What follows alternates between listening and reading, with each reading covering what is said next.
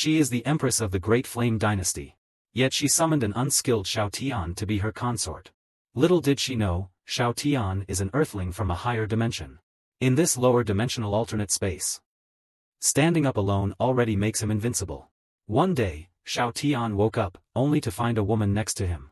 This woman, with her exquisite beauty and breathtaking curves, left Xiao Tian utterly stunned. How did this woman end up on his bed? Did he do something inappropriate? After a moment, the woman finally gathered herself, and explained awkwardly, I slept here just to silence the ministers. It turned out, she was the Empress of the Great Flame Dynasty. Due to the undercurrents in the court, many ministers advised her to marry. Unwilling to be dictated by the ministers, she used a talisman to summon a servant from another space and time. And Xiao Tian, he was an ace of a 21st century assassination organization. That day, he was about to be ambushed by a rival group. Just as he was about to act, he suddenly found himself in a strange room, with a red cloth covering his head.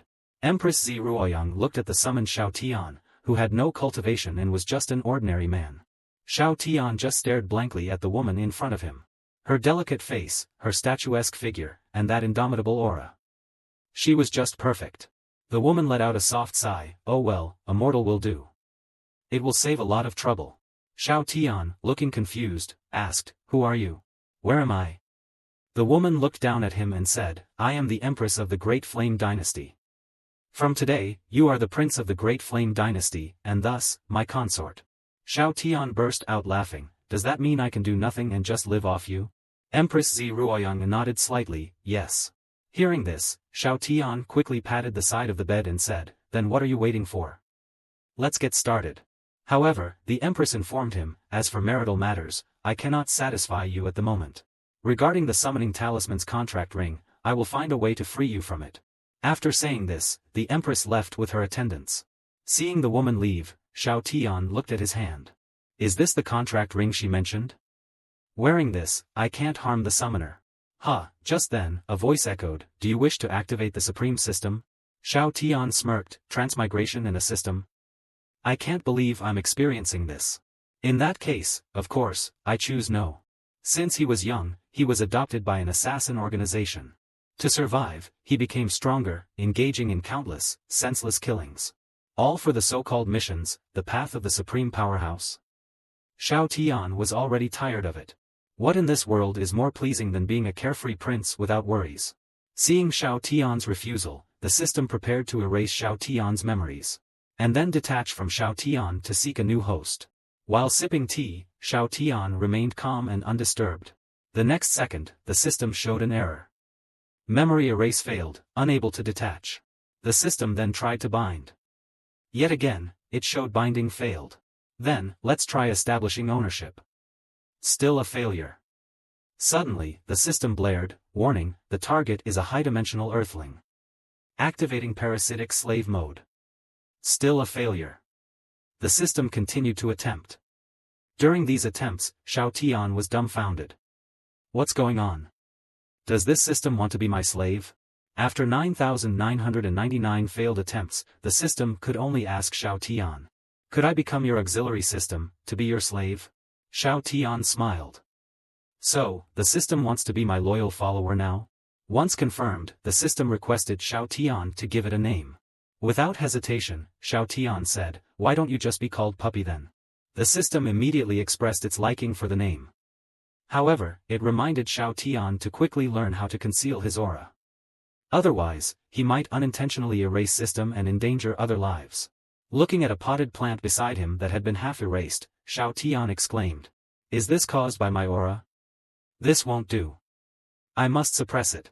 Following the techniques provided by the system, Xiao Tian quickly learned to conceal his aura.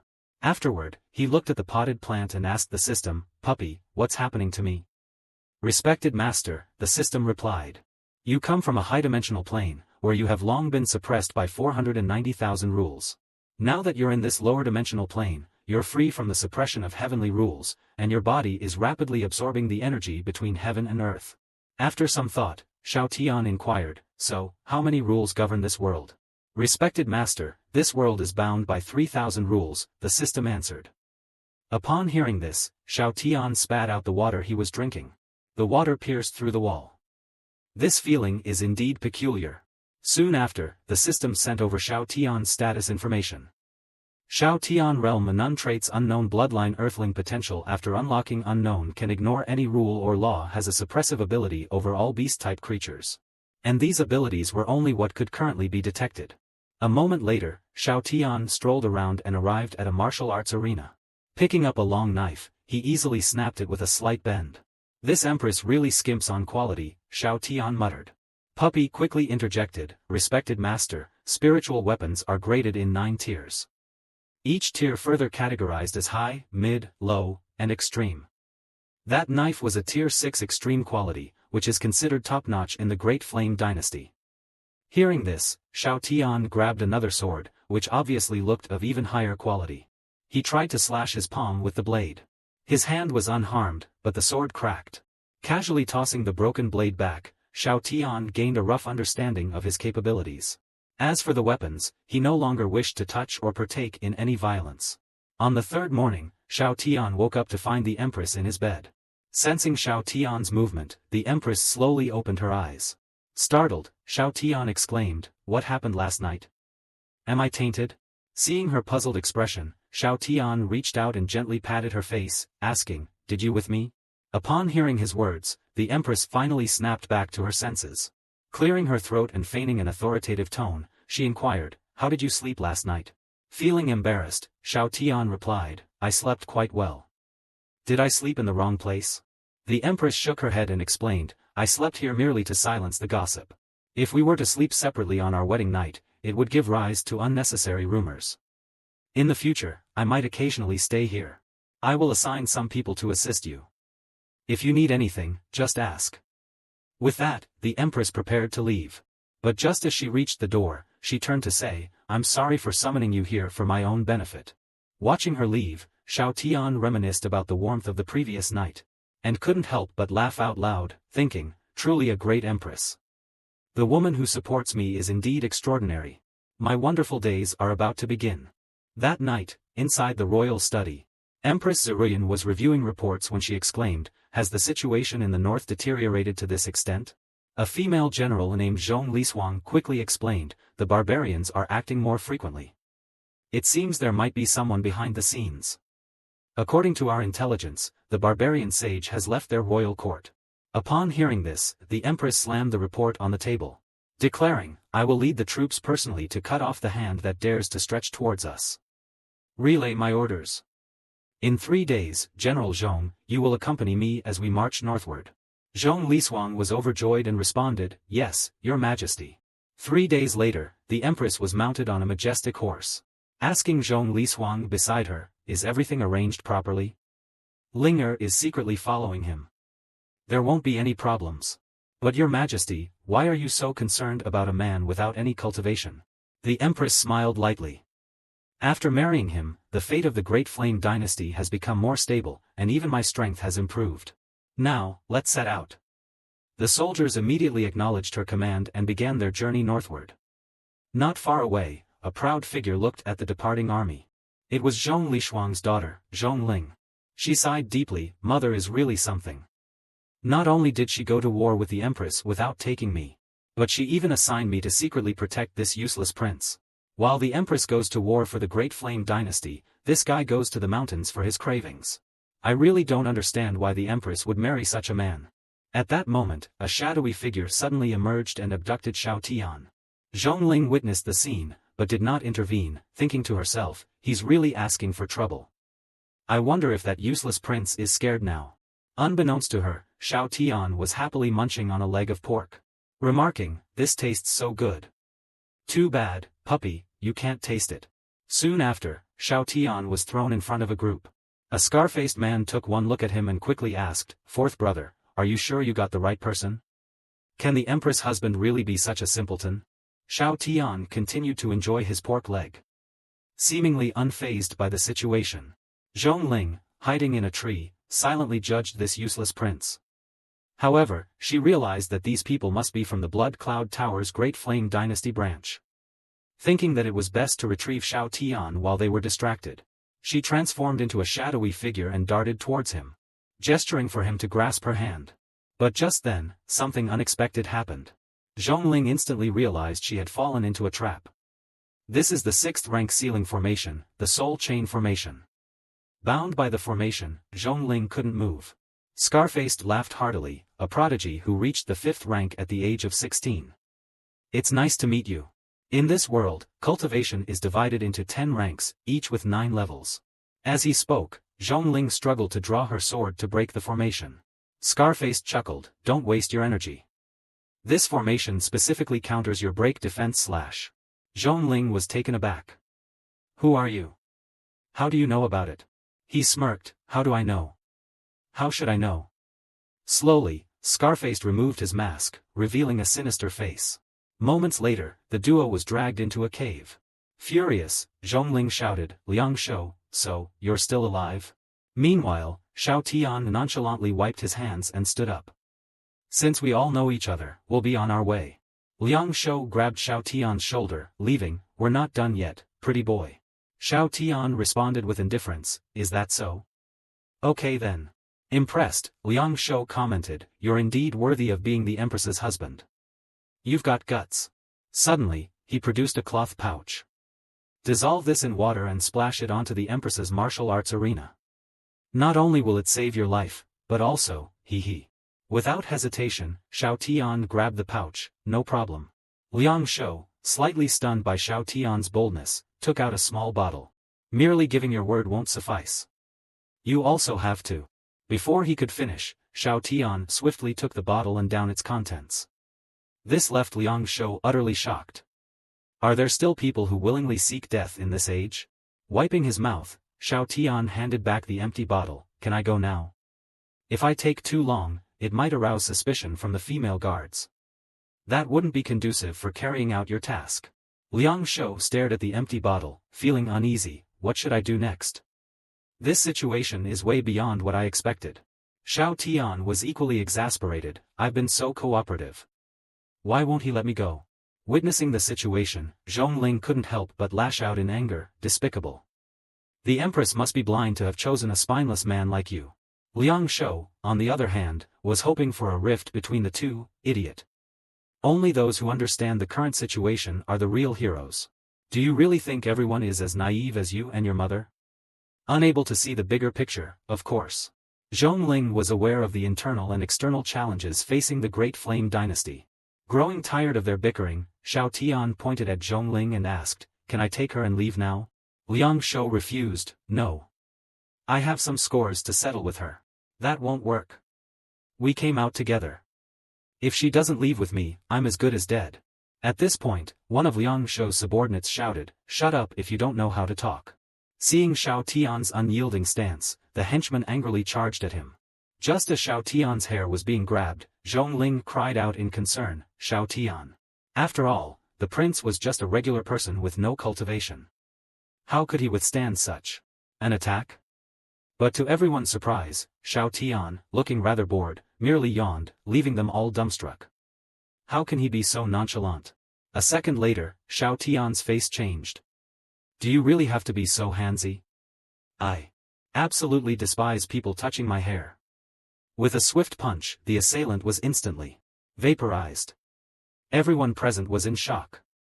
That man was a 5th rank expert. As the smoke cleared, there was now a large hole blasted through the cave.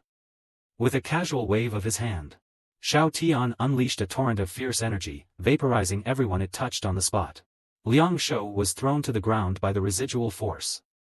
Xiao Tian approached, his face expressionless, staring down at him. "All I wanted was to be a leisurely prince, to enjoy the simple days. Why wouldn't you let me be? Didn't I cooperate enough?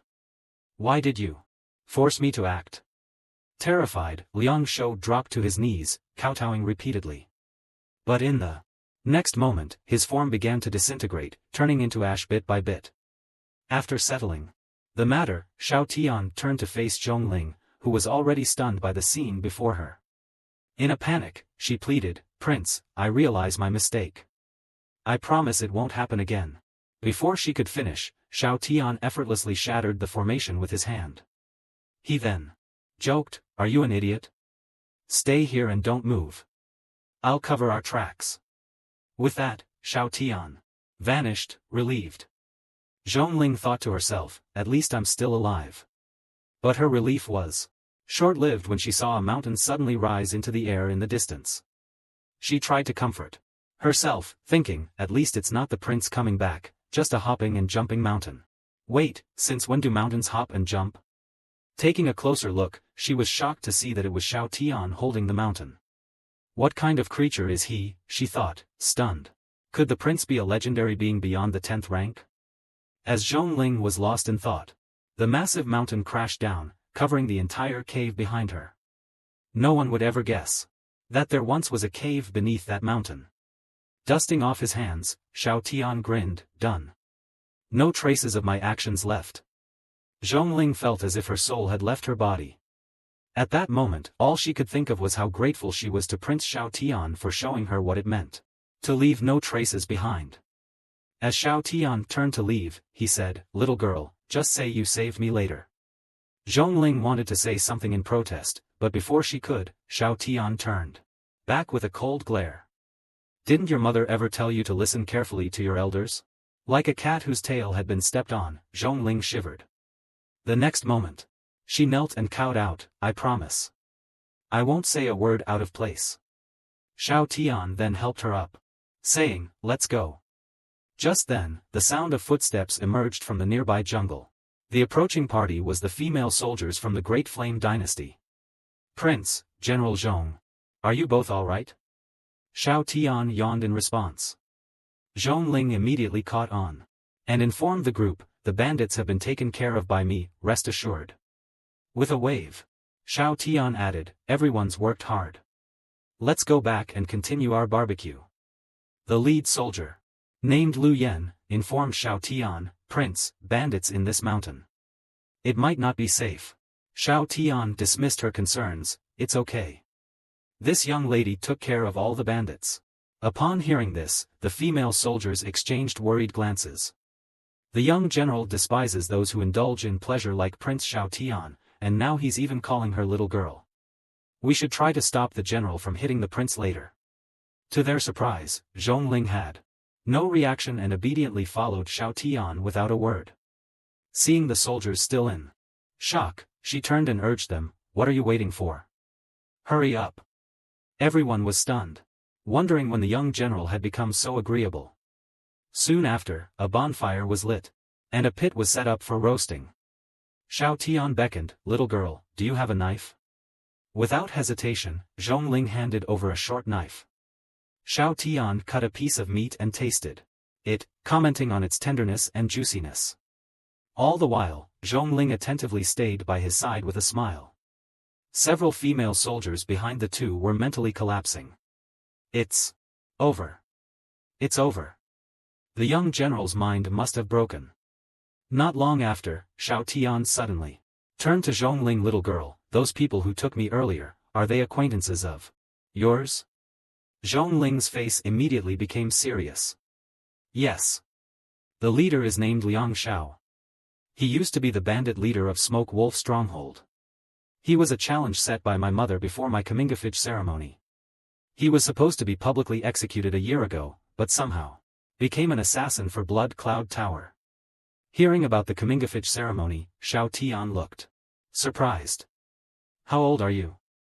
Zhongling blushed slightly and looked down. "I'm 16. 16? I must criticize your mother for this. You're so young, and she's having you do these things." Zhongling nodded obediently, not adding any more. The female soldiers nearby were discussing their goal this time by kidnapping the prince was the Empress. "We don't know who's behind this. They failed this mission, but within 7 days, they'll surely send more people." Hearing this, Xiao Tian was taken aback. "They'll come again in 7 days?" One of the soldiers quickly suggested, "Prince, why don't you temporarily stay in the palace? The palace's protective array is very powerful.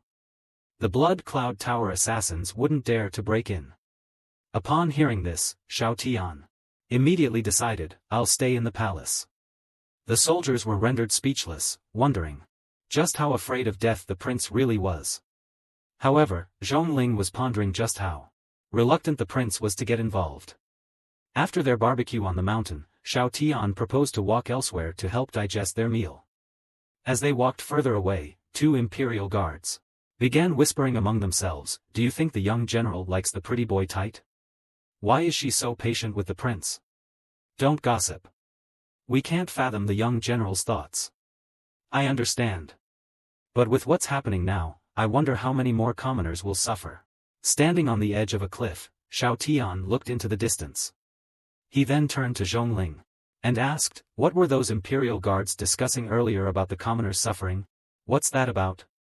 Zhongling glanced at the group of imperial guards with an expressionless face before explaining, with Blood Cloud Tower failing their mission this time, they might proceed as they usually do, slaughtering the commoners to force the Great Flame Dynasty to pay protection money.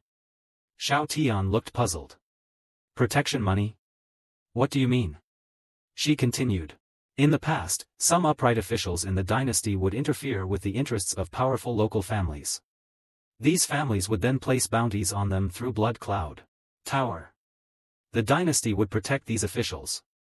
And when the Blood Cloud Tower couldn't get to them, they'd slaughter the commoners to force the dynasty to yield.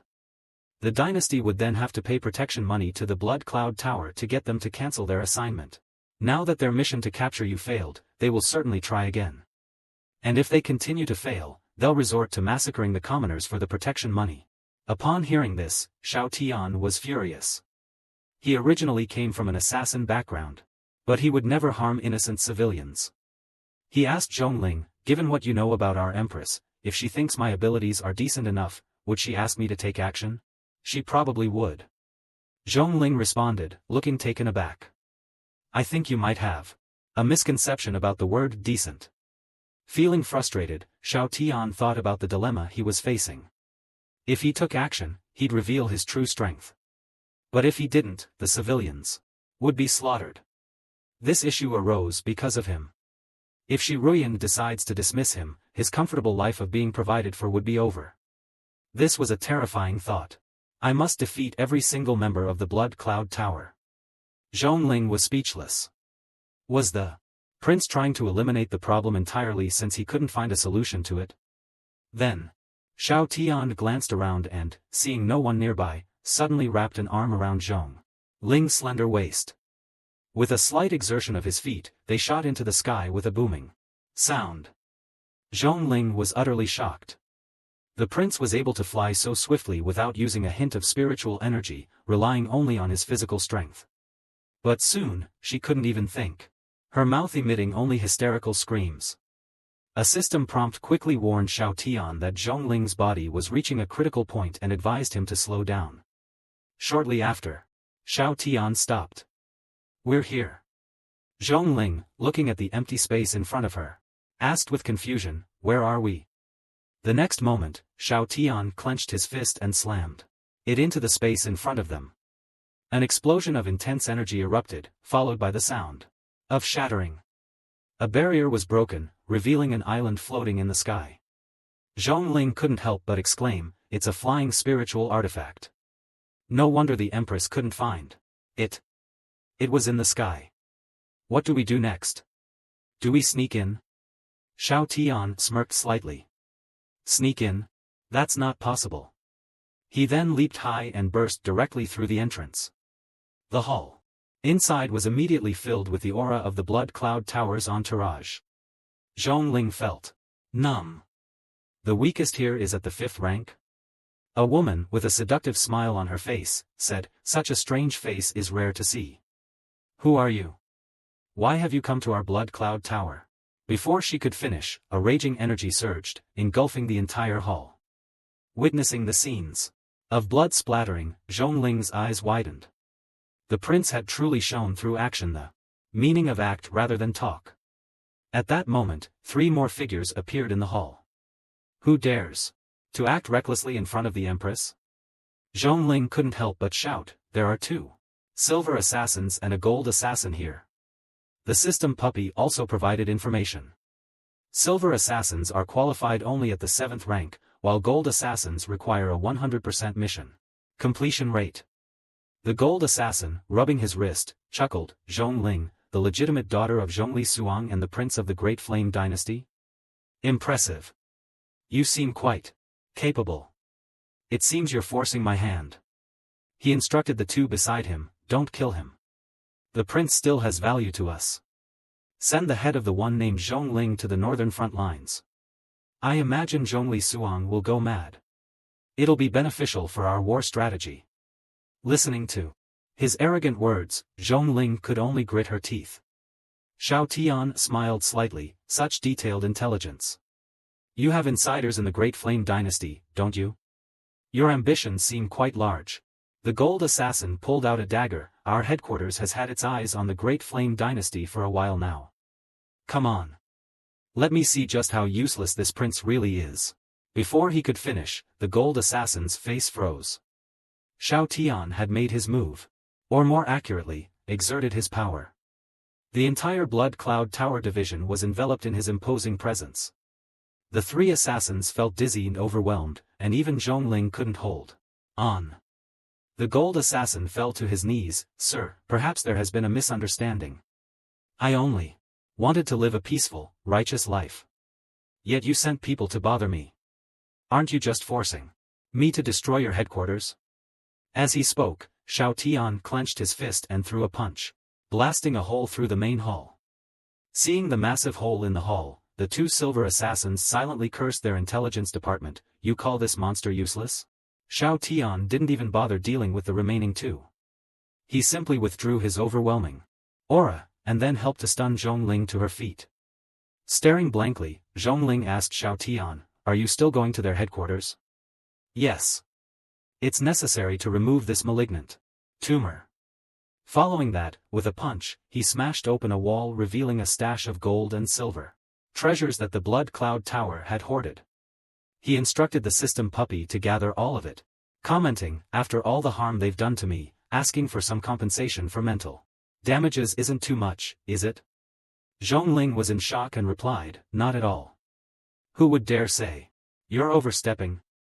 Once finished, Xiao Tian suddenly crushed a stone talisman and transformed its formation, offering it to Zhongling. She recognized it and exclaimed, this is the Mountain Guardian Talisman, Prince. You shouldn't. This 7th level defensive talisman is too precious. Xiao Tian explained, the Blood Cloud Tower headquarters is quite far. I need to travel fast to get there before dinner, and I'm concerned about your safety.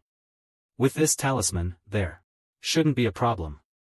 Before Zhongling could process this, Xiao Tian had already hoisted her onto his shoulder. He shot up into the sky. Once again, the air was filled with Zhongling's screams. She hadn't expected Xiao Tian's speed to be so intense that even the 7th level defensive talisman was struggling to handle it. Shortly after, they arrived at the Blood Cloud Tower headquarters. As Xiao Tian landed, the protective formation of the Blood Cloud Tower shattered like an eggshell. He remarked, as expected of the top assassin organization, the scent of blood here is thick. Moments later, a group of people surrounded them, shouting, how audacious! How dare you intrude into the Blood Cloud Tower? Then, a man and a woman slowly approached. The man smirked, seems there's no shortage of people seeking death these days. Zhongling recognized the powerful aura of the two gold assassins, but was soon distracted by a voice from the rooftop. I had wondered who would suddenly visit, but never expected the prince of the Great Flame Dynasty. And General Zhong. Finishing his statement, the figure jumped down, and upon landing, everyone immediately knelt and proclaimed, greetings, Tower Master. Zhongling whispered to Xiao Tian, that's the Tower Master of the Blood Cloud Tower, the king of assassins in the southern wilderness, Yun Zunlai. Xiao Tian nonchalantly inquired, is the Blood Cloud Tower particularly interested in the Great Flame Dynasty? Yun Zunlai responded with a slight smile, yes, but I am more interested in you right now. The useless prince mentioned in our intelligence has come knocking so quickly. Perhaps you're closer to the secret of the Great Flame Dynasty. Men, seize him, but be gentle. Don't harm him. Unexpectedly, the burly man from earlier motioned for everyone to hold back. Wait, let me have some fun with him first. Facing the provocation, Xiao Tian was deep in thought. Considering the over 100 people present, when it's time to act, I must not let any of them escape to avoid information leak. Seeing Xiao Tian's silence, Huang Gang stepped forward to taunt him further. Look at this pretty boy. Seems like the Empress of the Great Flame Dynasty has a thing for young, pretty faces. What do you think? Will he cry if I land a punch on him? Several subordinates laughed uproariously. However, Xiao Tian, with a defiant face, pointed to his own head and challenged, "Come on, aim here." Everyone present was stunned by his audacity. He continued, "What's the matter? Afraid, chicken?" Huang Gang, enraged, retorted, "Who are you calling chicken?" With that, he delivered a fierce punch straight to Xiao Tian's face. A loud thud echoed, leaving two of the underlings and even the tower master, Yun Zunlai, looking worried, fearing that Huang Gang might have killed Xiao Tian with that single punch. However, as the dust settled, they discovered that Huang Gang's punch had been blocked. And to everyone's astonishment, Xiao Tian had stopped the powerful blow using just one finger. Xiao Tian quipped, "Didn't you have your breakfast? Can you put in some effort, please?" Huang Gang was infuriated. He gathered all his strength and threw another punch. But the result remained the same. Xiao Tian blocked it effortlessly with just a single finger. Waving his finger dismissively, Xiao Tian taunted, "Come on, what's this? Give it some effort." Blinded by rage, Huang Gang swung wildly, punch after punch. In desperation, he even burned his essence blood, concentrating its power in his fist. With a thunderous crash, he threw his most powerful punch yet. A golden aura enveloped Xiao Tian, and to everyone's shock, Huang Gang was sent flying, embedding him into a distant wall. His body was tattered, and blood dripped from his wounds. With a stern face, Xiao Tian mockingly said, "That's an interesting technique. Almost got yourself killed there." Hearing this, tears streamed down Huang Gang's face. He angrily shouted, "Those damn fools in the intelligence department, are they all brainless? What kind of rubbish information did they gather?" Watching the tears in Huang Gang's eyes, Xiao Tian was somewhat speechless. Don't they think things through? If I could find this place, what did they think it implied? Puppy then explained that because Xiao Tian's body was still strengthening and couldn't cultivate, he was perceived as a regular person with no realm, leading to these misjudgments. Just then, other islands belonging to Blood Cloud Tower emerged. Xiao Tian thought, "It's time to take action." In an instant, multiple attacks targeted the newly appeared islands. Before they could even stabilize, they were blasted into nothingness. The scene left everyone present stunned. Is this even human? Immediately, everyone began deploying their magical concealment techniques. They believed that by splitting up and fleeing, they might have a chance to escape. Huang Gang, though injured, was determined that if even one of them could escape, they needed to spread the news about this monstrous being. He refused to believe that among the dozens of assassins present, not a single one could get away. With a cold expression, Xiao Tian remained silent. He instantly appeared in front of one person, pushing him away with a palm strike. Then, in a blink, he was behind another, swiftly taking him down. A series of rapid explosions ensued. Left in utter disbelief, Huang Gang was paralyzed in shock, thinking, How is this possible? The woman who was previously by Yun Zunlai's side now approached Xiao Tian. "Your Excellency is truly unparalleled in might. Could you spare me so I can serve you?" Zhong Ling, observing from a distance, recognized the woman as Yu Yan, who was especially adept at seducing her targets. Once they were completely entranced by her, she would turn on them, eating their hearts. Could Xiao Tian resist such temptation? As Zhong Ling pondered, she was shocked by what she witnessed next. Xiao Tian, furious, reprimanded Yu Yan. "Such a wicked mind you have, Yu Yan." Taken aback. "Ask, my lord, what are you talking about?" Xiao Tian replied, "You offering your service is one thing, but how would the Empress view me? If she misunderstands and thinks I've been disloyal, what will become of my laid-back prince life?" Labeling her intentions as malicious, Xiao Tian struck her down. To her last breath. Yu Yan didn't understand her absurd demise, managing to curse. "You idiot." Only Yun Zunlai remained, hiding under the bed, hoping that the treasure vault upstairs would divert Xiao Tian's attention. He had thought Xiao Tian was the secret of the Great Flame Dynasty, as all intelligence had pegged him as an ordinary man, not this invincible force. The floating islands, which Yun Zunlai had chanced upon in his younger days, were sturdy enough to withstand even a tier 10 force. But Xiao Tian destroyed them with ease. From the texts inside the relics where Yun Zunlai had found these treasures, they belonged to the ancient Great Flame dynasty. Hence, every faction was eyeing the dynasty, especially secrets from that long-lost era. Feeling a sudden quiet outside, Yun Zunlai sighed in relief, thinking Xiao Tian had left. But in the next moment, Xiao Tian appeared before him, waving and greeting. Stunned, Yun Zunlai blurted out an expletive. Amused, Xiao Tian said, "What are you, a child, hiding under a bed?" Just as Xiao Tian reached to grab him, Yun Zunlai used a secret technique to transform into smoke and flee. Upon escaping the floating island, he detonated it, thinking, "Now, let's see how you get out." But to his dismay, Xiao Tian soon appeared, grabbing him by the neck. "Where do you think you're going?" Xiao Tian, holding Yun Zunlai like a small chicken, brought him back to the floating island. With a bewildered expression, Yun Zunlai knelt on the ground. The scene was almost comical. This powerful individual was found hiding under a bed. Zhongling was completely flabbergasted by the turn of events. It felt so surreal. If she hadn't witnessed it herself, who would believe that the renowned assassin king of the southern wilderness was defeated so easily? Yun Zunlai was equally baffled.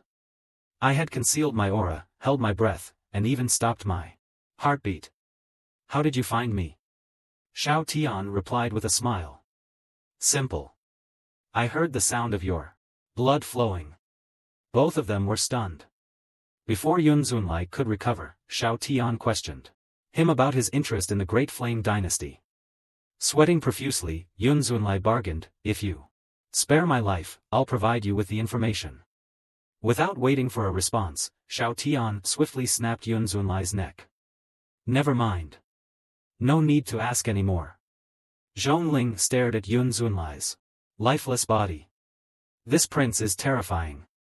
I want to go home." Soon after, a stone tablet descended from the sky, landing in a lake. Inscribed on it were the bold words, "Acting on heaven's behalf, King of Hell." Xiao Tian, with Zhongling in tow, gracefully landed beside the stone tablet. Feeling pleased after resolving the issue, he cheerfully suggested, "Let's go home and have a meal." Curiously, Zhongling asked about the name King of Hell. "It's just a moniker I used back home," Xiao Tian replied nonchalantly. "There's a saying there. The King of Hell claims souls at the third watch of the night. Who dares to keep them till the fifth? Oh, and by the way, don't talk recklessly when we return, okay?" Startled, Zhongling nodded hastily. Seeing her obedient response, Xiao Tian affectionately ruffled her hair, saying, "Little ones should listen to adults." Blushing, Zhongling tidied her hair and retorted, "I'm not that young, you know." Without looking back, Xiao Tian dismissed her comment with a wave of his hand. Okay. You're very grown up." Hearing this, Zhongling became even more embarrassed. A moment later, the duo returned to where the Imperial Guard was stationed. Xiao Tian, pretending to be relieved, patted his chest and exclaimed, "I've found it. That was close. It's the token of love given to me by the Emperor." Zhongling was speechless, thinking typical prince, lying without batting an eyelid. Shortly after, the group lined up, and Xiao Tian loudly announced, "All right, let's head home." The head of the Imperial Guard, Lu Yan, looked displeased. "This prince is so frivolous, we don't even know if the scum from the Blood Cloud Tower have left yet." "Young general, you were reckless just now. This isn't like you. Why did you indulge the prince's whims today?" Zhongling, facing Lu Yan, someone who had watched her grow up, could only smile and remain silent. Suddenly, she seemed to recall something and asked, "Sister Lu, did you think of him because of our encounter with the Blood Cloud Tower assassins?" Lu Yan looked down, not responding. But her face showed clear anguish. Zhongling sighed deeply, "If it weren't for your fiancé holding back the assassins from the Blood Cloud Tower all by himself, that village would have been completely wiped out." She had heard her mother recount how, when Lu Yan led the rescue party, they found a blood-covered man at the entrance of the village who had seemingly passed on, but still stood firm. Even the emperor once said, he was the backbone of the Great Flame. By the time Zhongling finished her story, tears streamed down Lu Yan's face. It's in the past.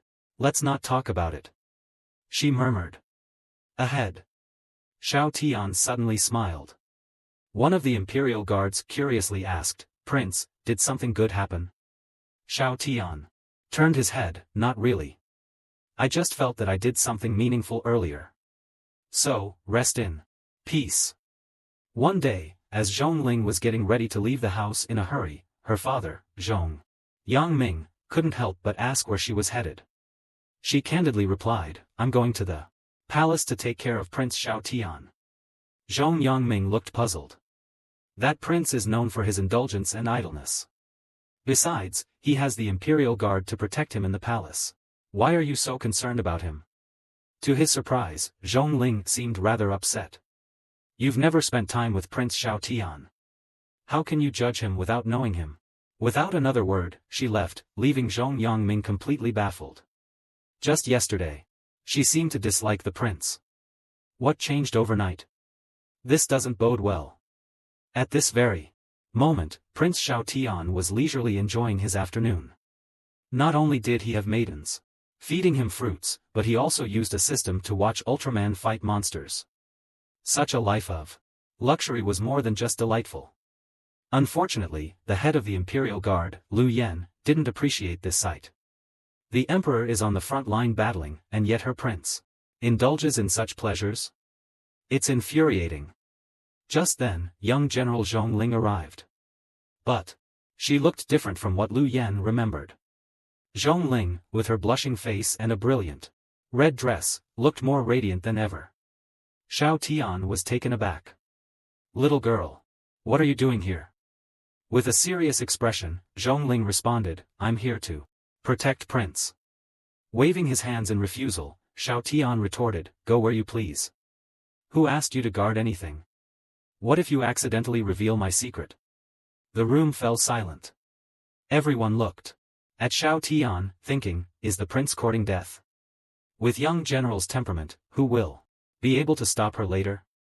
Unexpectedly, Zhongling, with her face flushed, firmly said, I won't leave. I will stay right here. This is the emperor's order. She added, the Imperial Guards behind her looked at her in disbelief.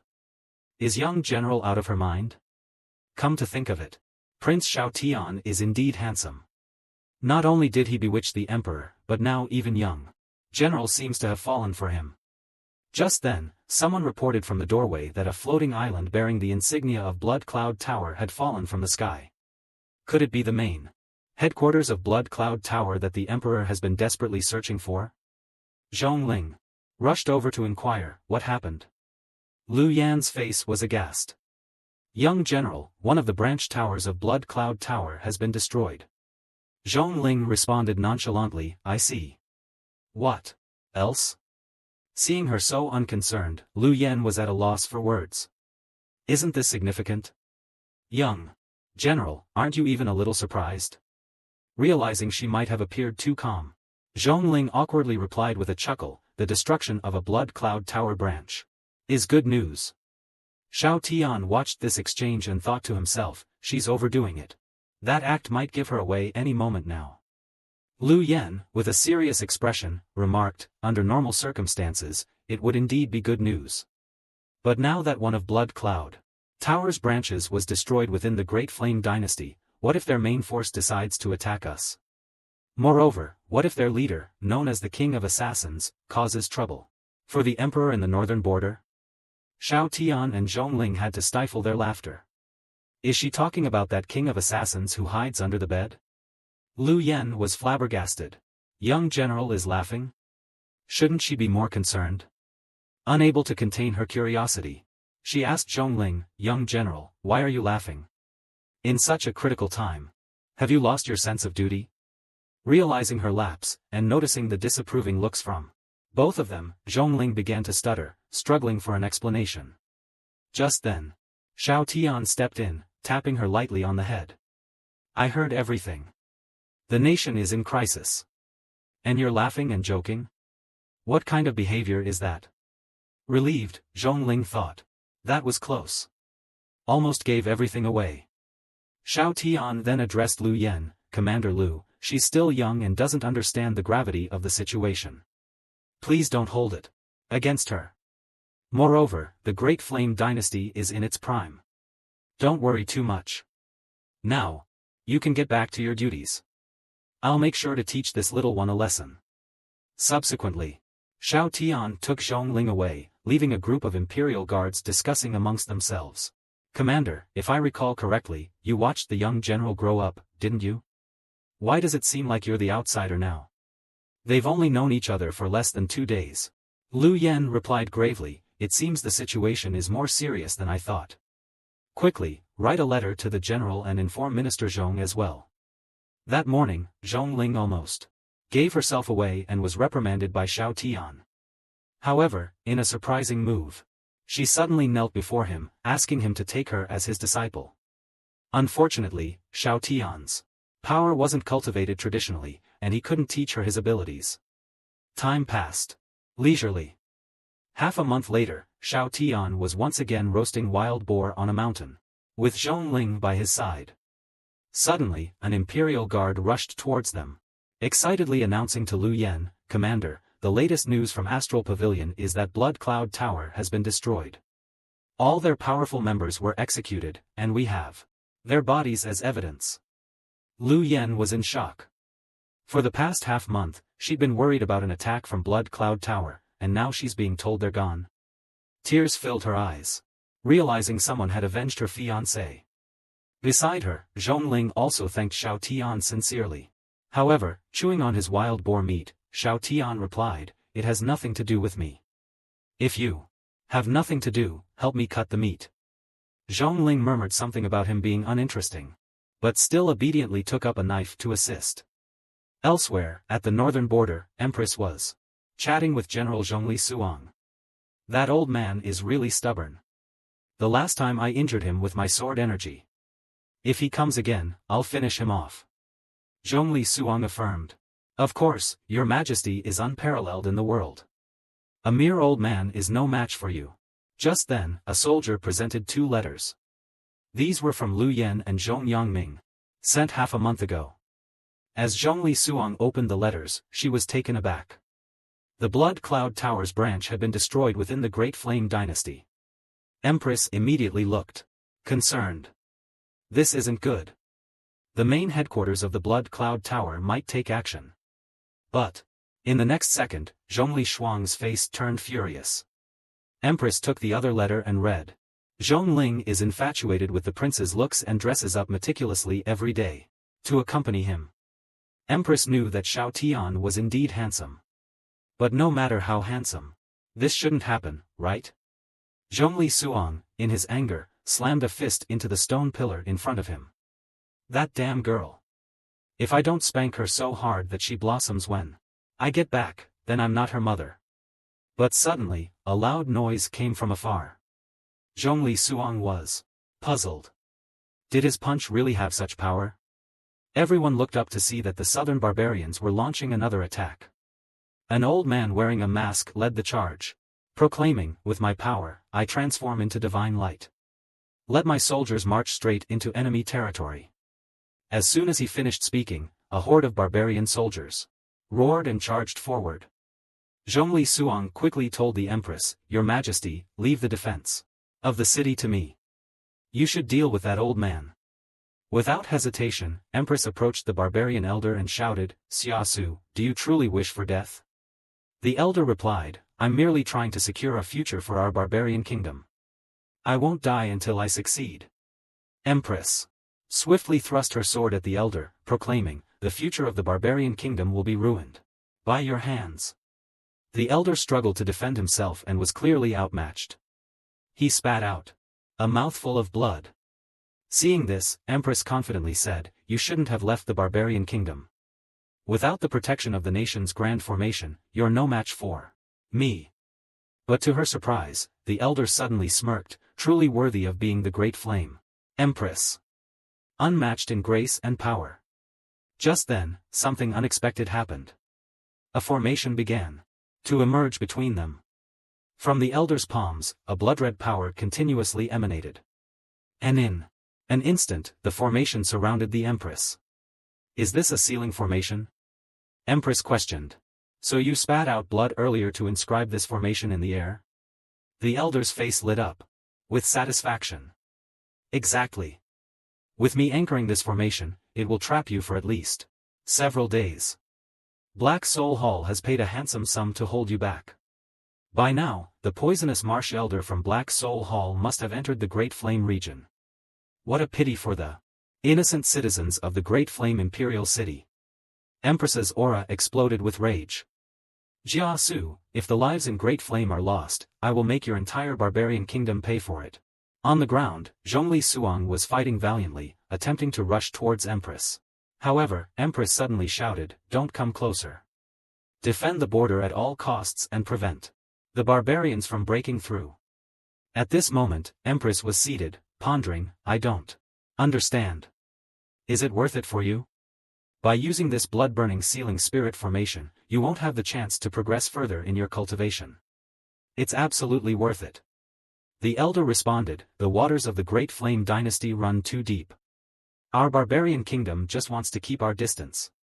The reward we received is our capital to do so." Hearing this, Empress took a deep breath. The vengeance from Blood Cloud Tower's headquarters and the threat of Black Soul Hall were indeed disturbing. However, she needed to stay calm, think clearly, and find a way out to aid the Imperial City. The elder remarked, slightly surprised, "Indeed worthy of being the Empress. You managed to calm down and strategize so quickly. It's a pity for the innocent citizens, but I have no choice. Everything I do is for the barbarian kingdom." Elsewhere, atop the ruins of Blood Cloud Tower, a teleportation array was activated. A young man said to the elderly man next to him, "Master, do you think this was done by the Great Flame Dynasty?" "No, they lack the capability. Let's go. With Empress held back by our old friend, this is our golden opportunity. We head to Green Flame Mountain." Unbeknownst to them, Xiao Tian was already there, living a relaxed and luxurious life. That day, as Xiao Tian was barbecuing on the mountain, he consumed an entire wild boar. Zhong Ling and the group of Imperial guards watched in amazement. He can eat so much? They didn't know that due to Xiao Tian's immense power, he needed to eat continuously to maintain his energy levels. Thankfully, Empress was providing for him. Otherwise, he would have been so broke that he'd resort to eating dirt. At that moment, Xiao Tian suddenly realized that the leader of the Imperial Guard, Lu Yan, was missing. Zhong Ling quickly explained, she went to Green Flame Town to get wine. Green Flame Town? Isn't that the town where her fiancé defended to his death? I believe she wants to convey the good news of Blood Cloud Tower's destruction to her deceased fiancé. After a moment of thought, he said, "Let's go there together. We can take a look around Green Flame Town." Zhong Ling expressed her concern, "What if Lu Yan returns and we miss each other?" Pointing to the group of Imperial guards, Xiao Tian replied, "It's simple. You all stay here. If you don't see us within half an hour, pack up and head back to the palace." The Imperial guards wanted to object, but Xiao Tian cut them off. "Don't worry. With Zhong Ling by my side, everything will be alright."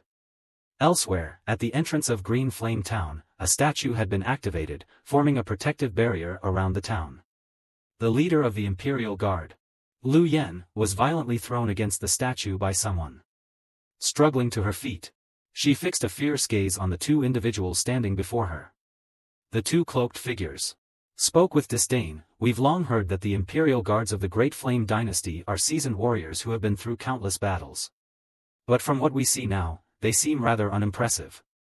The two individuals were none other than Poisonous Marsh Elder from Black Soul Hall and his disciple. Lu Yan instantly understood the situation. Black Soul Hall had collaborated with Barbarian Kingdom to force Empress into a direct confrontation, and then they would take advantage of her absence to slaughter the people of Great Flame. The Poisonous Marsh Elder was named Xiang Yuanbai, while his disciple was called Gu Hongmao. Xiang Yuanbai instructed his disciple, "Dispose of her quickly. We'll use the people of Green Flame Town for a blood sacrifice, and we mustn't alert anyone else. Rest assured, Master, I will ensure she departs comfortably." Gu Hongmao replied confidently. With a swift motion, he drew a long sword and lunged directly at Lu Yen, aiming for her throat. In a desperate move, Lu Yen quickly drew her sword to block, but she was still struck on the shoulder. Gu Hongmao took advantage of the situation and lifted his leg, kicking Lu Yen with great force. She flew back, slamming hard into the statue, blood filling her mouth. Gu Hongmao stepped forward, raising his hand to deliver the final blow. Lu Yen could only helplessly close her eyes, silently thinking of her late husband, reassuring herself that as his wife, she had not shamed him. Fortunately, at that moment, Xiao Tian arrived. He flit the stone towards Gu Hongmao, who sensed the danger and tried to retreat. However, the force from the stone still sent him flying a good distance away. Lu Yen, eyes still closed, wondered why the fatal strike hadn't come yet. To her surprise, she heard a voice beside her. "What do you intend to do with the head of my imperial guard?" Stunned, Lu Yen murmured. "Prince," Xiao Tian looked furious. "Young lady, slice him up." Zhongling unsheathed her sword and stepped forward. "Leave it to me." Without hesitation, she swung her sword directly at Gu Hongmao, who barely managed to raise his hand to block her attack. As Lu Yen observed the situation, she wondered how she had mistakenly thought that it was the prince who saved her. It should have been the young general. When Xiao Tian called out to her and got no response, he directly reached out, pinching her chin. From a system, he took out a pill and shoved it into Lu Yen's mouth, ordering, "Swallow the pill." Lu Yen covered her mouth, thinking that the prince wasn't as annoying as she had initially thought. She then stood up, urging Xiao Tian, "Prince, have the young general take you away quickly. That poisonous marsh elder is a 7th-tier expert. You'll be in grave danger." Xiao Tian consulted his system, asking Puppy, "Is this old guy really that strong?" The system replied, "Target is at the 7th tier, 8-fold peak, and is proficient in poison techniques." Confused, Xiao Tian remarked, "But in my perception, all three of them seem nearly the same strength. How is that possible?" The system explained, "To you, their strength is inconsequential. In front of you, they are just frail and pitiable beings." Hearing this, Xiao Tian became slightly concerned. With Zhongling only at the 5th tier, she definitely couldn't win. What to do? Lu Yen observed from the side. If she discovered my abilities and told the Empress would undoubtedly seek my assistance. If I were to decline, would certainly face punishment. Seeing Xiao Tian lost in thought, Lu Yen comforted, "Prince, there's no need to worry. I'll protect you, even if it costs me my life." Xiao Tian laughed, "You just took a pill to heal, and now you're eager to sacrifice yourself? What for?" Before Lu Yen could reply, she noticed that her arm was healed. She thought, this must be a life-saving pill the Empress gave to the prince. It seemed the prince wasn't so useless after all. Realizing the situation, Lu Yen told Xiao Tian, "Prince, the young general cannot be harmed in a place like this. I will help you buy some time to escape. The royal city has protective formations. Even the poisonous marsh elder cannot break through. As long as we wait for the Empress to return, she will surely avenge us." At that moment, Zhongling suddenly unleashed her sword intent prototype, sparks ignite the plains. Once this sword intent prototype is formed, it means invincibility at the same level. Gu Hongmao found it hard to accept, "She's younger than me. I can accept her being of a higher realm. But she has understood the sword intent prototype? Why? Why is this?" As he spoke, he thrust his sword at Zhongling, but Zhongling clearly saw that Gu Hongmao's sword technique was messy. With one swing of her sword, a radiant arc of light struck Gu Hongmao directly. He immediately lost his resistance and knelt on the ground. Zhongling approached him slowly and taunted, "Someone of your caliber dares to run wild in great flame? Surrender your life." As she raised her hand to deliver the final blow, a small portal suddenly opened in front of her. Several venomous snakes lunged out with their mouths wide open, aiming for Zhongling. She hastily dropped her sword and retreated, narrowly avoiding their bites. The sword clattered to the ground, emitting wisps of green smoke, a clear sign of deadly poison. If her reaction had been even a tad slower, her hand might have been lost. Gu Hongmao returned to the side of the poisonous marsh elder. There's always someone better. Do you see it now? Gu Hongmao bowed slightly, replying, I see it now. Master. The poisonous marsh elder then turned his gaze to Zhongling. Little girl, you're quite brave, daring not to flee in my presence. As for this great flame prince, although he's a weakling, he does have a handsome face. No wonder the Empress chose him as her consort. Zhongling, with a hint of schadenfreude, commented, this pitiful fellow, even facing death, continues to babble. You all have no idea how terrifying the prince truly is. However, when she turned around, she was shocked to see Xiao Tian casually drinking wine. Xiao Tian then feigned a cowardly demeanor and pleaded, poisonous marsh elder, I've long heard of your renowned reputation. I'm well aware today doesn't bode well for me. So, I would like to offer a secret of the Empress in exchange for my life. Hearing this, the leader of the Imperial Guard, Lu Yen, looked at him incredulously. Prince, only Zhongling was aware of Xiao Tian's penchant for mischief. She thought, it seems like Sister Lu really believed him.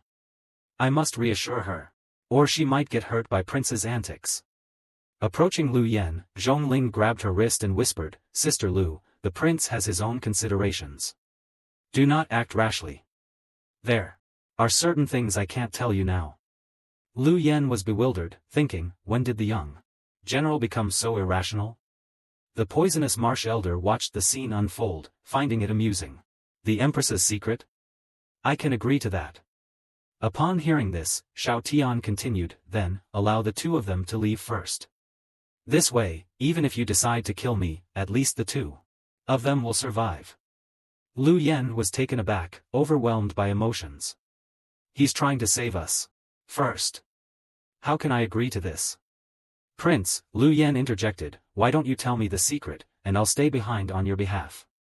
Xiao Tian cut her off sharply, nonsense. Do you think the elder here is not sharp-witted? I'm afraid of death and would spill the secret if left behind. You're not afraid. But what use are you if you stay behind? Why can't this brainless person just stick to the script? How am I supposed to make my move if you don't leave? At this moment, the poisonous marsh elder spoke, it's not up to you here. You have no choice. The only option in front of you is to spill everything you know. If I'm pleased with what I hear, I might just spare your life. Zhongling felt a headache coming on, thinking, this old geezer must be tired of living. Lu Yen, angered, shouted, Xiang Yuan Bai, do not push us too far. Suddenly, Xiao Tian burst out laughing, you really leave me speechless. With that, Xiao Tian unleashed a surge of power, causing the surrounding space to warp. Sensing this horrifying energy, the poisonous marsh elder began to stutter. Unable to form words, Xiao Tian's aura grew increasingly fierce, causing the ground to crack. Even nearby mountains began to tremble and shake. The poisonous marsh elder, in his fear, fell to the ground, staring in terror as Xiao Tian approached step by step.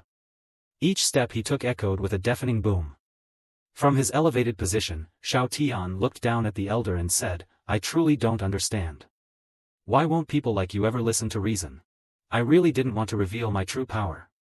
All I wanted was to divert this Imperial Guard. Commander. Is that too much to ask? Having said that, Xiao Tian sighed deeply and, in the next moment, slapped the poisonous marsh elder across the face. I'm talking to you. Answer me. The poisonous marsh elder trembled uncontrollably, managing to stutter. Elder. It was a misunderstanding. Another slap rang out. What elder? I'm barely in my 20s. Can't you speak properly? I'm sorry, sir. Speak up. I can't hear you. Listening to their conversation and the repeated slaps, both Zhongling and Lu Yen were in shock. The poisonous marsh elder seemed to have lost his mind. Suddenly shouting loudly, Sir. Xiao Tian landed several more slaps, yelling, Why are you screaming so loudly? You scared me, you know. Lu Yen, dumbfounded, asked, Young General, what on earth is happening? Am I dreaming? As you can see, Prince is invincible. So, you must never tell the Emperor. Otherwise, you'll be ungrateful. Zhongling explained. Only then did Lu Yen realize that the drastic change in Zhongling's attitude, obeying every command from the prince, was because the prince was so fearsome. Suddenly, a thought struck Lu Yen. Young general, the Blood Cloud Tower. Did he? Exactly. The one who obliterated the powerhouses of the Blood Cloud Tower was none other than the prince himself. Zhongling confirmed. Lu Yen felt like everything that had happened today had turned her world upside down. Looking at Xiao Tian's silhouette, her eyes were filled with admiration. Suddenly, she noticed something amiss. A dark formation started to appear beneath the poisonous marsh elder. Lu Yen shouted urgently, "Prince, get out of the way." With a sinister smile on his face, the poisonous marsh elder declared, "Too late."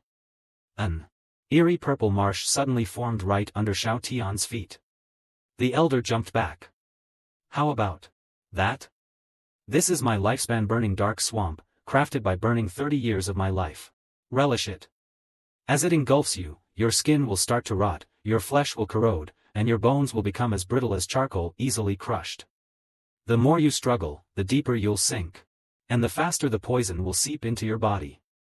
Regardless of how powerful you might be, you've still fallen into my trap.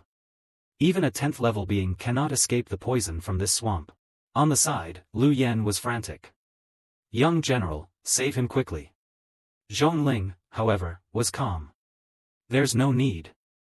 All we have to do is stay out of the way. You're underestimating the prince.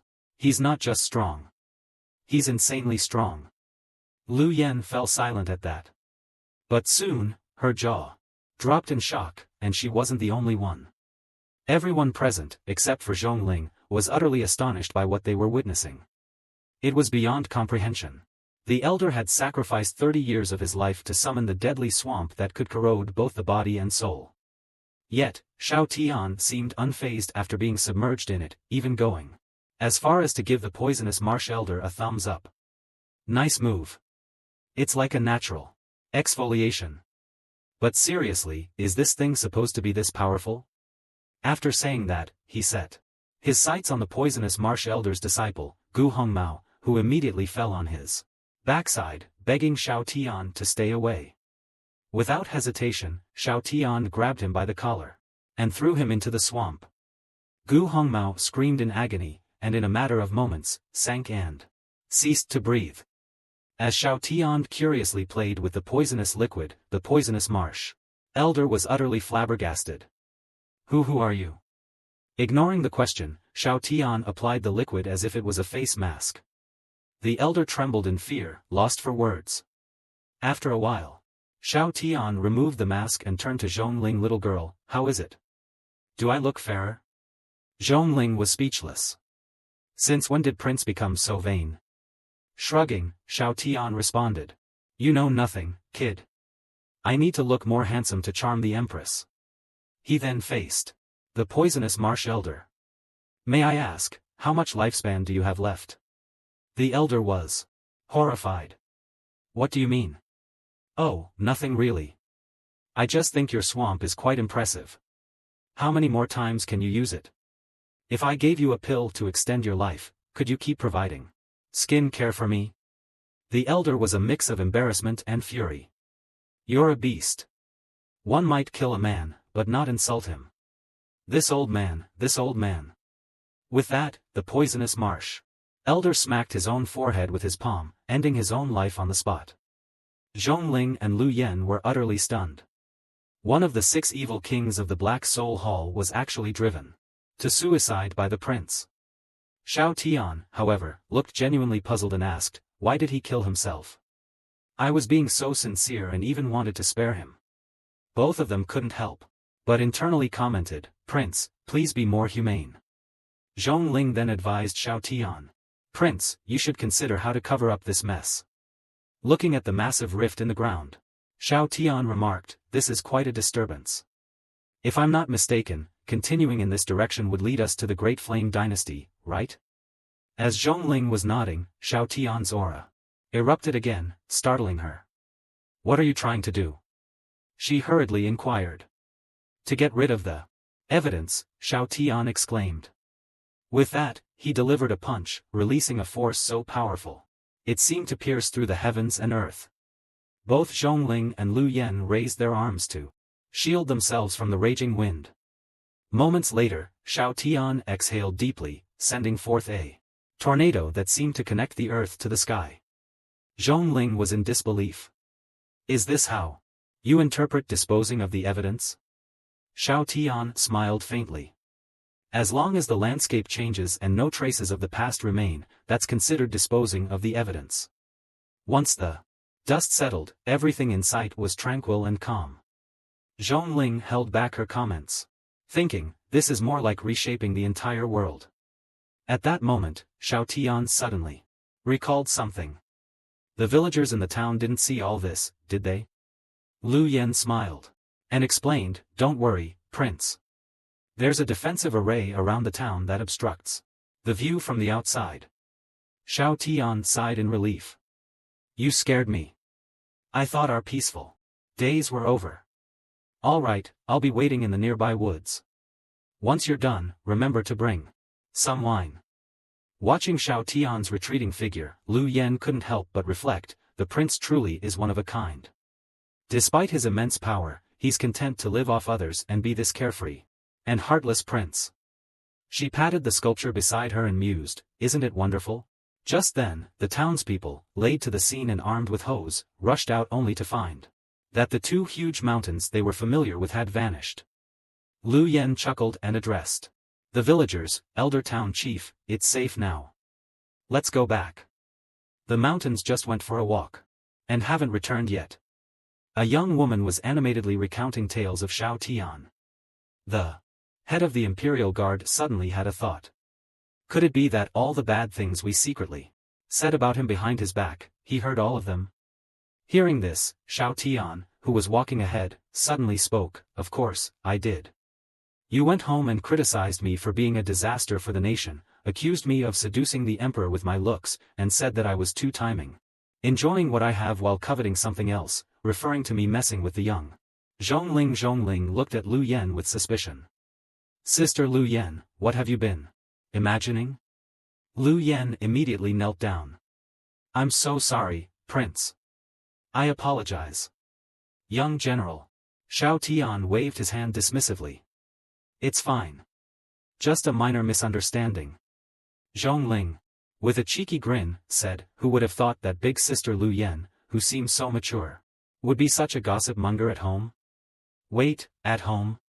She suddenly realized something amiss. Prince, you could hear what Lu Yen said in her own house from the prince's residence. Of course. Xiao Tian smirked. Our dear Lu Yen here turns into quite the chatterbox at home. Always mumbling non-stop.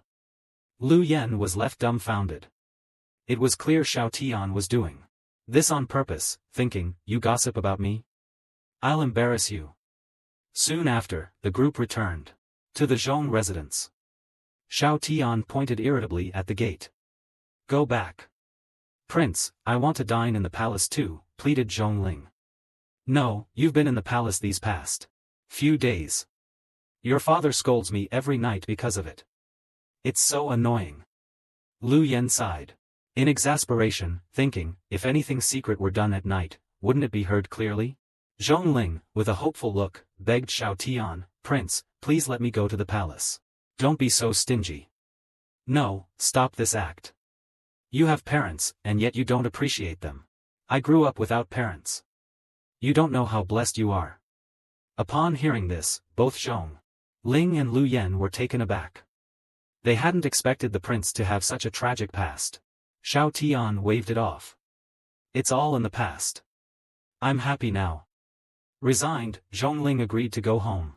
Xiao Tian affectionately ruffled her hair. Good girl. Go home. Just then, Zhongling's father, Zhong Yangming, appeared and angrily questioned, what are you doing? Prince, you are the emperor's consort. Are you treating her right? Lu Yen, hearing this, immediately retorted, Lord Zhong, how can you say such things? How can you tarnish someone's reputation without knowing the truth? Zhong Yangming, taken aback, waved his hands defensively. But Lu Yen continued, her anger growing, you hold such a high position, and yet you judge so blindly. I am disappointed in you. Zhong Yongming was taken aback and fell to the ground. He thought, such a righteous and loyal woman, and she too fell for the prince's charms? Zhong Ling chimed in, the prince was kind enough to let me go home to have dinner with you, and you behave like this? Linger. Zhong Yongming stuttered, at a loss for words. Zhong Ling grabbed Lu Yen and said, Dad. You can eat dinner by yourself tonight. Zhong Yongming muttered in frustration, what has the world come to? The issue with the refugees in the south hasn't been resolved, and now my daughter is being so disobedient. After a moment, he got up and prepared to return to his residence. Unexpectedly, the trio returned to him.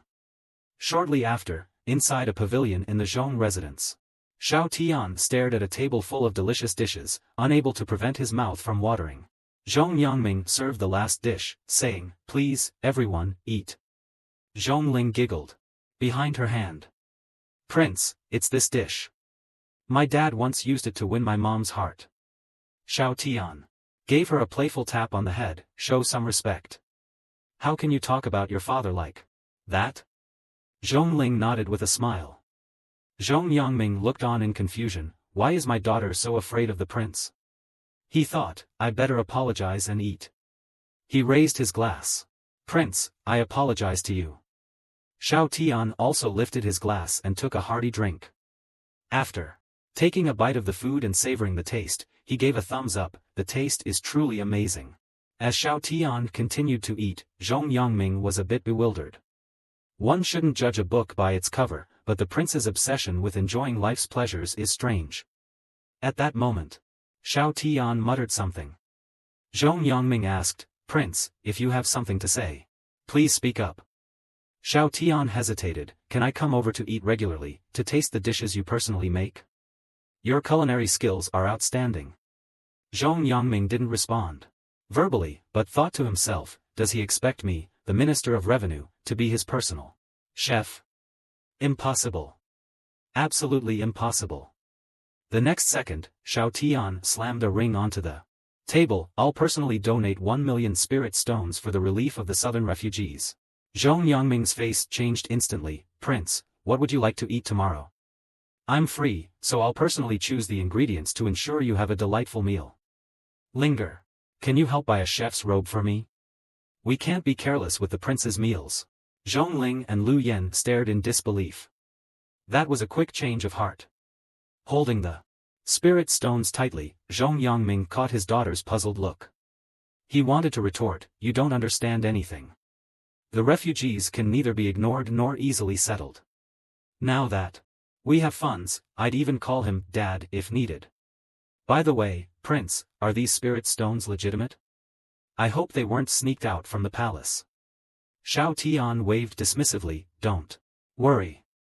These spirit stones were compensation for an apology someone owed me. Make sure you don't mention it came from me. This is my private stash. The emperor can't know. Feeling reassured, Zhong Yongming said, I promise I'll keep it secret. Xiao Tian sighed in relief, you have no idea how hard it was to get this money and what those people did to me. Hearing Xiao Tian's indignant tone, Zhong Yongming's imagination ran wild, picturing him suffering some severe torture. He quickly comforted, thank you for your generosity. On the side, Zhong Ling and Lu Yen were even more shocked. Did the Blood Cloud Tower force you to wipe out their entire clan? And you emptied their treasury? Suddenly, Xiao Tian asked, Minister Zhong, how do you plan to use these funds? I intend to purchase relief supplies and send them, as well as fund the construction of temporary shelters until they can harvest their crops. Xiao Tian shook his head. That's not efficient, and it might lead to problems. Why not try a work-for-leaf approach? Zhong Yongming was taken aback, what do you mean by work-for-leaf? Xiao Tian explained, look at the refugees in the south. They lack everything but manpower, right? Why not use this money to employ them? We're providing relief. How can we employ them? Why not, instead of letting a large group of people sit idle and cause trouble, use the money to buy food and goods? As wages, employ them to repair bridges, roads, and cultivate wastelands, let them fill their bellies and help build the Great Flame, and with no extra energy for mischief, why not? This method Can also scatter the refugees, avoiding the gathering of acquaintances who might muster courage together to cause trouble. Think about it, Zhong Yongming had a sudden realization. This is killing multiple birds with one stone. Brilliant, Prince, whenever you crave for food. In the future, just let me know. I might not be confident about other things, but when it comes to culinary skills in the entire Great Flame Dynasty, I consider myself second to none. He patted his chest with pride. Xiao Tian smirked, that's exactly what I wanted to hear. I'd like a midnight snack later, alright? The two exchanged amused glances. The two girls felt something was off about the situation. Until that day, Zhong Lishuang stood atop the city walls, gazing at the Empress who had been trapped. After being calm for half a month, the time for her breakthrough was near. The barbarian kingdom's Grand Elder urgently ordered the soldiers to retreat, realizing that the Empress was about to advance to the 9th rank. Soon, the Empress opened her eyes with a cold hum. Her aura surged out like a landslide or a tsunami, causing the barbarian soldiers to flee in panic, fearing they would be left behind as fodder. The next moment, the ceiling formation was shattered with a loud bang by the Empress. Holding her sword majestically, she remarked, "Old man, you sure ran fast. But no matter how fast you run, can you escape the sword energy from a 9th rank?" The Empress swung her sword, and the chilling sword energy instantly froze the soldiers running behind. The elder from the barbarian tribe gritted his teeth and sprinted at full speed, suddenly feeling a chill from behind. He was taken aback, never expecting the might of a 9th rank practitioner to be so terrifying. Hastily, he turned around and employed his life's most formidable skill, conjuring a giant illusionary figure to block the attack. But the giant figure, fragile as foam, was effortlessly torn apart by the sword energy. The elder, like a kite with a broken string, plummeted to the ground, creating a massive crater. Moments later, he struggled to his feet, his facial mask shattered, realizing the true terror of a 9th rank expert. On the other hand, the Empress chose not to pursue further. She returned to the city walls, ordered the deputy general to stay behind and take care of the aftermath, and to lead the army back once everything was settled. She decided to leave early with Zhong Lishuang to prepare for the impending turmoil. Along the way, Zhong Lishuang tried to comfort her, "Your Majesty, don't worry too much. There are formations everywhere now that can delay the poisonous marsh elder's actions for a bit." The Empress, however, was still concerned. The poisonous marsh elder is in 8th rank. These formations won't hold him for long. I just hope that the Great Flame hasn't suffered significant damage. Soon after, the duo reached the town where 2 large mountains were previously located, only to find them gone. Zhong Lishuang was dumbfounded. The Empress observed for a while and speculated, "There's no accumulated dirt nearby, but there's a layer of dust on the distant mountains. I suspect someone pulverized these 2 mountains into dust with a single strike." "A single strike? Your Majesty, now that you're in 9th rank, how do you measure up against this person?" The Empress gave a bitter smile. "You're overestimating me. I couldn't even gauge his strength. How could I possibly be his match?" "Your Majesty, could the person responsible be a 10th rank?" "No, that's the most terrifying part. If he was 10th rank, I'd be able to recognize it. Whose power could surpass the 10th rank?" When she returned victorious from the northern expedition, she discovered that Xiao Tian had grown surprisingly close to the head of her imperial guard and Zhong Lishuang's daughter. Both seemed to hold this freeloading man in high regard, showing him much respect. Xiao Tian was trying to distance himself from their fervent attention when he suddenly sensed a murderous intent nearby. Taking a closer look, he realized it was his wife, the Empress, returning. Standing by the Empress, Zhong Lishuang was pointing at her daughter, scolding, "Zhong Ling, how many days has it been since you last got a beating? You're itching for another one, huh?" The 3 who were in the middle of their banter were dumbfounded. Zhong Ling, startled, dropped her bun. "Oh no! How did mother return so soon? And if I'm not mistaken, that's Her Majesty beside her?" The head of the Imperial Guard, Lu Yen, whispered, "I once misunderstood your relationship with Prince Xiao Tian, just like your father did. I even wrote a letter to the general about it." Upon hearing this, Xiao Tian was horrified. "What the heck, Commander Lu, are you trying to get me in trouble?" "Zhong Lishuang. noticing them whispering, approached with evident anger, clearly ready to mete out some punishment. Zhongling, terrified, hid behind Xiao Tian. In his panic, Xiao Tian exclaimed, "Kid, why are you hiding behind me? Hide behind your sister Lu. Are you trying to make things even worse?" Zhongling meekly replied, "Prince, please just block for a moment. With Her Majesty here, Mother won't lay a hand on you." "Are you sure about that?" Looking at the furious Zhong Liswang standing in front of him, she sternly told him, "Prince, move aside." Staring at the nearly 2-meter-tall, muscle-bound figure, Xiao Tian couldn't help think, "Minister Zhong, you're the real man." He tried to mediate. General Zhong, beating a child in public might traumatize her.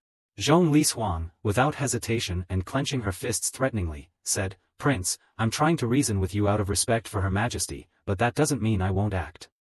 Hearing this, Zhongling quickly threw herself into her mother's embrace, exclaiming, "No, mother, you absolutely cannot lay a hand on Prince. If you must hit someone, hit your daughter." Lu Yan also stepped in to mediate, "General Zhong, please, let's stay calm and think this through." Zhong Liswang, taken aback by their attitudes, responded, "You silly girl, this is Her Majesty's Xiao Tian. He's not someone you should be concerned about." Little did she know that what Zhongling was actually thinking was, what if Prince retaliates? What will Dad and I do? At this moment, a few robust young men stepped forward, asking, "Prince, is there a problem?" Xiao Tian quickly tried to reassure everyone, "This is a friend of mine. There's no need to be alarmed. Disperse now. Since that's the case, I'll be leaving first." A villager responded, "Prince, if you ever need anything, just give us a shout." "Sir, it's getting late. Why not come to my home and rest?" Xiao Tian politely declined, "I appreciate the offer, but I have a banquet to attend. I must leave now." Seeing how warmly the villagers interacted with Xiao Tian, Zhong Liswang was left in shock. Is Prince's allure really that strong? All of these villagers are men. Xiao Tian, gazing at the figure of his Empress wife, mused, "My wife is truly beautiful." Admiring her graceful silhouette, suddenly, the Empress turned and gave him a deep look. Captivated, Xiao Tian thought, "Look at those eyes.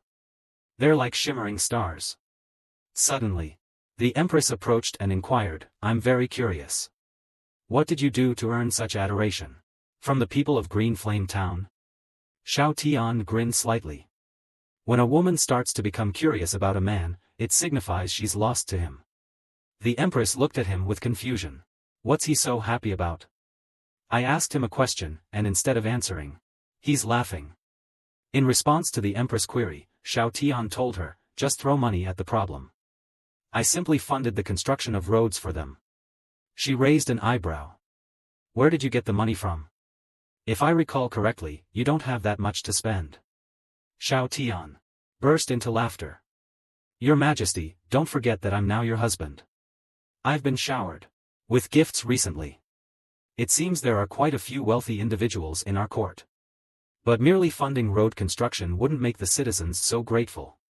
Zhong Liswang felt the same, wondering how a seemingly frivolous prince could gain such adoration from the people. At this point, Zhongling chimed in, "It's because the prince has brought prosperity to the people of Green Flame Town." Upon hearing this, both the Empress and Zhong Liswang looked at her questioningly. Zhongling quickly explained, "Green Flame Town is known for its delicious wine, which was previously only available in the capital. While it improved the lives of the citizens, it didn't make a massive difference." The prince then came up with branding strategies. Lu Yan then recited a promotional slogan, "Water from Green Flame Mountain, the essence of fine wine, great flame quality, the centennial vintage town of Green Flame wine." Even the Empress approves of the Great Flames wine, with the endorsement of the Empress and the guarantee from the Minister of Revenue, Sir Zhong.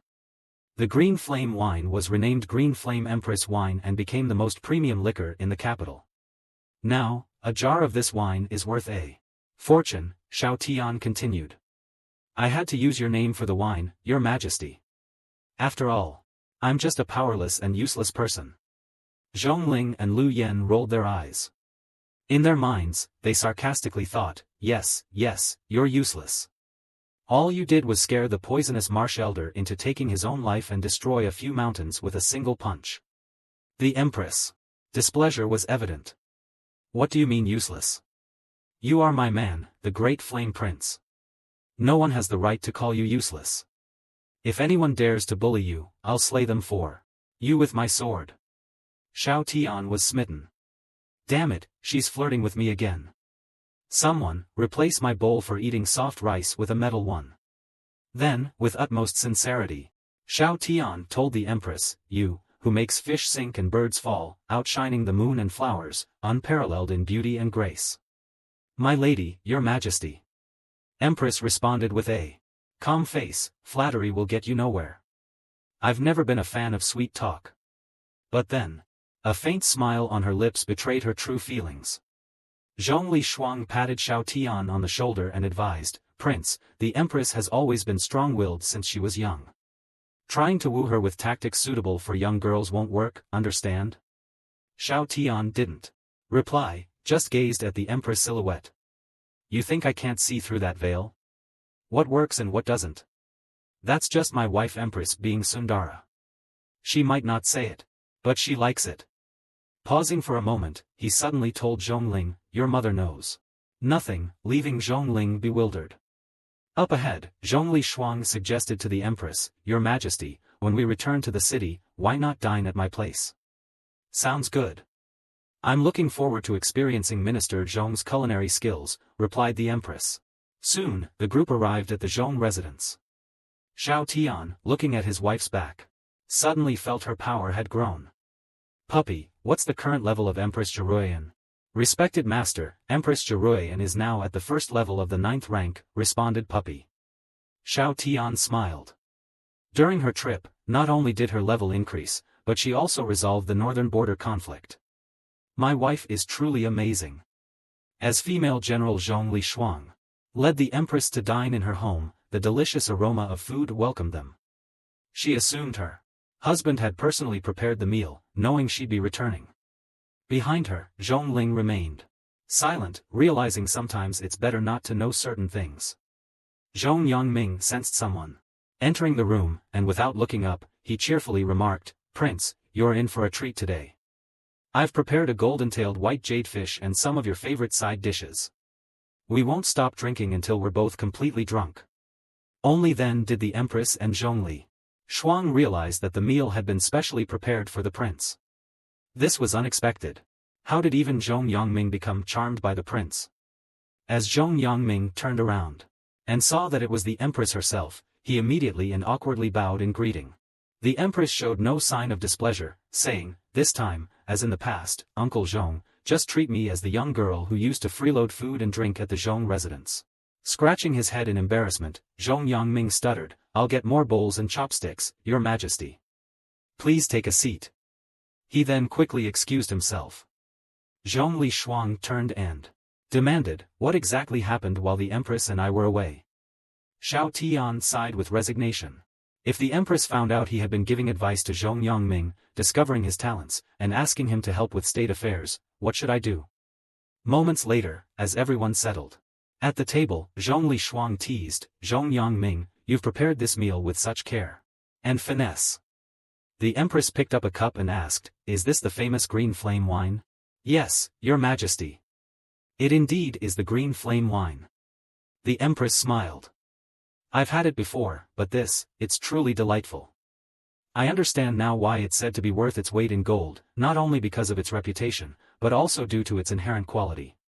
Your Majesty speaks the truth. Not only did Prince fund the construction of a distillery in Green Flame Town and employ the locals, he also improved the brewing techniques of Green Flame Town, revitalizing the entire area, and even volunteered to pay taxes, setting an example for the imperial merchants. Xiao Tian covered his face in exasperation, thinking, this is exactly what I was afraid of. Someone, please knock me out. I just wanted to live a simple life without any responsibilities. Misinterpreting Xiao Tian's reaction, Zhong Yangming assumed the prince was being modest and continued to sing his praises. If it were just that, it still wouldn't do justice to the prince's excellence. Xiao Tian was taken aback, thinking, is he really going to say more? Zhong Yangming Continued, in the matter of the refugees from the southern border, the prince not only provided strategies, but also funded the project himself. The only thing he asked in return was for me to satisfy his culinary desires, which is nothing in comparison. By now, Xiao Tian was completely stiff, unable to even muster a smile. However, the Empress had a look of admiration on her face. Seeing this, Zhong Yongming smiled faintly and said, "Prince, this is as much as I can help." Xiao Tian understood Zhong Yongming's intentions all too well. He had always intended to live a leisurely life, not wanting to work at all. As expected, the Empress asked, "With such talent, why do you keep calling yourself useless?" Caught in a difficult spot, Xiao Tian wondered, how should I explain? Can I just say I want to be lazy? If he admitted that, he imagined the Empress would assign him loads of work, and if he refused, she'd probably whip him.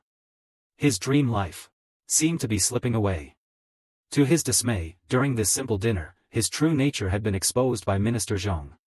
Xiao Tian was immensely embarrassed. While Zhong Yongming looked quite proud, the Empress poured herself another drink and remarked, "I didn't expect you to know about brewing." Hastily, Xiao Tian replied, "Not really.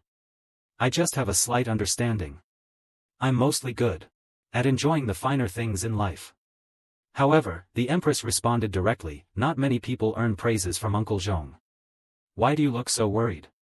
If I'm not mistaken, you just want to enjoy life without responsibilities. You're afraid I'll ask you to take up an official position and work hard for the Great Flame, aren't you?" Xiao Tian was momentarily at a loss for words.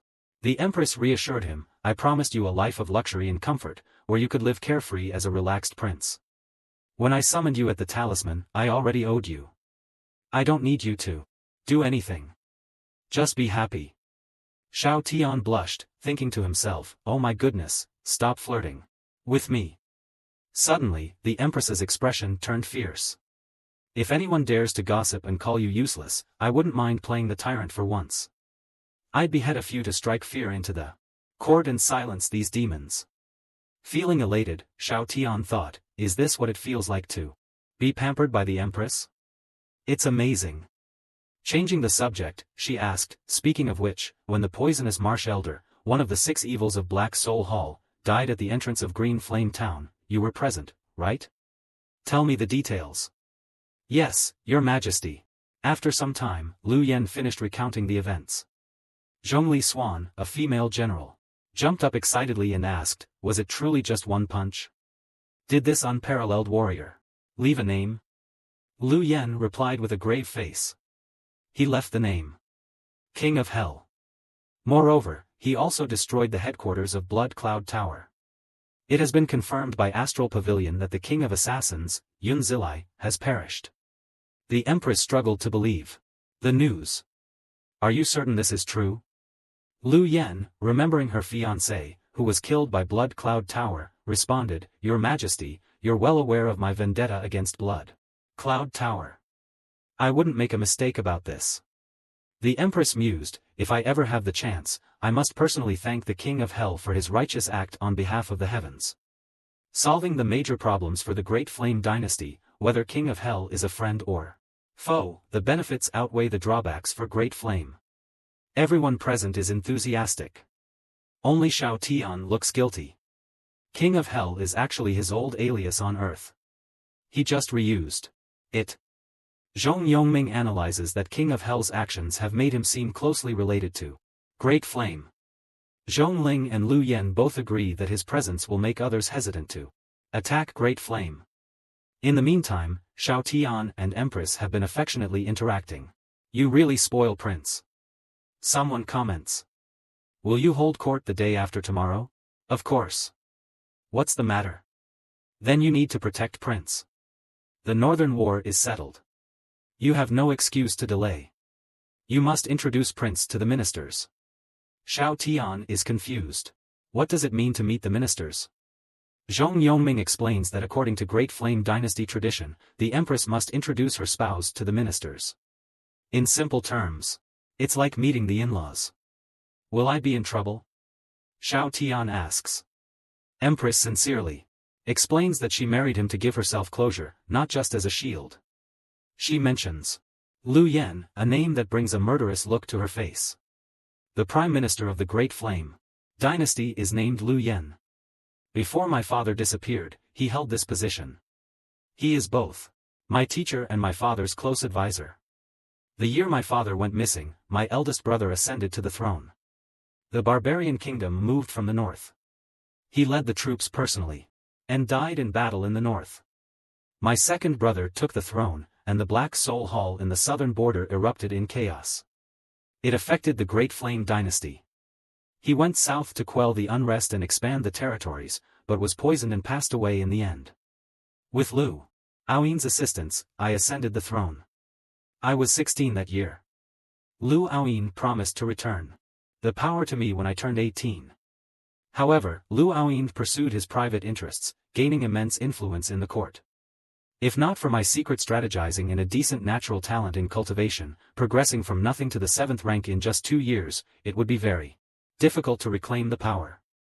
On her 18th birthday, Lu Aoyin came to talk about an arranged marriage between me and his son, telling me it's time to consider having an heir. I kept delaying until I learned the summoning symbols that brought you to the Great Flame Dynasty. So, Lu Aoyin will definitely give you a hard time, says Empress. Xiao Tian ponders. No wonder she clarified that she didn't marry me as a shield. If she wanted to, she could have thrown me out by now. Seeing Xiao Tian's silence, Empress thinks he's afraid. Don't worry. Even though I'm wary of Lu Aoyin, if you don't want to face him, I'll protect you. Xiao Tian reassures her, no need. I'll go. Besides, with you protecting me, what can Lu Aoyin do? Execute me in court? Zhongling and Lu Yen almost burst out laughing. You worry about him executing you? Just make sure you don't lose your temper and completely obliterate Prime Minister Lu. Empress, unaware of Xiao Tian's capabilities, cautions, you don't need to go that far, especially if Lu Aoyin gets the upper hand. I worry. My adoptive father is not only a scholar, but also difficult to read in terms of power. I don't want to confront him unless absolutely necessary. Zhong Yangming interjects, Your Majesty, I believe in Prince. He may look like a pleasure seeker, but he's incredibly tough to deal with. Xiao Tian wonders, is he praising or insulting me? Zhongling and Lu Yen also chime in, don't worry, Your Majesty. Prince won't be at a disadvantage. Since Prince has made up his mind, why not let him do it? Empress, not knowing Xiao Tian's full capabilities, can only sigh. You two are really confident in him. Zhongling and Lu Yen insist that their father is right, and that Prince is not to be underestimated. Finally, female General Zhong Lishuang speaks up, Your Majesty, this is an opportunity to confront Lu Aoyin. With your increased power, you have more confidence. You don't have to be afraid of that old man. Empress still looks worried. I really am concerned about what might happen in court. Xiao Tian cuts her off. I trust you. Empress falls silent for a long time. You're not afraid? Xiao Tian bursts into laughter. My wife is the one who secured the northern border with a single sword, a peerless beauty who rules the world. What's there to be afraid of? Hearing this, Empress smiles, a radiant, blushing smile. She stands and heads towards the door. If you're so determined, I won't persuade you anymore. There are piles of memorials to review. I need to go back to the palace. Xiao Tian knows what she's feeling, it's a two-way street. I can't let her flirt with me and not flirt back. All this talk about urgent work, she's not being sincere. Ah, women.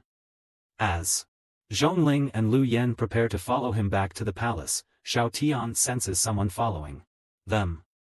This person is adorably clueless, doesn't even know they've been spotted. Is this someone from the Prime Minister? Never mind, let's not make a move if they don't. Suddenly, Xiao Tian takes off his contract ring from his left wrist. Zhongling and Lu Yen are stunned. Contract rings are bonds left by powerful realms to summon weaker ones. They are both laws and customs. Only entities of the 10th rank can break them. What are you doing? Zhongling finally asks. Sometimes it's uncomfortable. I'm just switching it, answers Xiao Tian. Zhongling is utterly bewildered. That's not what I meant.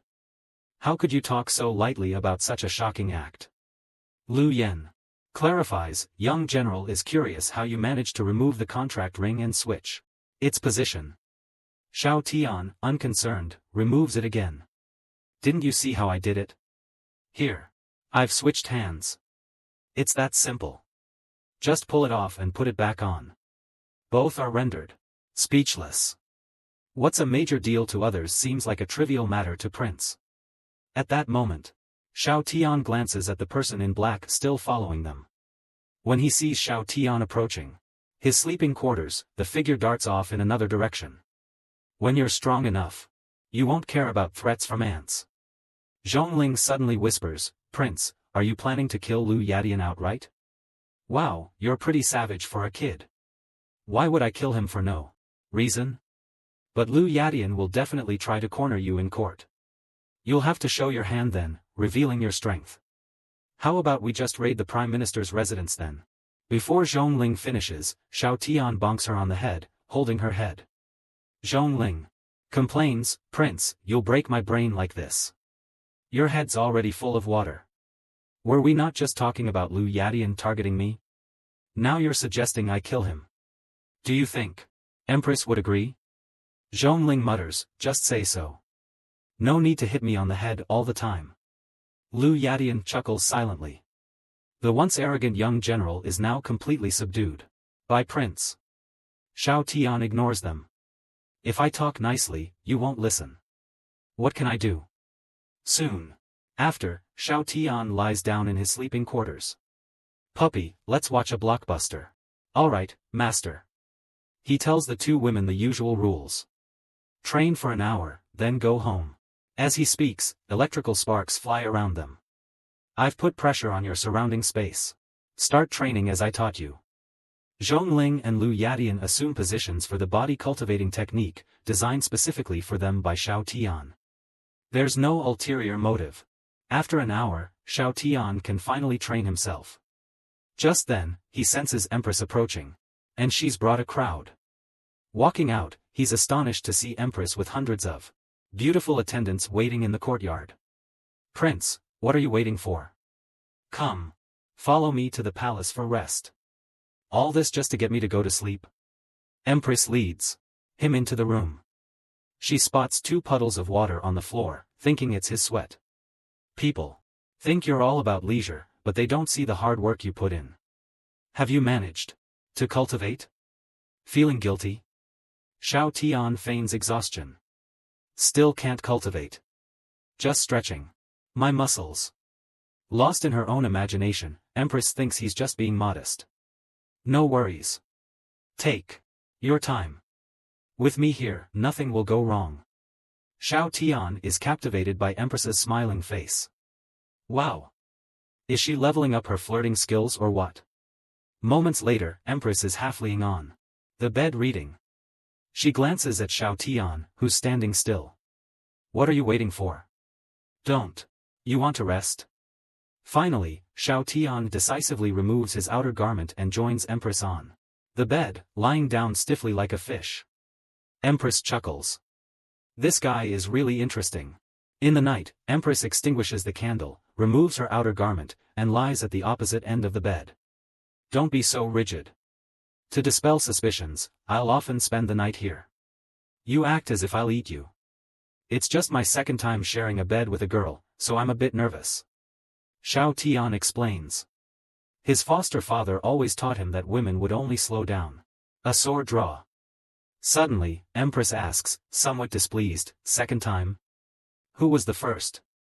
It was you, Your Majesty, before the expedition to the northern frontier. Don't you remember? Empress replies, both my first and second times were with you, too.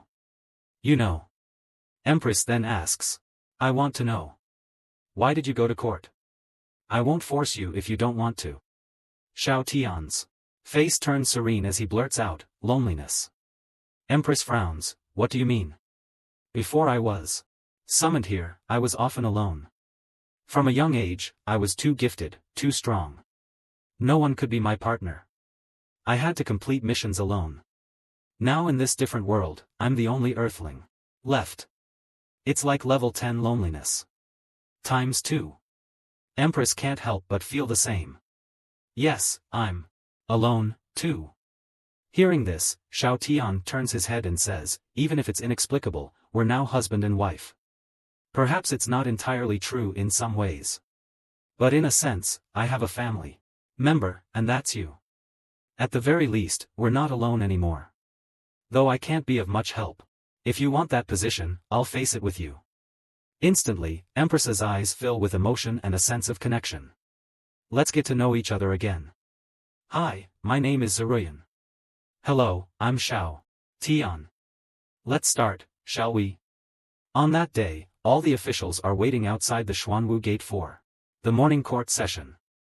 A few officials discuss amongst themselves. I heard that the northern frontier has been pacified and that His Majesty has returned. Prince will also meet the ministers this time. But I heard that the Prime Minister has always wanted his son to be with His Majesty. Shush, lower your voice. The Prime Minister is coming. The man in charge of the government, Prime Minister Lu Aoyin, arrives and silences them with a glare. His son, Lu Xiaomei, angrily looks at the seat next to Empress's throne.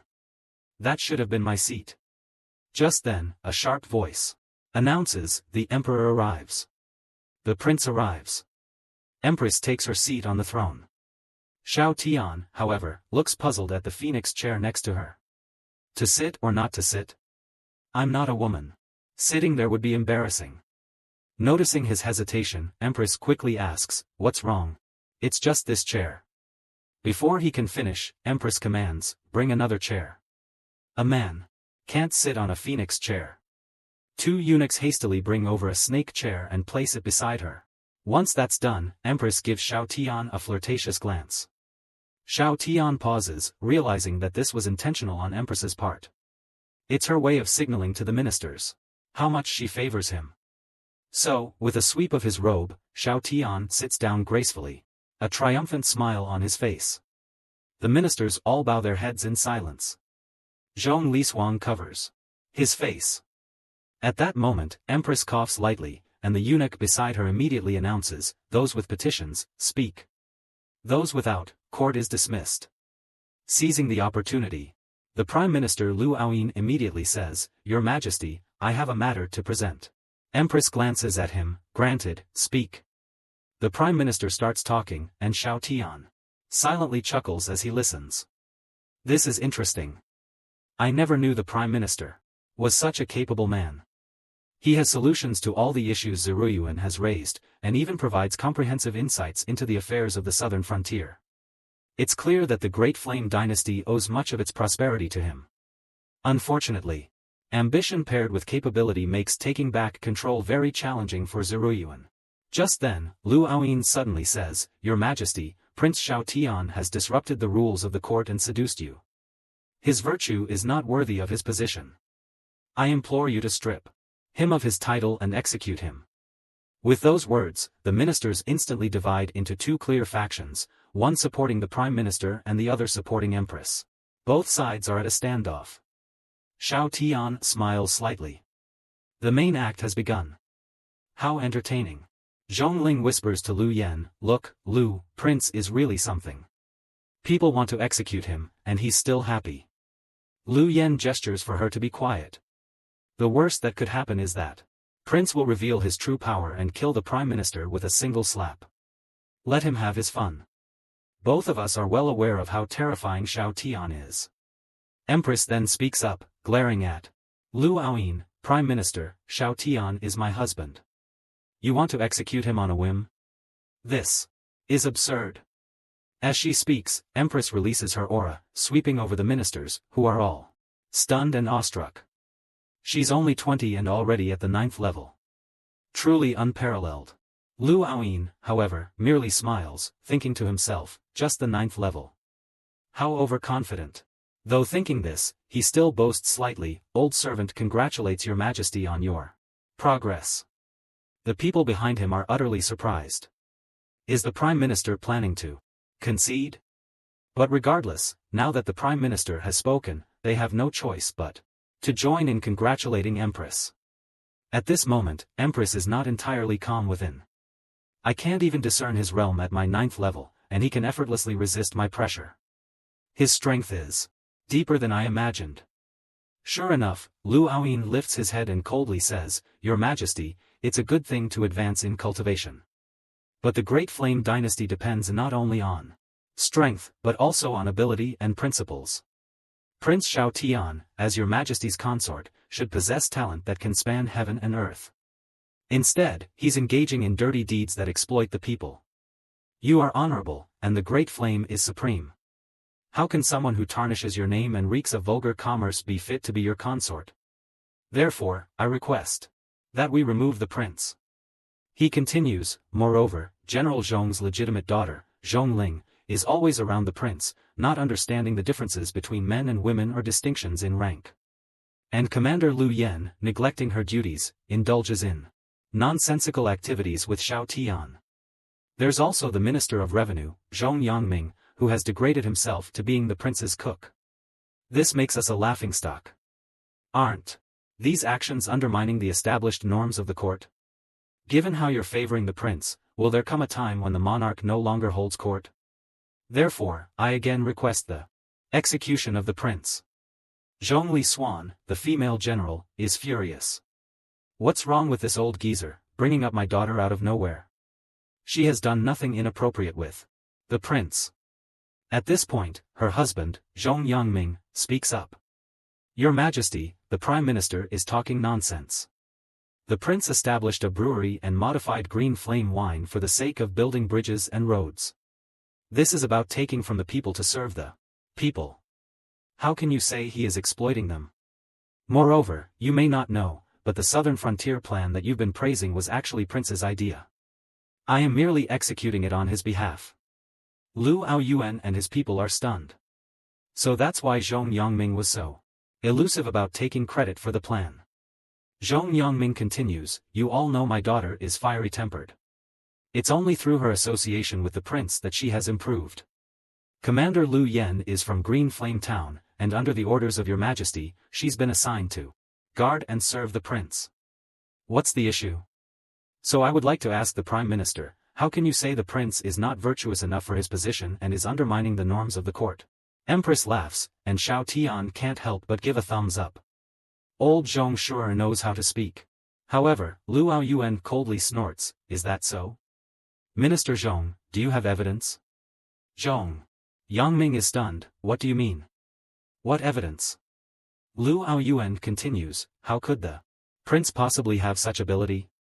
Minister Zhong, I have every reason to suspect that you are attributing your own deeds to him." As soon as these words come out, the court bursts into murmurs. Do you think Minister Zhong can provide evidence? Probably not. I didn't expect Minister Zhong would go to such lengths for the Empress. What's so good about that prince? Is he worth it, Minister Zhong? Zhong Yangming is shocked. He had only verbally agreed with the prince, and now he can't actually produce any evidence. Just then, a voice suddenly rings out, "You say Minister Zhong has no evidence to prove these are my deeds?" The one speaking is Xiao Tian. He looks at Lu Aoyuan with interest and continues, "Do you, Prime Minister, have any evidence to prove these deeds are not related to me?" The Prime Minister doesn't know how to respond, so he pulls out an ancient book, hoping that Xiao Tian will take a look. Seeing this, Empress bursts out angrily, "Prime Minister Lu, what are you trying to do?" Xiao Tian is a bit surprised, "Why is my wife, the Empress, reacting so strongly? It's just a book. Can a book kill me? I don't believe it." So he smiles and says to him, "If you want me to read it, sure, no problem." Empress is terrified. "No, you can't read that book." Xiao Tian seems unconcerned, "Whether I should read the book or not is beside the point. Prime Minister Lu, what gives you the right to demand that I read it? You're not the Emperor of the Great Flame Dynasty, are you?"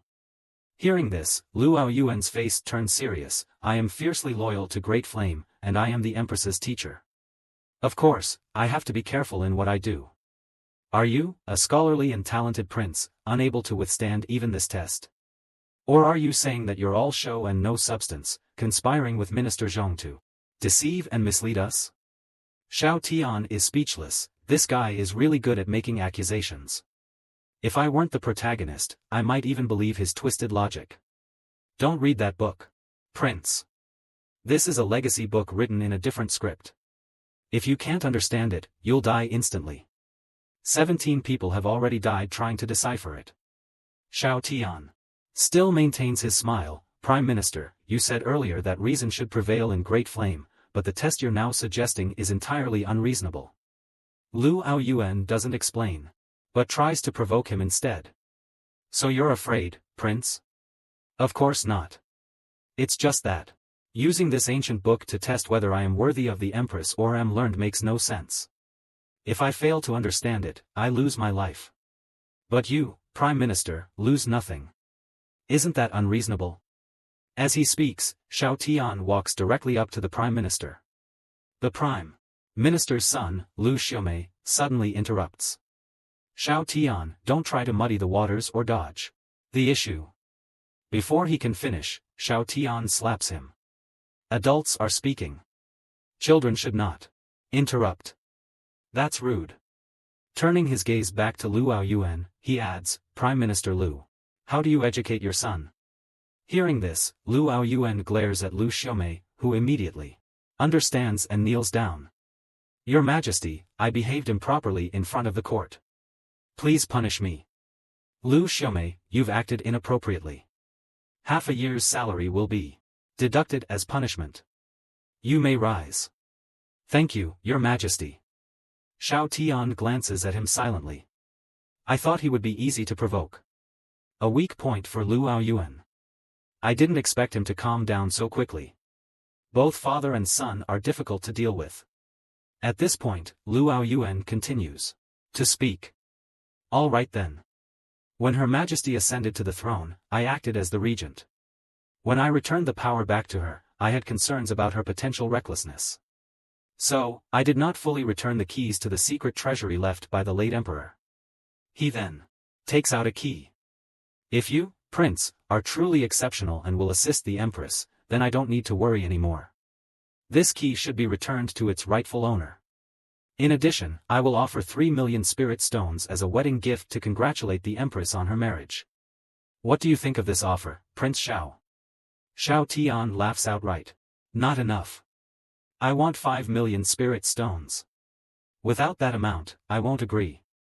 Ha ha ha. Since Prince Xiao has such a good appetite, I can't be stingy either. 6 million spirit stones. Please.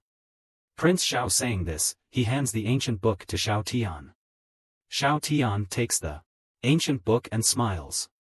Chancellor Lu, I'll thank you in advance for your generous gift of 6 million spirit stones. Just then, the Empress suddenly speaks up to intervene.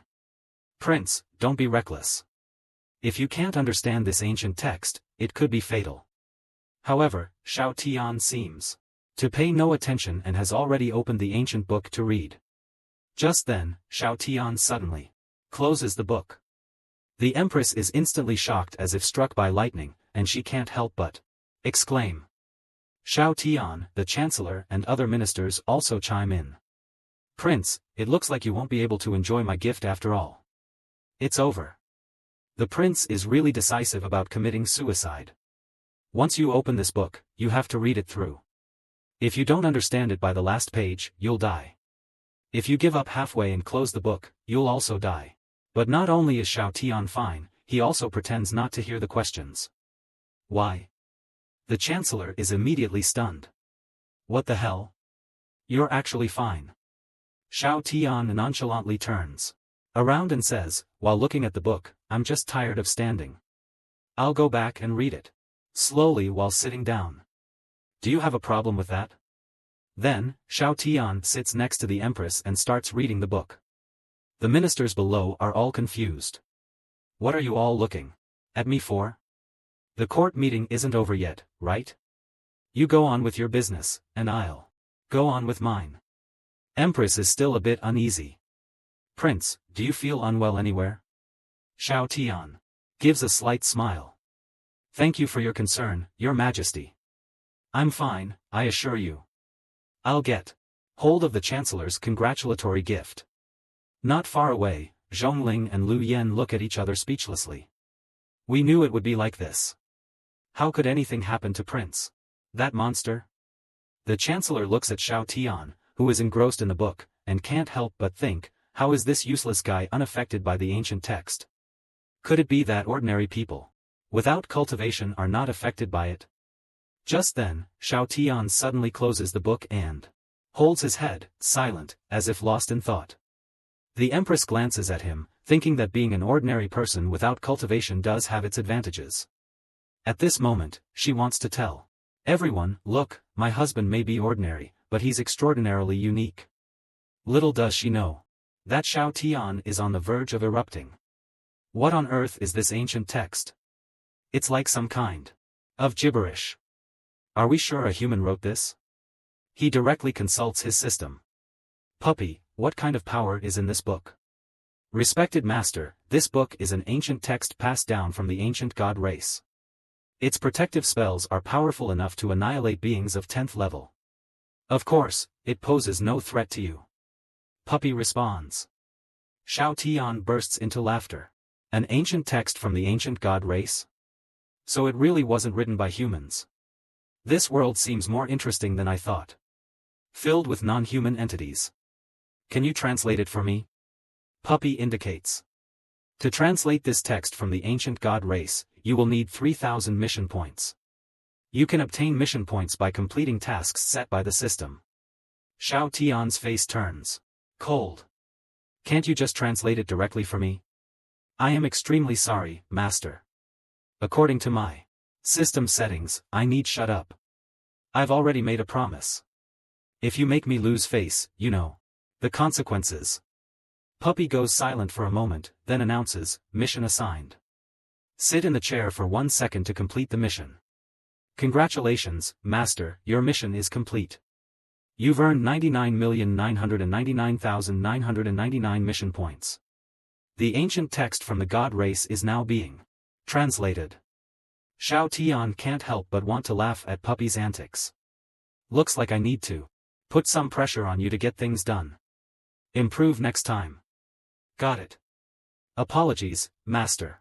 I will continue to improve. Down below, Prime Minister Liu Aoyan has no idea what's going on. Seeing Shao Tian continuously flipping through the ancient book, he becomes irritated. Is this guy mocking me right in front of my face? The Prime Minister can only sarcastically ask. Prince Shao, have you understood the book? I hope you won't make some ridiculous excuse, saying it might be a fake or something. Shao Tian smiles slightly. I have no interest in playing such petty tricks with you. He glances at an invisible progress bar. The next second, the ancient text in his hand starts to vibrate, emitting a humming sound. The text suddenly radiates countless golden characters, difficult to understand, but majestic. Everyone present exclaims in surprise. This is the Legacy Gold Tome. Even the Empress can't contain her excitement. Standing up, a deadly, ancient book that has killed over a dozen people has now been unlocked by Prince. This level of talent should meet the Prime Minister's standards, right? The Prime Minister, sweating profusely, stubbornly says, while it's true the Legacy Gold Tome has appeared, Prince Shao hasn't received its legacy yet. Who can guarantee that this wasn't caused by the prince randomly flipping through the pages and triggering some hidden spell, making the Legacy Gold Tome appear by itself? Just as the Prime Minister's words fell, the Legacy Gold Tome swished, and all the golden, archaic characters surged madly into Shao Tian's mind. Shao Tian calmly accepted the legacy. The officials from the Prime Minister's side were at a complete loss for words, while those aligned with the Empress wore satisfied smiles. A moment later, having fully accepted the legacy, Shao Tian looked towards the Prime Minister and gently let go of the book. The Legacy Gold Tome dropped to the ground as if it were trash. Raising an eyebrow, Shao Tian smirked. Prime Minister Liu, what do you have to say now? Or are you going to go back on your word? Don't make any ridiculous excuses, saying this might be a fake book. The Prime Minister clenched his fists, pondered for a long while, and finally admitted, I misjudged Prince's talent. Seeing him concede, Shao Tian pressed on, so, about the 6 million spirit stones, you better not default. Also, Shao Tian abruptly stretched out his hand and snatched the dynasty key. Anything that belongs to my Empress wife should be taken seriously. Waving the key in his hand, Shao Tian continued, thanks, Prime Minister Liu. The Prime Minister was furious, but could only reply in a subdued manner. It originally belonged to Her Majesty, so there's nothing to thank me for. Xiao Tian shook his head. Prime Minister Lu, I'm referring to the legacy gold tome and the 6 million spirit stones. Originally, I only asked for 5 million, but who would have thought that you'd be so generous as to give an extra million? As he spoke, Xiao Tian suddenly clenched his fist. The Prime Minister was taken aback, wondering, what is this worthless guy trying to do? To everyone's surprise, Xiao Tian simply extended a thumbs up, grinning naively and praising, thank you. You're really a good person. The corner of the Prime Minister's mouth twitched, I swear, this guy is so annoying. You're the good person. Your whole family are good people. The Empress quickly stepped in to mediate, all right, my husband, don't be too unyielding. If you make the Prime Minister sick, who will send us gifts? The ministers chuckled quietly, Your Majesty has been influenced by the prince. Using the Prime Minister's own trick of feigning illness against him, feeling cornered, the Prime Minister could only grit his teeth and reply, thank you for Your Majesty's protection. My gift will be sent to the palace this afternoon. The Empress, in high spirits, waved her hand and smiled, then I must also thank the generous Prime Minister. If there's nothing else, let's adjourn the court. Upon hearing this, all the ministers prostrated themselves on the ground, long live Your Majesty. As they exited the Xuanhua Gate, the ministers were all smiles, but the Prime Minister and his son had grim expressions, their moods at a boiling point. Meanwhile, Xiao Tian was cheerfully telling Zhong Yangming, the minister, I had a big win today, so I'll come to your residence for dinner tonight. A few officials aligned with the Empress quickly gathered around. Prince Xiao has truly uplifted our spirits. A closer look indeed reveals extraordinary temperament. You managed to overshadow the Prime Minister. His face was as black as the bottom of a pot. Xiao Tian grinned and waved his hand grandly, I like hearing that. 1 jar of green flame Empress wine for each of you. Have someone pick it up from Minister Zhong's residence later. The three were overjoyed. Thank you, Prince. You're so generous. Zhong Lishuang, a female general, also joined in. You're indeed very impressive. I have high hopes for you. Zhong Yangming then pulled Zhong Lishuang along, wife, let's go. We should head home to prepare some good food for the prince. Seeing that almost everyone had left, Xiao Tian took out the dynasty key and examined it. Will that guy find an excuse to renege on the 6 million spirit stones? Lu Yen shook her head. He won't. If Lu Outyen said he would do it, he will. But this Prime Minister Lu is really a bit strange. I'm afraid he has some tricks up his sleeve. It's good that Lu Outyen has some skills. The current Great Flame dynasty needs him to stabilize the court and assist in governance. Zhong Ling suddenly interjected, right, Prince? What was the deal with the ancient tomb that caused people to drop dead? Xiao Tian looked indifferent, that ancient tomb? It's something like an inheritance book of an ancient god clan. The restrictions inside can wipe out individuals of the 10th level and below. Upon hearing this, both Zhongling and Lu Yen were stunned. Wipe out the 10th level. Lu Yen was the first to recover. What is this ancient god clan? Xiao Tian was also puzzled. You guys don't know? Both shook their heads, we've only heard of the human race and demon race. Never heard of the ancient god clan. Zhongling suddenly remembered something, right, Prince? Does opening and closing the ancient tomb repeatedly help with receiving the inheritance? Xiao Tian looked innocent, no, not at all. How could you have such a ludicrous idea? How could flipping the book help with the inheritance? Hearing this, Zhongling was even more confused, then why did you keep doing that? Prince, Xiao Tian mined a little, well. The power of the restrictions in the book felt pretty relaxing, because the force was intermittent. I kept flipping it. Goodness, 10th level, a height they might never reach in their lifetimes. Is just this in the prince's eyes? That's a power that can wipe out the 10th level, and you're using it for a massage. Prince, for the love of God, please act like a human being. That night, within Prime Minister Lu's residence, Lu Xiaomei, the Prime Minister's son, was angrily complaining, Father, this Xiao Tian is pushing it too far. Why don't I find someone to take care of him? Saying this, Lu Xiaomei gestured across his neck, the meaning clear. However, the Prime Minister did not respond, only looking sternly at him. Lu Xiaomei started sweating, realizing he'd said something wrong. After a long pause, the Prime Minister finally spoke, "Things have already reached this point. Don't ruin the big picture over a small, insignificant person. I'm very disappointed in your performance today." "Father," Lu Xiaomei began, but the Prime Minister interrupted him again. "One day, when we return to the Empire, with your current behavior, you'll hardly be suitable for grand occasions. Have you forgotten all the principles I taught you?" "I've realized my mistake, Father." The Prime Minister looked at the night sky. "All these years, the day we return to the Empire is drawing near. We must be extra careful at this crucial juncture. Release the news that Xiao Tian has received the Golden Book of Inheritance as soon as possible. Let's give this scoundrel Xiao Tian some trouble." Lu Xiaomei hastily agreed. The Prime Minister felt a pang of discomfort in his heart. What rotten luck if it weren't for the terrifyingly powerful individual called King of Hell randomly intervening and destroying Blood Cloud Tower. I would have kidnapped Xiao Tian and controlled Ziruan by now. We wouldn't have these issues. If he knew that the powerful individual who destroyed Blood Cloud Tower was that prince, he'd probably be packing his bags and running away by now. On the other end, inside a chamber of the royal palace, Xiao Tian had just returned from outside.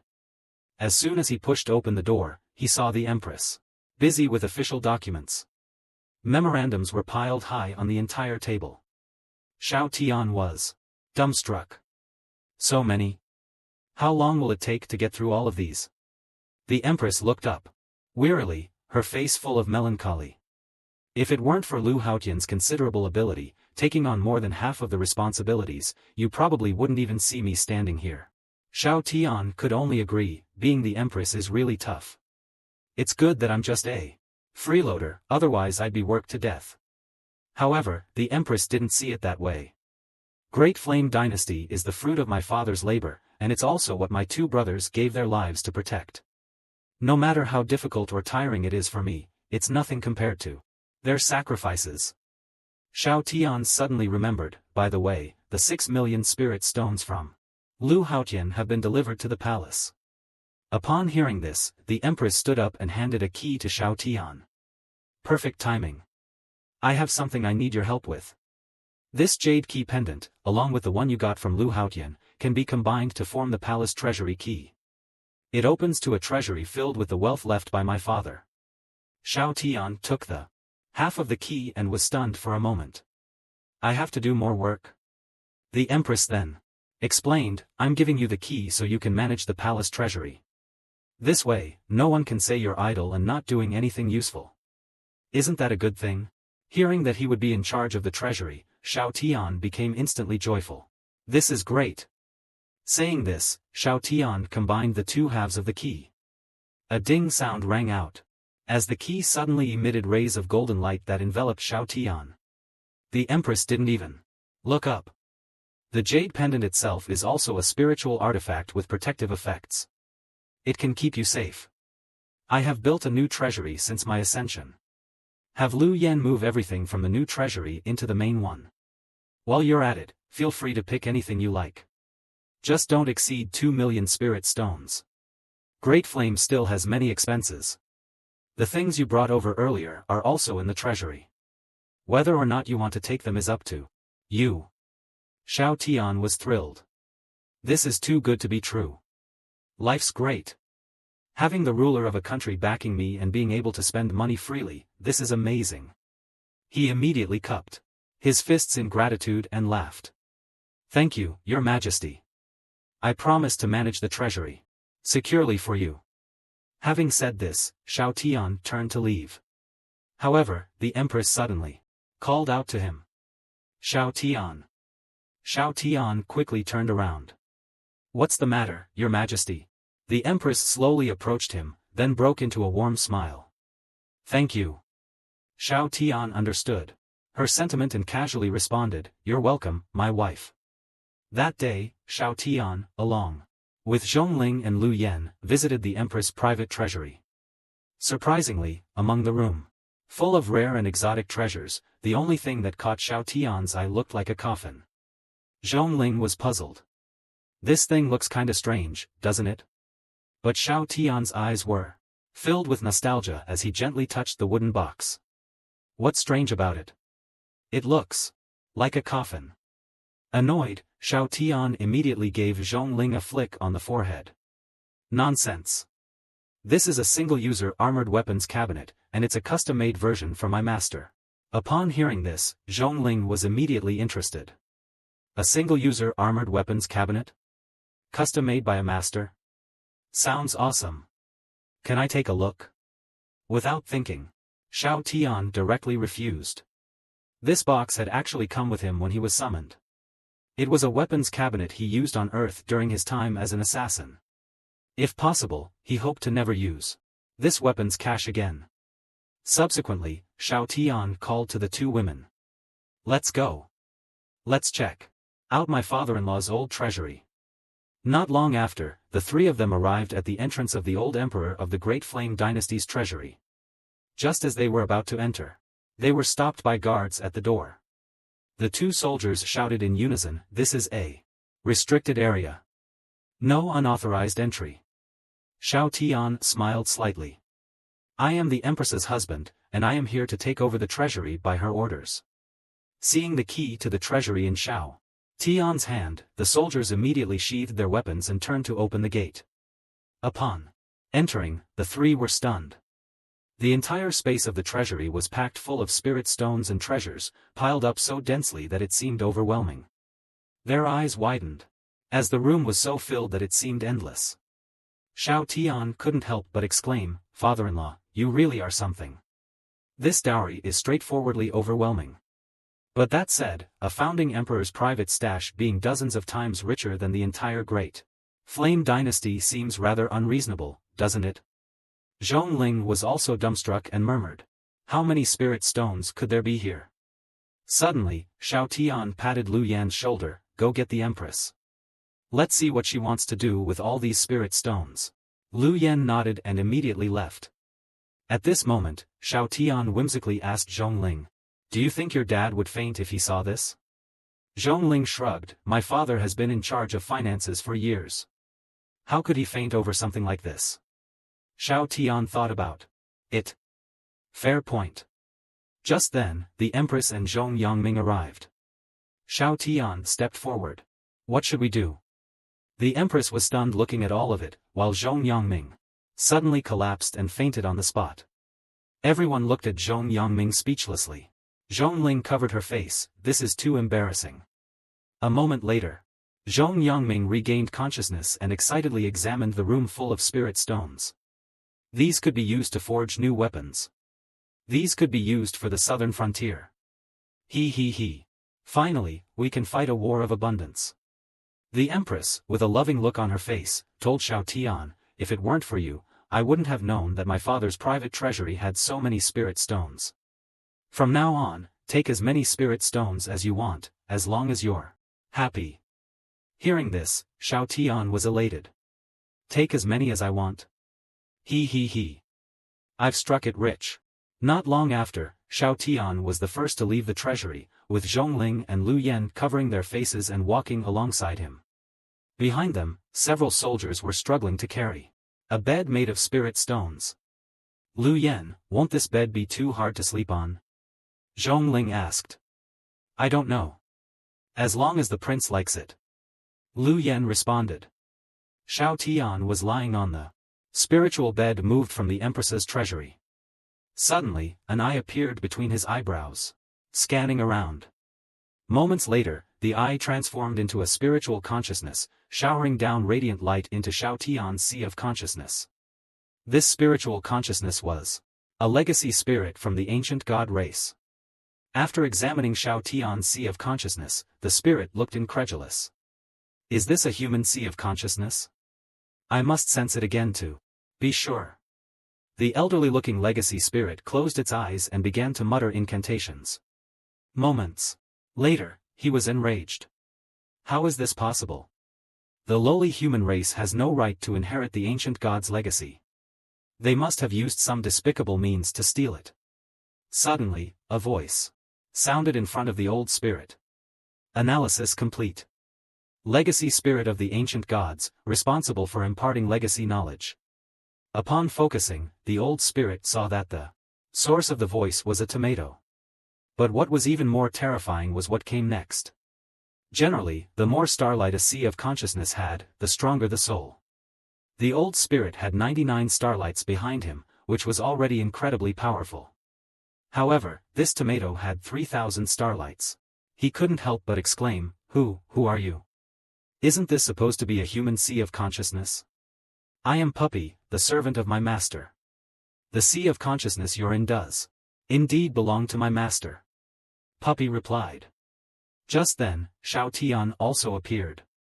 Why is it so noisy here? Can't a person get some sleep? Upon hearing the voice, the old man immediately knelt down without any hesitation, muttering to himself, this has to be a monster. Shao Tian was enveloped by boundless starlight. At this moment, Puppy suddenly warned the old man, intruder, please step back.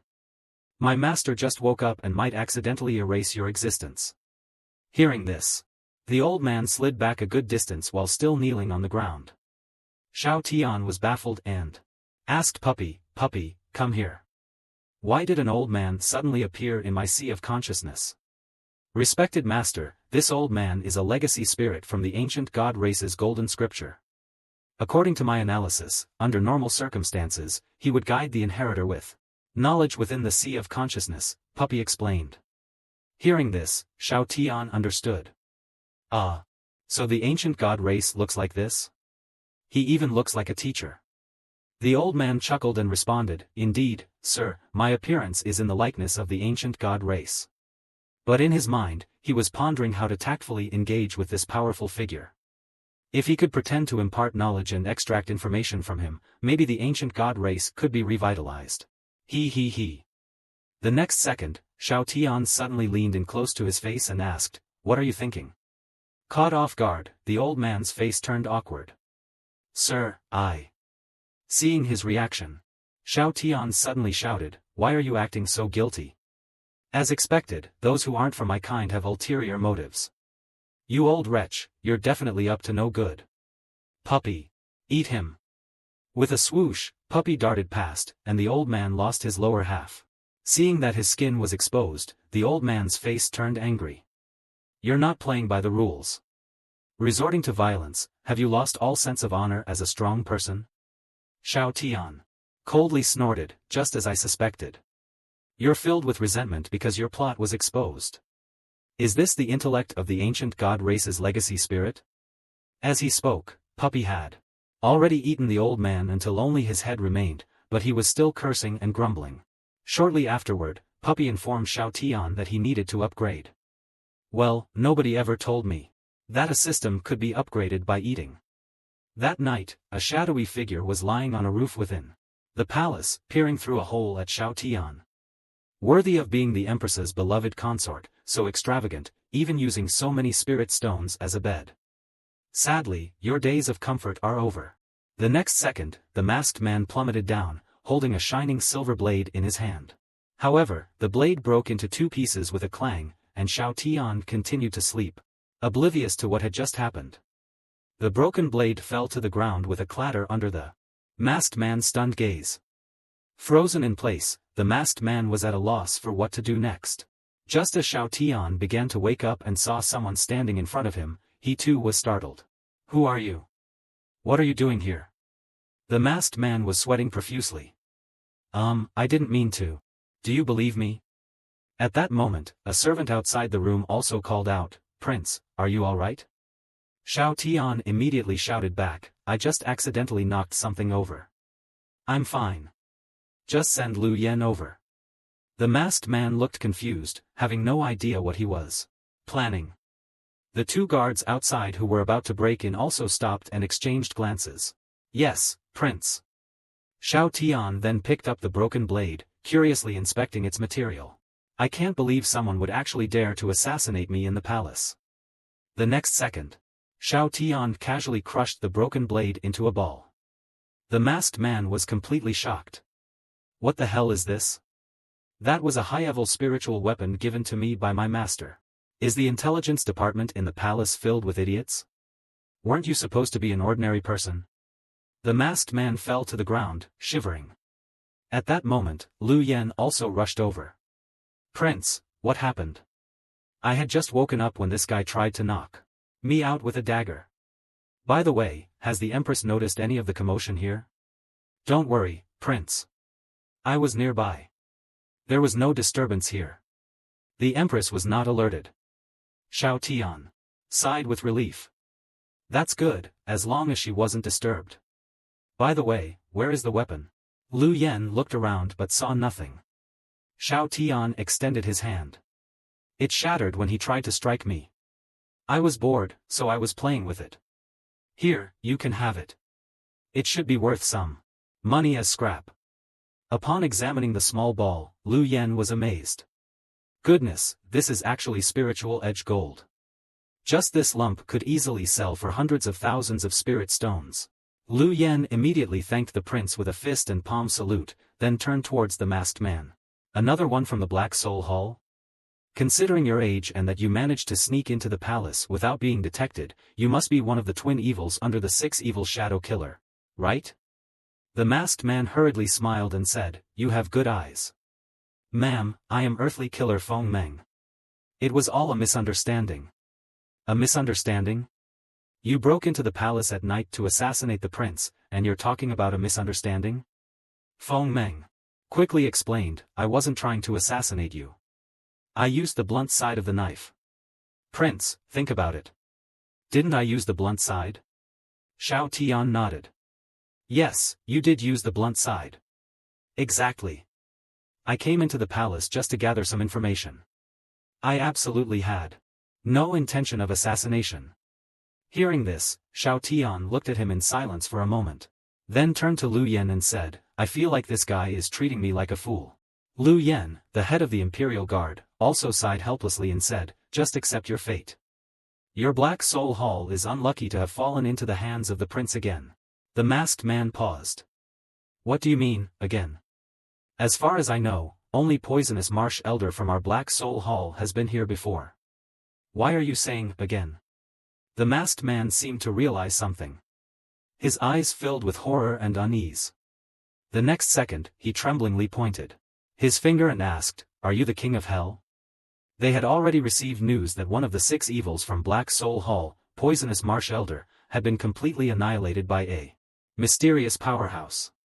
Also, the infamous assassination organization, Blood Cloud Tower, was completely destroyed by that mysterious powerhouse within a day. The world knew that. This mysterious powerhouse had left a stele behind with the name King of Hell inscribed on it. Now they're telling him that this King of Hell is the useless prince in front of him. The man. Who's just a pretty face charming the Empress. The masked man was so scared that his liver almost exploded and his mind began to drift. He suddenly shouted loudly, Prince Xiao, you are the King of Hell. As he spoke, he even vibrated his spiritual energy, trying to get this information out. Xiao Tian was slightly stunned by his loud shout. Dude, why are you shouting so loudly? What if my wife hears this? Xiao Tian then waved his hand casually. Suddenly, a crack appeared in the space right in front of him. The masked man was completely stunned, tearing open space with bare hands. Is he even human? Before he could react, Xiao Tian had already grabbed him by the neck. I was originally thinking of giving you a chance to start anew. I didn't expect you to be so malicious. Deliberately shouting loudly and vibrating your spiritual energy. Were you trying to alert His Majesty and expose my true abilities? The masked man was trembling all over, wanting to beg for mercy, but unable to speak. Desperate, he gestured with his hands. Xiao Tian sighed. You'd rather die than beg for mercy from me, and even provoke me with gestures. Speaking, Xiao Tian sighed again. I guess I was overthinking it. Assassins would rather die than surrender. No sooner had he spoken than the masked man was tossed into the space crack. Xiao Tian then brought his hands together as if asking for the heavens to forgive his act of killing. After that, Xiao Tian chuckled. I really do treat others generously and hold myself to strict standards. Lu Yen listened and couldn't help but roll her eyes. First there was the destruction of the body. Now there's this generosity. Prince, your understanding is always so extraordinary. By the way, go and see if the Empress is still in the imperial study and see if she was disturbed by the noise here. Just as Lu Yen nodded and was about to leave, a guard reported at the door. Half an hour ago, General Zhongli Huang hurried into the palace. Soon after, the Empress left with her and asked me to inform the prince that she might not return tonight. Advising him not to wait, Xiao Tian was instantly overjoyed. Isn't this perfect timing? My freeloading lifestyle is saved. Then, Xiao Tian waved his hand. All right, you guys can go on duty. After the two left, Xiao Tian lay on the bed, happily thinking, I got a scare tonight. I'll have Zhong Yangming make me some extra delicious food tomorrow. The next morning, Zhongling was pacing anxiously back and forth in the courtyard. Zhongli Huang, who had been searching all night, just returned and asked, any news of your father? In the city? Zhongling, dark circles under her eyes and a dejected face, replied, no. I've searched everywhere in the city and haven't found any trace of my father. Zhongli Huang clenched her teeth. I also searched around the imperial city and found no trace of your father. Just then, a golden light suddenly fell in front of them. The aura was so astonishing that both of them felt like they were facing a great enemy. Who is it? Zhongli Huang hastily asked. As the light dispersed, they finally saw that it was the Great Flame Empress. Zhongli Huang hurriedly approached her and asked, Your Majesty, any news? The Empress shook her head. Aunt Zhong. I haven't found any trace of Uncle Zhong. Zhongli Huang almost collapsed to the ground. It's my fault. All my fault. I shouldn't have argued with him yesterday and kicked him out of the room in a fit of anger. If he had been with me, he wouldn't have been abducted. The Empress also looked grim. I suspect the main reason Uncle Zhong was kidnapped has to do with the situation in the southern border. Under his administration, the southern border has become increasingly stable. He has rooted out many troublemakers hiding among the refugees. And to retaliate, they would surely seek an organization capable of infiltrating the imperial city, undetected to abduct the Great Flame Minister of Revenue. That leaves only one option. The Black Soul Hall. Upon hearing the Empress' analysis, Zhongli Huang became even more worried. The Black Soul Hall is known for their extreme and violent behavior. The chances of my husband coming back safely are slim, she thought. Falling to her knees, she pleaded, Your Majesty, I've never asked you for anything, but I beg you to save him. The Empress quickly helped her up. Aunt Zhong, although we are in a ruler-subject relationship, I am also your little Ruoyan. Don't worry, I will bring Uncle Zhong back in my personal capacity. Zhongli Huang, teary-eyed, thanked her. Thank you.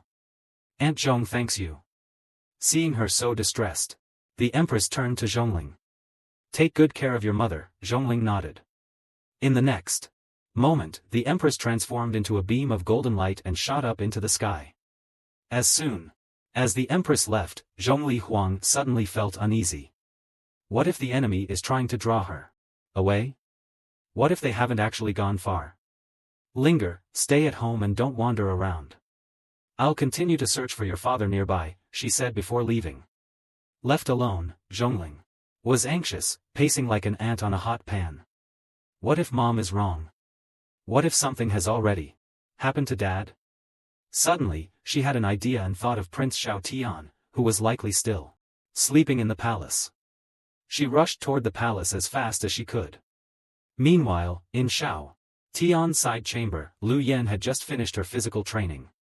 Zhongling burst in, asking, Is the prince here? He's probably still sleeping. Young general, what's going on? Frantic. Zhongling exclaimed, My dad is missing. Lu Yen was taken aback. Your dad is missing? Without explaining, Zhongling rushed to Xiao Tian's room, pushed open the door, and shouted, Prince, wake up. Xiao Tian, who was rudely awakened, looked at her unhappily. When he realized it was Zhongling, he finally sat up, yawned, and asked, What are you doing here so early, you little rascal? Prince, my father was taken away last night, and we still haven't found him. I know you've said you're tired of fighting, but could you please help this time? Before Zhongling could finish her sentence, Xiao Tian exploded. What did you say? My chef was taken away. Zhongling was stunned. Chef. Prince, did you just give something away? My father treats you like a brother, and you see him as your chef. Realizing his mistake, Xiao Tian awkwardly replied, ignore what I just said. Let's start over. Then, strangely, he lay back down on the bed, pretending that nothing had happened. The next second, he suddenly sat up, grabbed Zhongling by the shoulders, and shouted, what did you say? My good older brother was taken away. Zhongling and Lu Yen just silently watched him perform. The atmosphere became extremely awkward. Clearing his throat, Xiao Tian admitted, all right, I was just kidding. No wonder Her Majesty wasn't in the palace yesterday. Such a serious incident has happened. Who dares to kidnap the Minister of Revenue in the capital? Prince, have you forgotten? Last night, someone bold enough also infiltrated the palace and attacked you. Lu Yen reminded him. Hearing this, Zhongling was shocked again. What? Who's audacious enough to make a move on the prince? After pondering for a moment, Xiao Tian said, Black Soul Hall. It's them again. How audacious. Why are they targeting me? Both Zhongling and Lu Yen were puzzled. How did it become about targeting you, prince? Xiao Tian looked serious. Think about it. Ever since I became the Great Flame Prince, I've kept a low profile. All I do every day is enjoy some good food and have a little wine. I haven't offended anyone, have I? Both of them stared at him blankly. It seemed like he was right. So, this Black Soul Hall. First, there was that old man who somehow showed up at Green Flame Mountain to ambush me. It may seem coincidental, but is it really? Maybe they discovered some clues about me from the Blood Cloud Tower incident. So they deliberately came to investigate. And this time, the man from Black Soul Hall who would rather die than beg for mercy, he came directly at me. In the Great Flame Dynasty, there are so many other people. Why didn't they target Prime Minister Lu Aoyin, but instead kidnap Zhongyang Ming, who's closest to me? Prime Minister Lu Aoyin is a heavyweight figure in the dynasty. Them kidnapping Zhongyang Ming shows that I have reason to suspect they're targeting me. Listening to this, Lu Yen and Zhongling were almost speechless. Prince, you're really overthinking it. In their eyes, you're just an ordinary person. Who would target you? Ignoring them, Xiao Tian continued, now Her Majesty has also gone to Black Soul Hall. If she sees me taking action, won't my true abilities be exposed? But if I don't take action and something happens to Minister Zhong, I'll never get to enjoy delicious meals again. This is infuriating. Why do some people always want to harm me? I just want to eat, drink, and be merry. Is that wrong? No, this absolutely won't do. I have to go and eliminate them. Don't worry, I will bring your father back. With that, Xiao Tian transformed into a beam of golden light and shot towards the sky. Like a rocket. The maids in the yard, who were bringing breakfast, were startled by the sudden rumbling noise. Only after a moment, when the sound gradually faded, did they look around in astonishment. Zhongling then turned to Lu Yen. Isn't Prince a bit too sensitive? Black Soul Hall probably doesn't mean that, right? Lu Yen thought for a moment. Maybe before being summoned, Prince had some experiences in his own realm that make him always suspect people are out to get him. By now, Zhongling was no longer worried about her father, Lu Yen. I suddenly feel some sympathy for Black Soul Hall. What on earth did they kidnap my dad for? There's no need for that. There's nothing to sympathize with.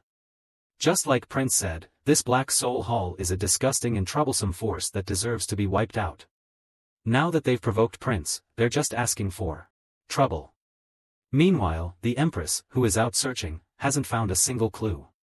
She can't believe that they'd be able to get away with Zhong Yangming so quickly. She's already reached the border of the Great Flame. Should she continue to search further out? If she moves further south, it'll be Black Soul Hall territory. If she goes in recklessly, it'll be tantamount to tearing up all pretense of civility.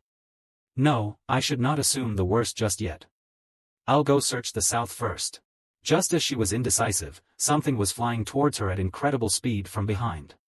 Startled, the Empress immediately released a defensive golden light. What is this thing? And why is it so fast? A huge beam of light zipped past her. Its momentum was so great that even as a 9th-level powerhouse, she would be obliterated if hit. Thinking she was under attack, she quickly unsheathed her sword, only to realize she had no power to resist. Suppressing her shock, she shouted, "Who is it? Identify yourself." With that, she slashed her sword, producing a powerful wave of sword energy. But this figure didn't pause for a moment and charged straight ahead. The Empress stared in the direction it went, murmuring to herself, "So strong. Who is this powerful individual? That direction is towards Black Soul Hall." A sudden thought struck her. Could it be? He is the King of Hell? The mysterious powerhouse who destroyed the Blood Cloud Tower with a single punch? An existence that surpasses the 10th level? Empress quickly chased after him, eager to find out who this person was. On the other side, in a valley, a group of people were waiting in front of a teleportation circle. Moments later, a bearded man appeared in front of the circle with Zhongyang Ming. All present quickly knelt on one knee and said in unison, "Greetings, Heavenly Killer," with a stern face. Heavenly Killer nodded and then escorted Zhongyang Ming through the crowd. At this moment, Zhongyang Ming felt a surge of emotions. Could this be the headquarters of Black Soul Hall? Yet the grand doors in front of him and the surrounding decorations looked fairly new, likely built within 30 to 40 years. If his conjectures were correct, then something was off about Black Soul Hall. According to what he knew, the existence of Black Soul Hall had to be longer than 40 years. As the doors slowly opened and the two entered the hall, Zhongyang Ming was roughly thrown to the ground by Heavenly Killer. Then, with clasped fists and a respectful face, Heavenly Killer spoke, "My lord, I have brought Zhongyang Ming from the Great Flame Dynasty." The man smiled faintly. "It seems you've acted much quicker than Earthly Killer. Any problems along the way?" Heavenly Killer continued to explain, "My lord, this man's wife, General Zhongli Huang, reacted quickly. She went out of the city with Empress Ziruoyan to search for him. Unfortunately, they never suspected our hidden short-distance teleportation circles." The man nodded in approval. "Very good. Well done." This somewhat sinister-looking man was none other than the master of Black Soul Hall. By Qinglian, Zhongyang Ming had obviously heard of him and blurted out his name. "You have good composure and courage, Lord Zhong," said the woman leading a few of Black Soul Hall's executives. She smiled. "I'm curious to see if your courage is greater than that of most people." Zhongyang Ming showed no fear. "It looks like my odds are poor this time, and I probably won't be able to go back. So be it. I'm just a mere minister of revenue. Seeing such grandeur from Black Soul Hall before my death is not a wasted journey." At that point, Bai Qinglian finally spoke up, "Minister Zhong, why so pessimistic? We in Black Soul Hall are reasonable people. We've invited you here to discuss a matter, nothing more than to help maintain Prince Xiaotian's position. In addition, we would like you to collaborate with Xiaotian to monitor Empress Ziruoyan's movements." Zhongyang Ming paused. "Monitor the Empress? What exactly are you planning? Prince Xiaotian is just an ordinary person. Why are you so concerned about keeping him safe?" Bai Qinglian chuckled behind his hand. "What we plan to do and why we're acting against Luoyin are not for you to know." Hearing this, Zhongyang Ming realized that Black Soul Hall wasn't the external force collaborating with Luoyin. But why did they want to monitor the Empress? What was the significance of that information? Seeing his silence, Bai Qinglian prodded, "So, Minister Zhong, what say you? I admire you. You know, you'd best recognize a good opportunity when you see one." Grimacing as if preparing for death, Zhongyang Ming clenched his teeth. "I was but a penniless scholar, fortunate enough to be favored by the late emperor, which led to my current status. And the present empress, while a monarch in name, is also my niece who I've seen grow up. Do you really think I would betray my own family?" Bai Qinglian chuckled. "You've got backbone. But unfortunately, in our domain, backbone is the most useless commodity. Su Fu, show Minister Zhong what you can do." A man named Su Fu grinned. "All right." In the blink of an eye, Su Fu morphed and appeared before Zhongyang Ming, landing a brutal punch on his stomach. Su Fu then pulled out a strange, large, and fat worm, forcibly prying open Zhongyang Ming's mouth and shoving it inside. After the deed was done, He carelessly threw Zhongyang Ming onto the ground. Despite his retching, Zhongyang Ming could only helplessly let the worm burrow deeper into his abdomen. With a cruel smile, Su Fu explained, "This is a scent-sniffing insect, a very interesting type of poison. It's now parasitic inside you. Within 3 days, if you don't smell the specific scent, the insect will consume your internal organs. Its abdominal legs will also pierce into your flesh to suck your blood, making your life worse than death. So, Minister Zhong, how about it? You only have to agree.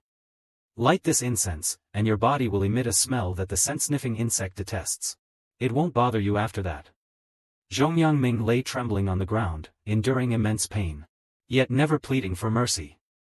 Those present couldn't help but admire his resilience. Throughout this, he had not uttered a single cry. Only Su Fu roared in what seemed like a loss of face. "This is impossible. Why aren't you screaming? Don't you feel pain?" After a while, Master Bai Qinglian, curious whether Zhongyang Ming was dead or alive, couldn't help but call out his name. Zhongyang Ming gritted his teeth and groaned, veins popping on his face. The next second, he actually stood up and shouted. "The late emperor humbled himself to call me a lowly person, his brother and friend. The current empress, since childhood, has called me uncle. This great flame dynasty is both my nation and my family. You, Black Soul Hall, think a mere finger-length poison insect can make me yield? You are laughable." Su Fu seethed, irate that his methods were so belittled. "Zhongyang Ming, are you truly seeking death?" Enduring the severe pain in his abdomen, Zhongyang Ming burst into laughter once more. "I, Zhongyang Ming, would rather die standing than live on my knees." Upon hearing this, Bai Qinglian gave up on persuading Zhongyang Ming to surrender. "Very well. If you insist on seeking death, I will grant you that wish. Xuanjian, your skills are the best for the job. Your slices are the thinnest. Execute him for me." Hearing this, the masked man known as Xuanjian said nothing but instantly appeared in front of Zhongyang Ming. Su Fu muttered with some dissatisfaction, knowing that with Xuanjian in action, Zhongyang Ming's death was inevitable. So boring. Xuanjian's blade then emitted an overwhelming aura. Facing the brink of life and death, Zhongyang Ming couldn't help but shed tears. "I'm sorry, Your Majesty. I can no longer assist you. Linger, I won't be able to see you marry and have children. My wife, I'm sorry. I really shouldn't have argued with you last night." Just as Zhongyang Ming was silently repenting, the ceiling of the Black Soul Hall suddenly shattered with a loud bang. Amid the flying debris, a dark figure slowly appeared before everyone's eyes. He had arrived. Shao Tian descended from the sky, crushing an evil king underfoot as he landed. Seeing this familiar yet strange silhouette and feeling the bone-chilling pressure emanating from him, Zhongyang Ming was stunned, tears still in his eyes. Shao Tian turned his head and smiled. "Good morning, Minister Zhong. Oh, why are you crying?" The next second, Shao Tian's eyes exploded with cold light. "You dare bully even my cook?" As his words rang out, an overwhelming force surged forth, causing several evil kings to vomit blood on the spot. Shao Tian's face turned serious. "If it weren't for fear of harming Zhongyang Ming, why would I only shout those worthless individuals to death? And I just saw my wife Sirwei on earlier." Shao Tian then decided to take action immediately, lunging towards Bai Qinglian, the master of the Black Soul Hall. Bai Qinglian almost wet himself. "Wait, Prince Shao. Zhongyang Ming has a painful parasite inside him. Without an antidote, he'll surely die." Hearing this, Shao Tian turned his head towards Zhongyang Ming and saw him shivering all over. "You're still lying at this point?" "He's not in pain. He's clearly stunned." "Stunned? He's stunned because you scared him." Su Fu quickly explained. "Prince Shao, I assure you, I planted this insect. Without an antidote, he will indeed die. If you don't believe me, just ask Minister Zhong." The others also chimed in. "Minister Zhong, please explain to Prince Shao. Your life is at stake." "Exactly, Prince Shao. Zhongyang Ming is your good friend and an important minister. You can't joke around with his life." Zhongyang Ming was utterly confused. "Who am I? Where am I? What are these people doing? Weren't they trying to kill me just a moment ago? What's going on here? After hearing their words, a still somewhat skeptical Xiao Tian finally asked Zhong Yangming, "Are you really dying?" To which Zhong Yangming responded, "Are you really Prince Xiao Tian?" Xiao Tian continued, "A brat named Zhongling mentioned that when she was 6 years old, she had an annoying dad who would purposely aim his butt at her face before farting." At this, everyone in the Black Soul Hall struggled not to burst out laughing. Zhong Yangming felt his scalp tingle. Why would the prince use this to prove his identity? That damned girl Zhongling remembered something from when she was 6. What's wrong with a new dad having a little fun with his child? A moment later, Bai Qinglian stepped forward to comfort Xiao Tian. "Prince Xiao, it's all a misunderstanding." Xiao Tian felt disgusted hearing this. "Can you talk like a normal person? You sound so effeminate. It's nauseating." Bai Qinglian broke out in a cold sweat. "Ahem, Prince Xiao, sorry. Old habits die hard. Enough. No more nonsense. Bring out the antidote." Xiao Tian waved his hand impatiently. At that, Su Fu took out a lamp, filling the air with a faint fragrance. Zhong Yangming breathed deeply, as if he were a fish returned to water. Xiao Tian was a bit puzzled. "Is this the antidote?" Zhong Yangming hurriedly explained. "My prince, this is just to temporarily relieve the pain caused by the scent-sniffing insect inside me. It's not the antidote." Hearing this, Xiao Tian was instantly furious. "You dare to trick me?" Terrified, Bai Qinglian hurriedly explained. "Not at all, Prince Xiao. We're just trying to make Minister Zhou more comfortable for the time being. As for the antidote, we hope to use it in exchange for the lives of the 4 of us. Also, we wish to form a blood pact for added security." Before Xiao Tian could speak, Zhong Yangming stood up to stop him. "No, Prince, you absolutely can't agree. A blood pact is an unbreakable bond. Once established, you can never act against them." Zhong Yangming clenched his teeth. "My death would be a small price to pay. The malignant tumor that is the Black Soul Hall must be eradicated." Hearing this, the people of the Black Soul Hall felt their scalps tingle. Their worst fear had come true. It wasn't that Xiao Tian was too strong. It was that Zhong Yangming was not afraid to die. Who knew that the next second, Xiao Tian suddenly spoke. "Fine, let's form a blood pact." Xiao Tian then turned his gaze back to Zhong Yangming. "If you die, where will I find another chef who cooks as deliciously as you? Besides, your daughter, that little brat Zhongling, would cry non-stop and annoy everyone if she knew her dad was really dead." Suddenly, Xiao Tian's face turned cold, and he told the people of Black Soul Hall, "Let me give you some advice. Be more considerate in your actions. Remember, what goes around comes around. Nobody is spared by the heavens." Then, standing in place, Xiao Tian was surrounded by several people from the Black Soul Hall. Together they chanted, invoking the cosmic laws as their witness. In exchange for the antidote to save Zhong Yangming's life, Xiao Tian would never harm any of the Black Soul Hall members present. The antidote must also be effective.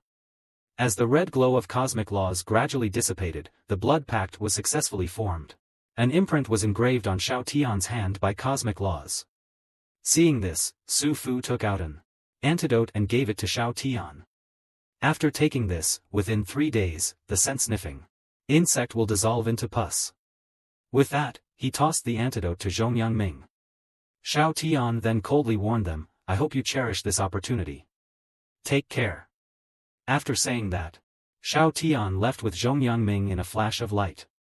Bai Qinglian and his men finally exhaled in relief. Finally, that guy is gone. A moment later, Bai Qinglian, who had recovered his energy, suddenly yelled at Su Fu, "Plant a scent-sniffing insect in every person in the intelligence department. How dare you tell me Xiao Tian is a waste? Make them suffer." Still stunned by Xiao Tian, Su Fu nodded mechanically. "Don't worry, master. I'll make their lives a living hell. And these fools dare to say that Xiao Tian is a useless slacker? That man is clearly an incredibly strong monster." Another person scratched his head and asked, "Master, what should we do now?" Bai Qinglian gritted his teeth, his face full of resentment. It seems we'll have to ask for the help of high-ranking officials from the Holy Demon Sect's headquarters. Revenge is a dish best served cold. The Blood Pact only says he can't harm us, but we can still go after him. Xiao Tian overlooked this detail. Ha ha ha. I will definitely torture him and make him suffer. Just then, a hearty laugh came from outside the front gate. The woman shivered in fear and hurriedly patted Bai Qinglian. Master. Annoyed, Bai Qinglian snapped. What are you doing? Haven't I said I hate being touched by women? Trembling, the woman pointed towards the gate. Master. Look over there. Look. Reluctantly, Bai Qinglian followed the direction she was pointing and was dumbfounded. This is trouble. Hiding outside the gate were none other than Xiao Tian and Zhong Yangming, who had returned. Prince, we've been discovered, Zhong Yangming said. Xiao Tian stepped out and spoke. Old Zhong, do you know how to describe people like these? Zhong Yangming thought for a moment. I don't know. Prince, you tell me. With a smirk, Xiao Tian pointed at Bai Qinglian. It's called a leopard can't change its spots. Zhong Yangming chuckled. Indeed. The true source of happiness is built upon the suffering of others. All the people from the Black Soul Hall were terrified, but Zhong Yangming was immensely impressed by Xiao Tian. Though Prince may appear to be out of tune, he is actually very thoughtful. He went on to explain that Xiao Tian had told him earlier to observe these people to see if they had genuinely changed, and had no intention of seeking revenge. Xiao Tian coldly stared at everyone. I originally thought of giving you a second chance to walk the path of righteousness. I even came back to compensate you for the roof I broke earlier, but you have disappointed me greatly. Bai Qinglian broke out into a cold sweat. Prince Xiao, I was just speaking casually. Besides, we have a blood pact. Zhong Yangming felt disheartened. I knew it would come to this. If not for saving me, Prince wouldn't be in such a passive position. The others from Black Soul Hall also tried to pacify the situation. Prince Xiao, the master is right. It's all a misunderstanding. We have a blood pact after all. Growing more audacious, Bai Qinglian continued. If you dare lay a hand on us, the rules of heaven and earth will fall, and all beings will be as insignificant as ants. Annoyed, Xiao Tian retorted, you're truly incorrigible. Even at this point, you don't know how to repent. You even speak in such a contrived manner, just as I suspected. You people from Black Soul Hall have been scheming against me all along. Pointing at Bai Qinglian, he added. I've underestimated you. At first, I thought you were just trying to sabotage my relationship with the Empress through poisonous marsh elder and earthly killer, but I never expected you to be so meticulous as to trap me with a blood pact. Such a frightening mind, such poisonous scheming. Confused by Xiao Tian's accusations, Bai Qinglian wondered, what is he talking about? When did I ever scheme against him? If I had known he was this formidable, I would have stayed far away.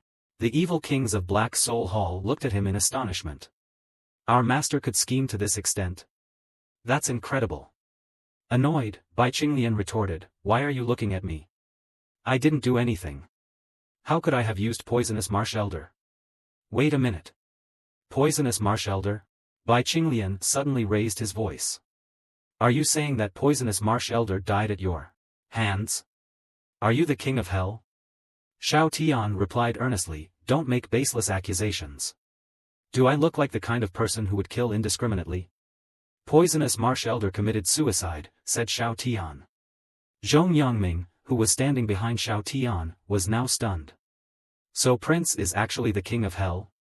The members of Black Soul Hall felt chills running down their spines upon hearing Xiao Tian's words.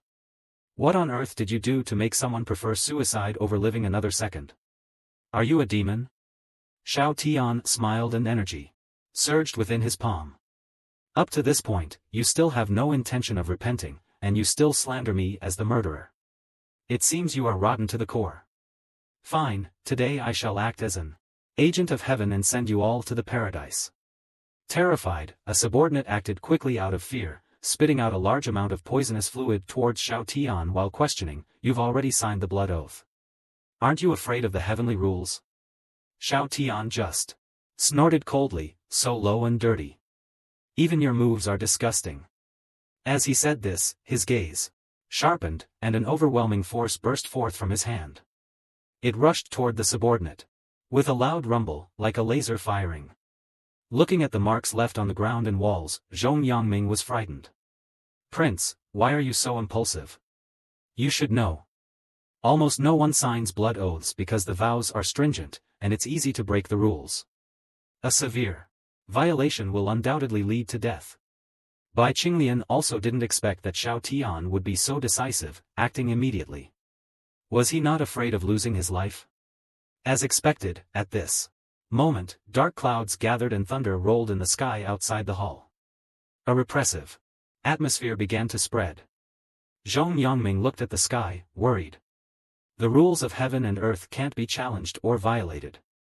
Otherwise, calamity will strike, and under this thunder, death is inevitable. Prince, you're too reckless. At this moment, no one was happier than Bai Qinglian. He repeated the words that Xiao Tian had said earlier. The wheel of fate keeps turning. Heaven spares no one. As he spoke, thunderbolts, filled with rolling anger, rained down. It was as if the avatar of heavenly law was roaring at Xiao Tian. The people of Black Soul Hall reveled in Xiao Tian's misfortune, completely lost in their joy. Xiao Tian, however, kept his head low, seemingly somewhat dissatisfied. The next second, Xiao Tian suddenly let out a cold snort and angrily shouted, "If you dare, try striking down on my head." As Xiao Tian's words fell, the giant dragon seemed to sense something wrong. Its pupils dilated in fear, and it quickly dispersed the dark clouds in the sky, replacing them with a beautiful rainbow. It then landed behind Xiao Tian and let out a soft roar, as if to proclaim Xiao Tian's sovereignty. It seemed to tell everyone, "This Xiao Tian is my boss." Then it obediently began massaging Xiao Tian's legs and shoulders, acting very much like a sycophant. Zhong Yongming and the people of Black Soul Hall were completely stunned. They couldn't think of any words to describe their feelings at that moment. After the heavenly dragon finished flattering Xiao Tian, it slipped away as if its feet were greased. The group was so scared that they huddled together, trembling. Xiao Tian just smiled and extended his left hand, which was previously bound by the blood pact, saying, "Blood pacts may be useful to you, but they mean nothing to me." As he spoke, he clenched his fist, and the pact vanished into thin air. Black Soul Hall's leader Bai Qinglian was completely stunned. What kind of freak is this? Even the laws of heaven and earth don't apply to him. Without any more hesitation, he knelt before Xiao Tian and cried out, "Prince, I know I was wrong.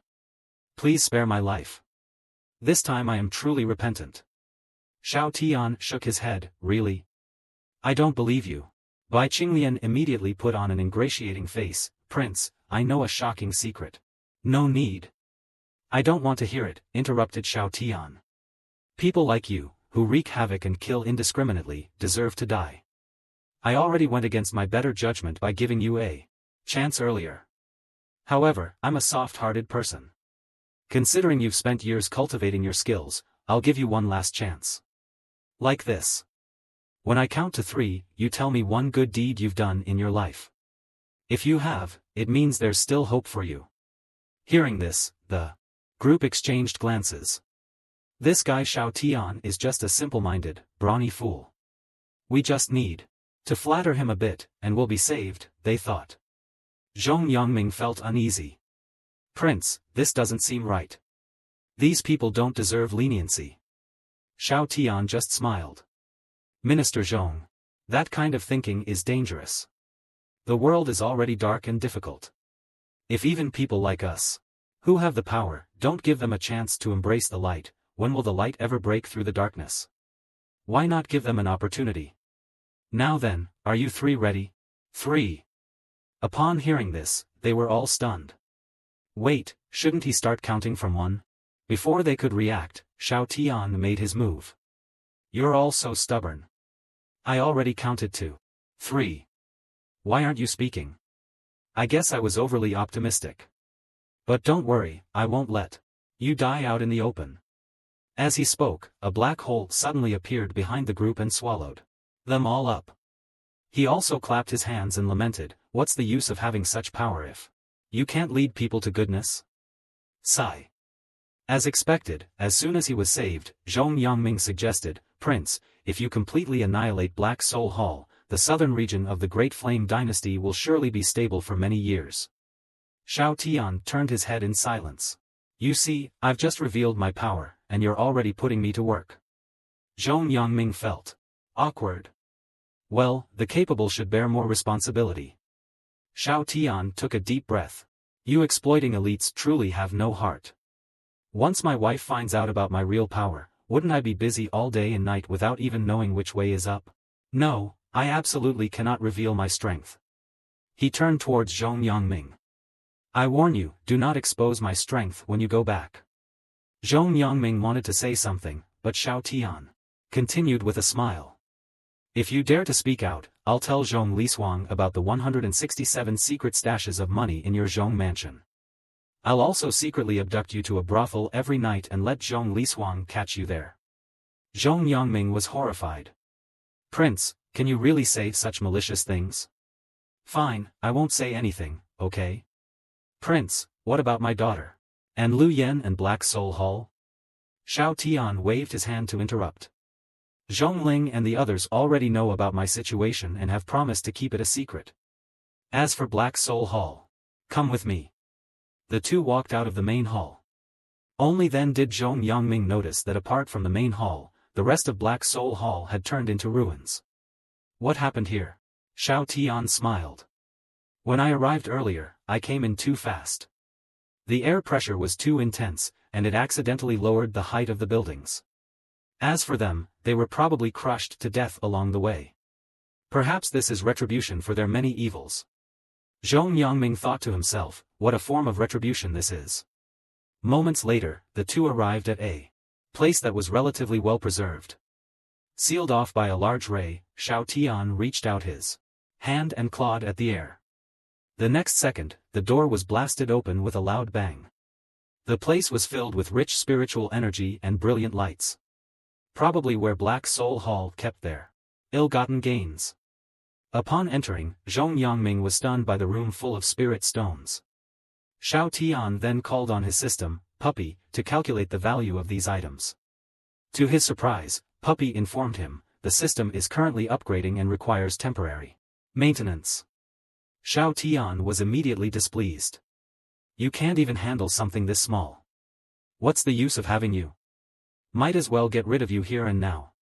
Frightened, Puppy urgently paused the upgrade, calculating, the total value of Black Soul Hall's stash is 32 million spirit stones. May I continue the upgrade and maintenance now? Yes, go ahead. Thank you, Master. And the system resumed its upgrade, entering maintenance mode. Then, Xiao Tian sighed and told Zhong Yangming, the value of the stuff here is just over 32 million spirit stones. As compensation, it's barely passable. I didn't expect Black Soul Hall, which looks so grand, to be so poor. Zhong Yangming quickly explained, Prince, the entire annual tax revenue of the Great Flame Dynasty is only around 10 million spirit stones. Prince, shouldn't these be turned over to the national treasury? Why are you talking about compensation? Xiao Tian looked displeased. Why should it go to the national treasury? This is all compensation from Black Soul Hall. By Qinglian to us. Zhong Yangming was puzzled. What are you talking about? You've already made Bai Qinglian miserable. He's dead. Aren't you going to let him go? Xiao Tian crossed his arms and began to explain, right now, I should be sipping some wine, eating some food, and waiting at your Zhong residence for the dishes you've prepared. But instead, I'm here because of Black Soul Hall. They were plotting against us. Shouldn't they compensate us 10 million spirit stones? I'll take 9 million, and you can have 1 million. Zhong Yangming was confused. Prince, what do you mean? By plotting against us? Xiao Tian retorted, you don't understand. Time is money. Time is life. Black Soul Hall wasted our time. How is that not plotting against us? In addition to compensation, we should at least get 10 million spirit stones for our services, right?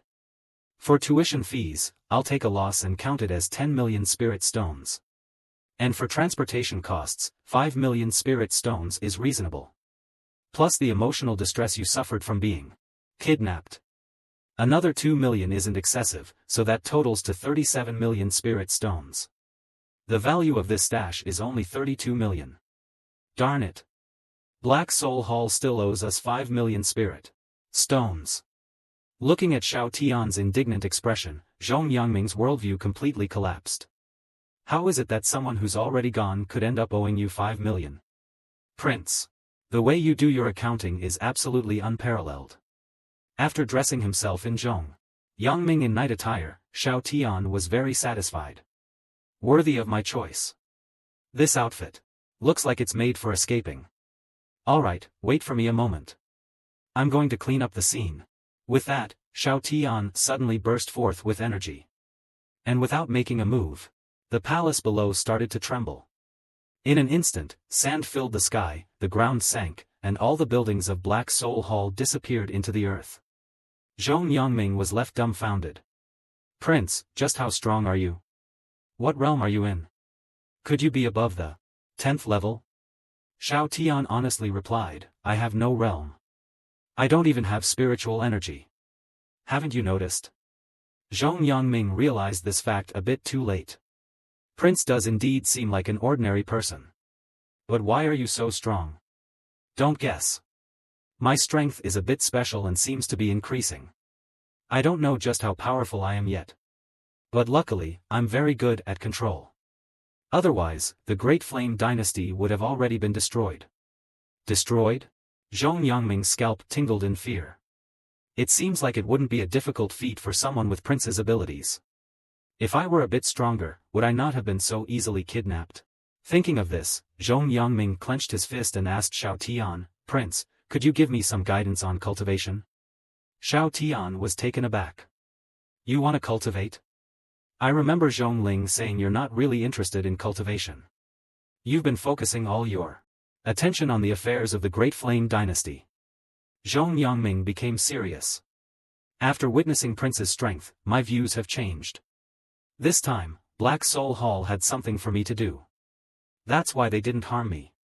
What if next time, someone sets their sights directly on the Great Flame Dynasty and wants to harm me? So, this incident with Prince has also given me some inspiration. If I appear weak on the surface, waiting for those who want to harm me to reveal themselves, can't I just take them down in one fell swoop? With a sly smile covering his face, Zhong Yangming made his point. Xiao Tian was speechless. This guy is so cunning. Planning to play the fool to catch the wise. Xiao Tian directly took a refusing posture. You can do it without involving me. I simply wanted to enjoy a peaceful life, and they forced me to act.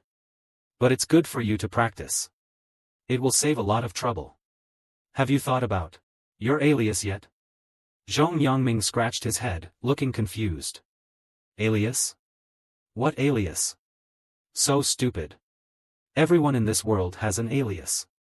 Think of one in advance so you can announce it when you act. I had a friend who used to ambush people in the toilet, earning him the nickname the Slaughterer of the Restroom. So, be serious about it. What if people call you the Heavy Cavalry? Xiao Tian spoke with righteous indignation, but Zhong Yangming only mumbled in bewilderment. Your friend. Xiao Tian interrupted him. That's not the point. The point is your alias. Have you thought of one? Hearing this, Zhong Yangming's eyes turned determined. Call me Heavy Cavalry. Xiao Tian subconsciously praised him, decisive and manly. Wait, are you sure you want to go with that name? Zhong Yangming nodded confidently. Yes, Heavy Cavalry it is. Heavy represents the weight of the responsibilities of the Great Flame Dynasty. Cavalry symbolizes charging into battle. I really like this name.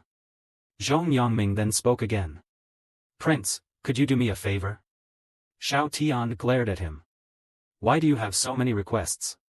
Come on, Prince. How about this? Instead of preparing 5 meals a week for you, I'll prepare 10. Xiao Tian immediately brightened up. Speak. What is it? Zhong Yangming pointed at the ruins below. Could Prince write a line of text? Right. The affairs of the Great Flame. The King of Hell is destined to conquer. Make it big. Enough to cover the entire valley. I want to make a splash in these murky waters using the name of Prince. A hidden powerhouse. Let's see who has their eyes on our great flame dynasty and what they're after. Xiao Tian stared at him blankly, unable to resist commenting. You're really scheming, aren't you? No sooner had he spoken than he felt a sudden jolt in his heart. He turned to look behind him. Oh no! My wife is coming. Quick! Run! After leaving the named King of Hell on the ground, he stirred up a gust of wind with a loud boom and flew away immediately. Watching Prince disappear into the horizon, Zhong Yongming couldn't help but marvel at how incredibly powerful he was. Then he looked at the speed of the Empress. In comparison, she was really slow. A moment later, Empress gently descended in front of Zhong Yongming, enveloped in golden light. Seeing him unharmed, she was a bit puzzled. Uncle Zhong, are you okay? On closer inspection, she became even more confused. Didn't Zhong Lishuang say that you were kicked out and nothing but your undergarments? How come you're now dressed in a high-grade spiritual artifact? Then, the Empress casually turned her head and exclaimed, Holy crap! This is King of Hell.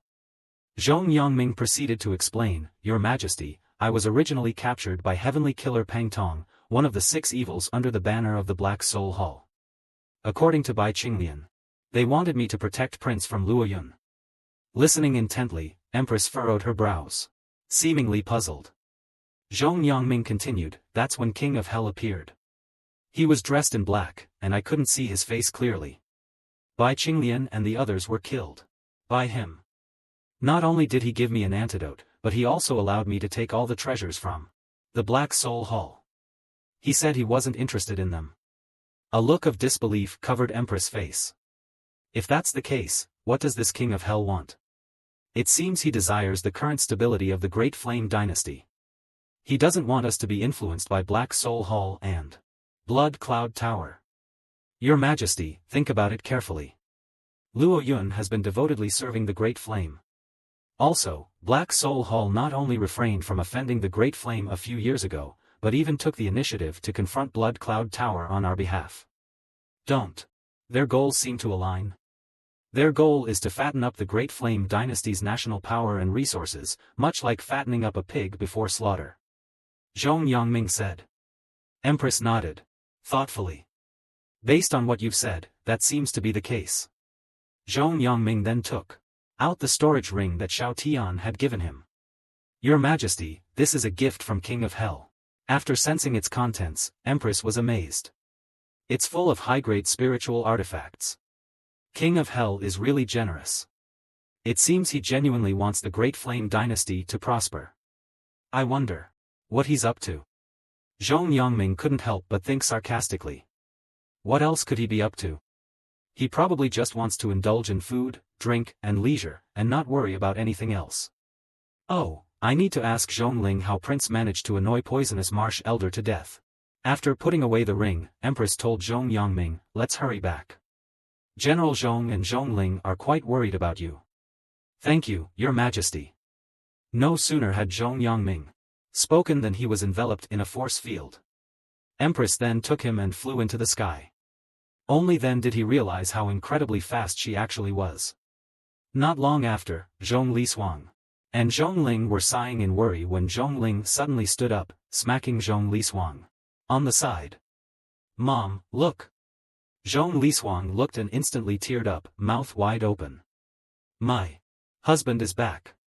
Despite the dark circles under his eyes, he looked rather spirited in his high-grade spiritual artifacts.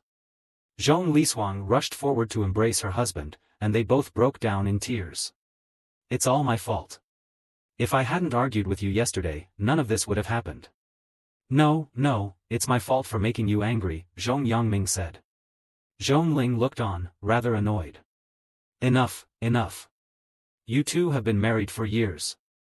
Why are you being so mushy? I can't stand it. Hearing this, Zhong Lishuang finally let go of her husband and turned around to poke Zhongling on the head. Empress looked at the harmonious family scene and smiled contentedly, although there was a tinge of wistfulness in her smile. How wonderful it is to be with family.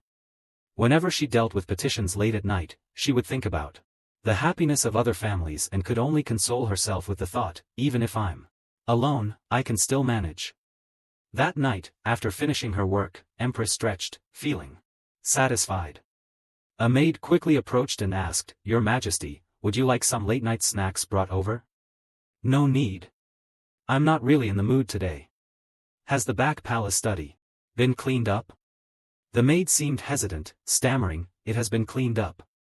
Tired and not noticing anything amiss, Empress walked directly to the back palace, only to find something seemed different.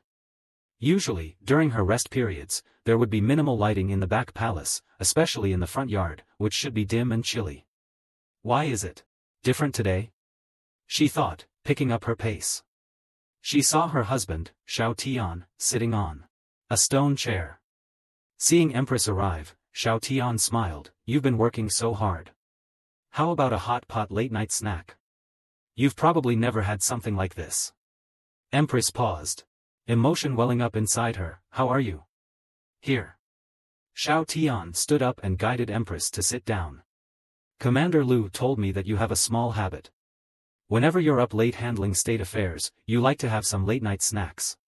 Eating alone isn't much fun, so I prepared some local delicacies from my hometown to reward you, Your Majesty, for all your hard work." As he spoke, Xiao Tian picked up a piece of meat with his chopsticks. For hot pot, you need to cook the ingredients in the broth. Each ingredient has its own cooking time. Try this one. Unfortunately, we don't have sesame sauce here, otherwise a single dip would make it incredibly fragrant. Xiao Tian blew on the meat to cool it down. "Your Majesty, please. Have a taste." Empress' cheeks flushed as she obediently opened her mouth to try it. After carefully chewing, she felt the delicious flavors spread across her palate, making her cheeks even rosier. "Prince serves me so well. I'm very pleased. You deserve a reward." Xiao Tian looked at her with interest. "What would Your Majesty like to reward me with?" Empress returned his gaze fervently. "I reward you with the chance to feed me again." Xiao Tian smiled. "Your Majesty, please wait a moment. The piece of meat I'm cooking for you this time requires special attention, so you'll have to wait." Empress silently watched Xiao Tian as he busied himself, feeling a sense of appreciation. It's so good not to be alone, she thought.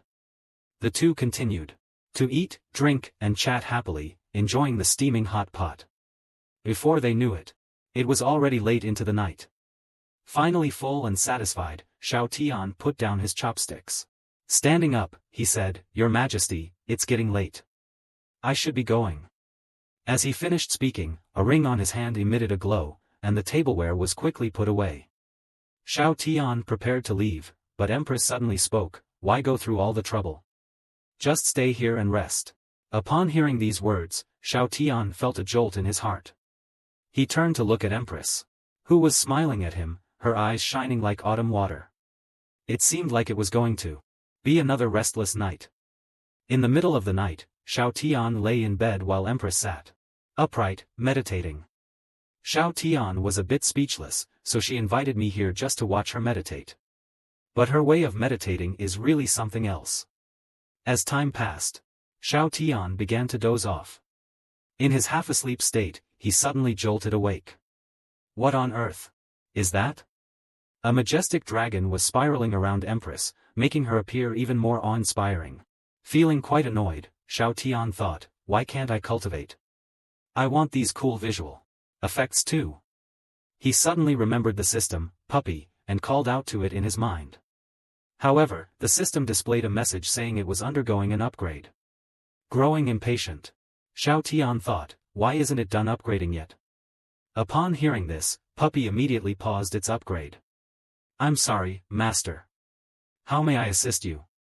Xiao Tian pointed to the dragon surrounding Empress. Can I get those light effects too? Puppy clarified. Master, those aren't just light effects. They're the Emperor's dragon energy and royal purple energy that surrounds Jiruyan.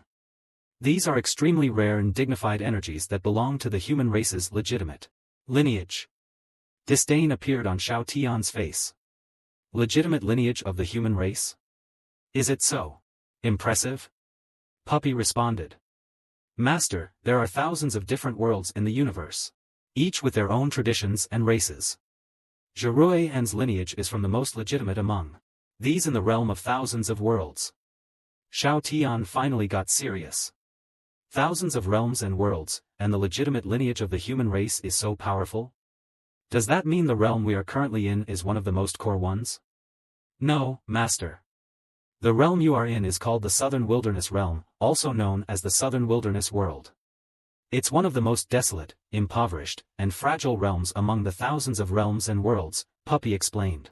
Hearing this, Xiao Tian was rendered speechless. So, I'm in the worst one? Fine. Go back to upgrading. Subsequently, he looked at Empress with a goofy grin. Who would have thought I'd be so lucky? Summoned to another world, and not only do I get an Empress as a wife, but she also has golden legendary potential. Just as Xiao Tian was entranced by Empress, she suddenly opened her eyes and looked at him. Startled, he quickly turned around, his face flushing as he stammered. I was just looking, not doing anything. Seeing his reaction, Empress chuckled affectionately. Then, Empress ended her meditative state. With a wave of her small hand, the lights dimmed, shrouding the room in soft darkness. All right, let's rest, she said as she lay down. Xiao Tian could only nod and obediently follow suit.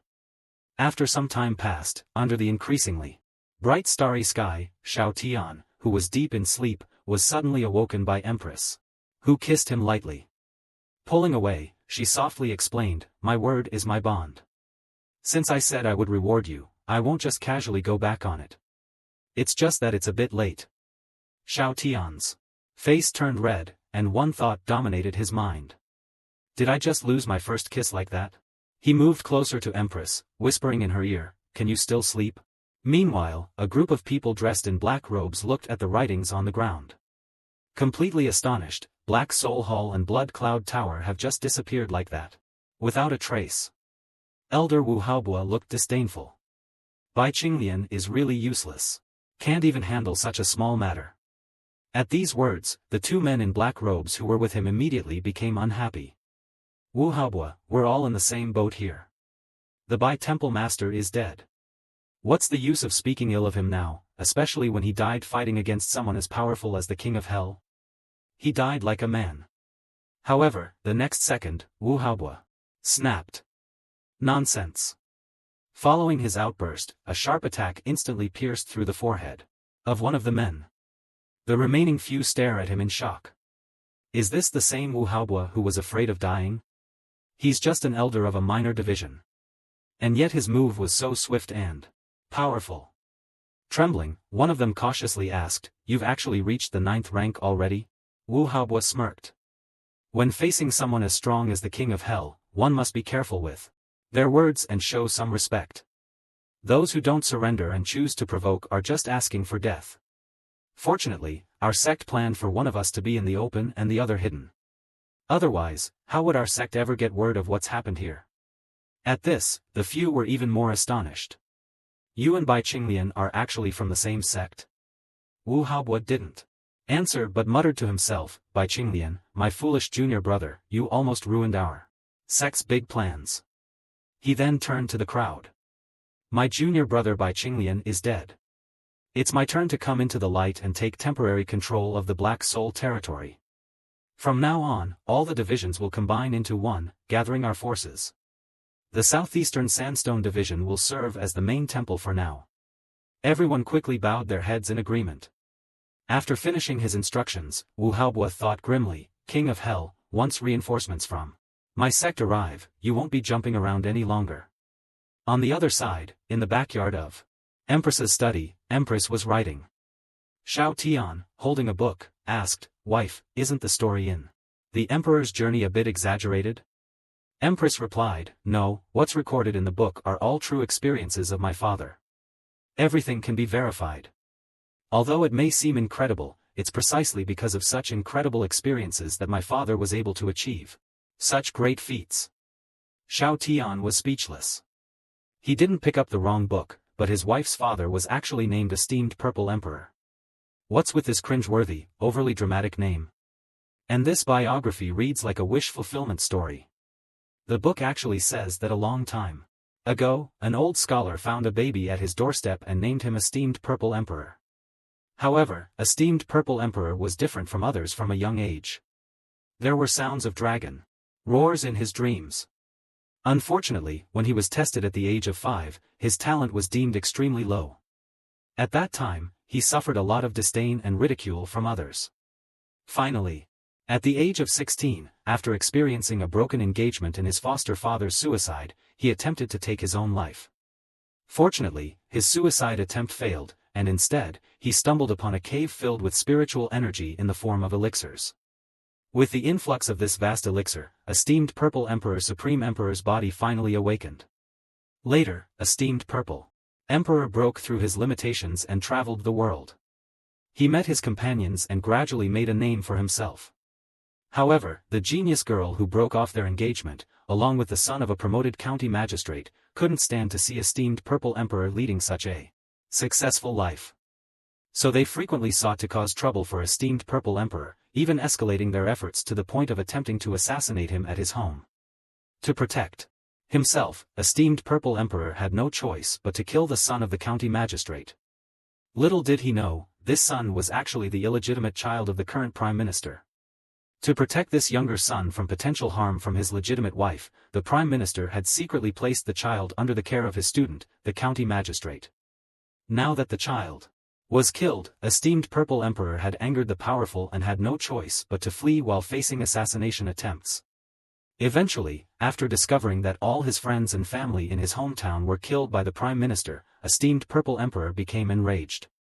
He killed the county magistrate, took up arms, and started a rebellion. A few years later, at just 20 years old, he founded the nation of Great Flame and became the great emperor that his foster father, the old scholar, had always believed he would be.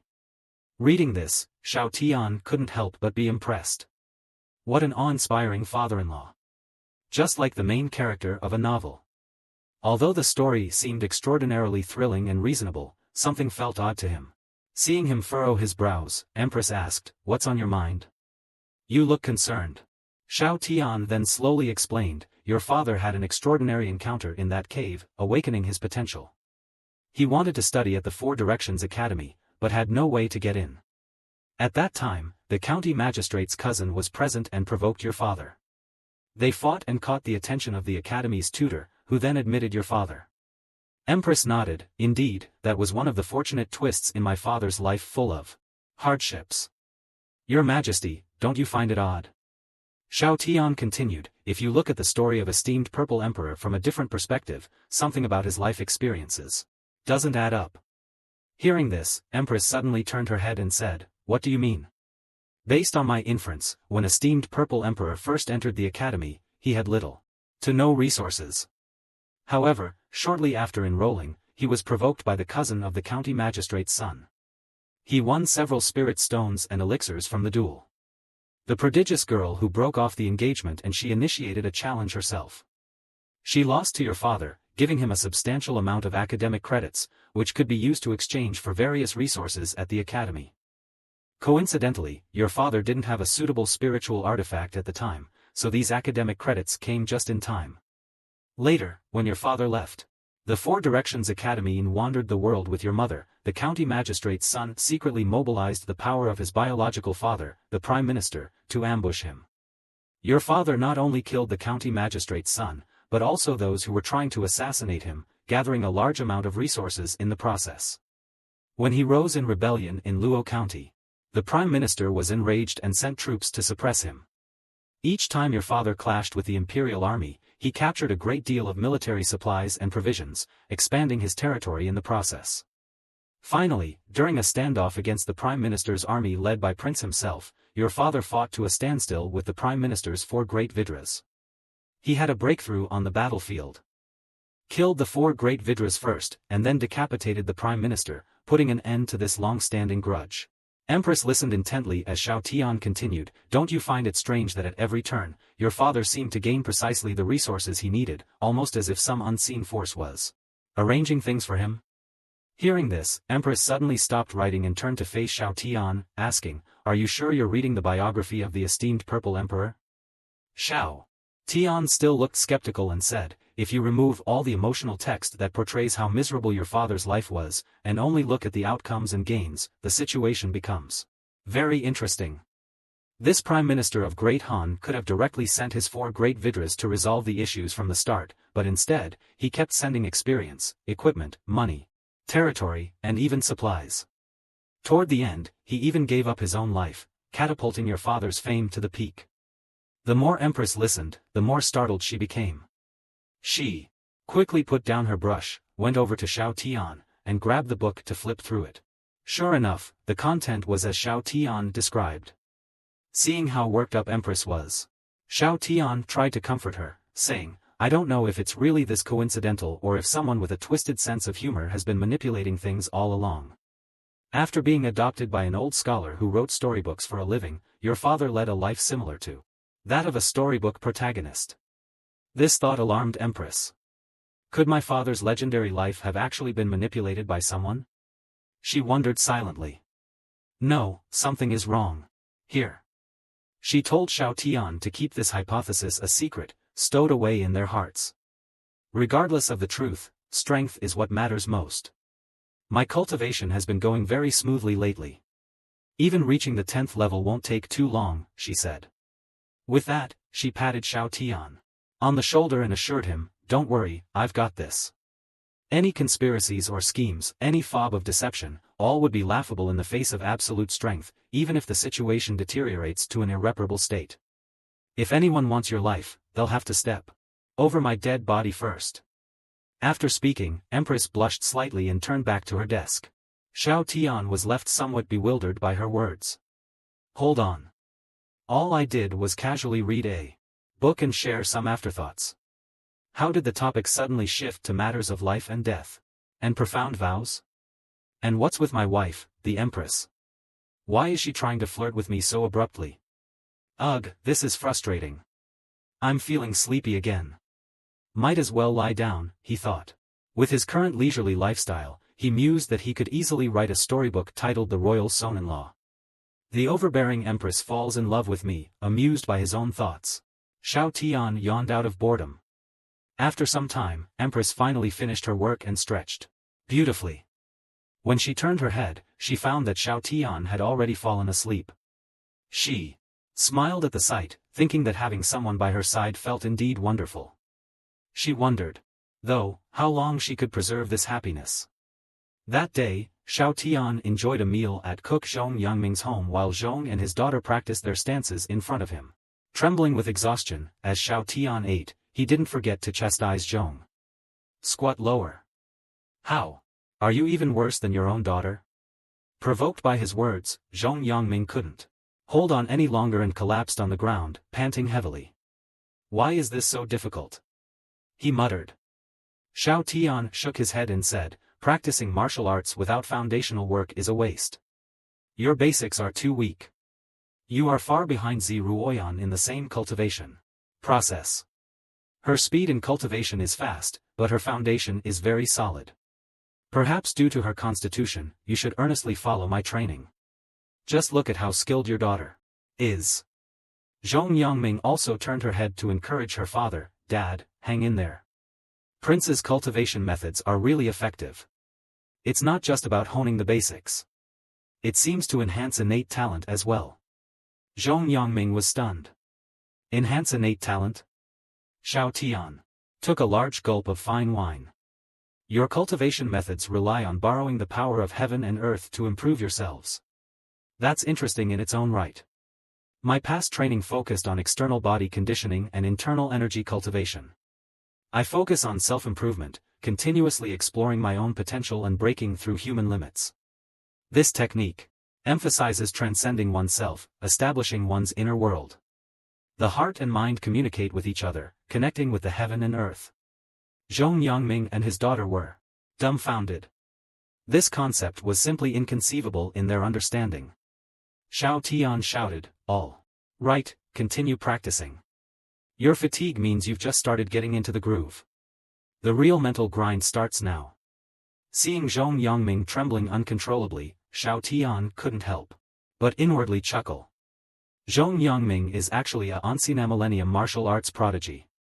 The title of heavy armored cavalry will probably spread far and wide before long. Meanwhile, at the residence of Chancellor Lu Aoyan, who had been plotting to kill Xiao Tian, Lu Aoyan was reviewing official documents. Suddenly, he sensed someone approaching. In the next second, a masked man appeared before him. The masked man respectfully presented a sealed letter. "Sir, please take a look."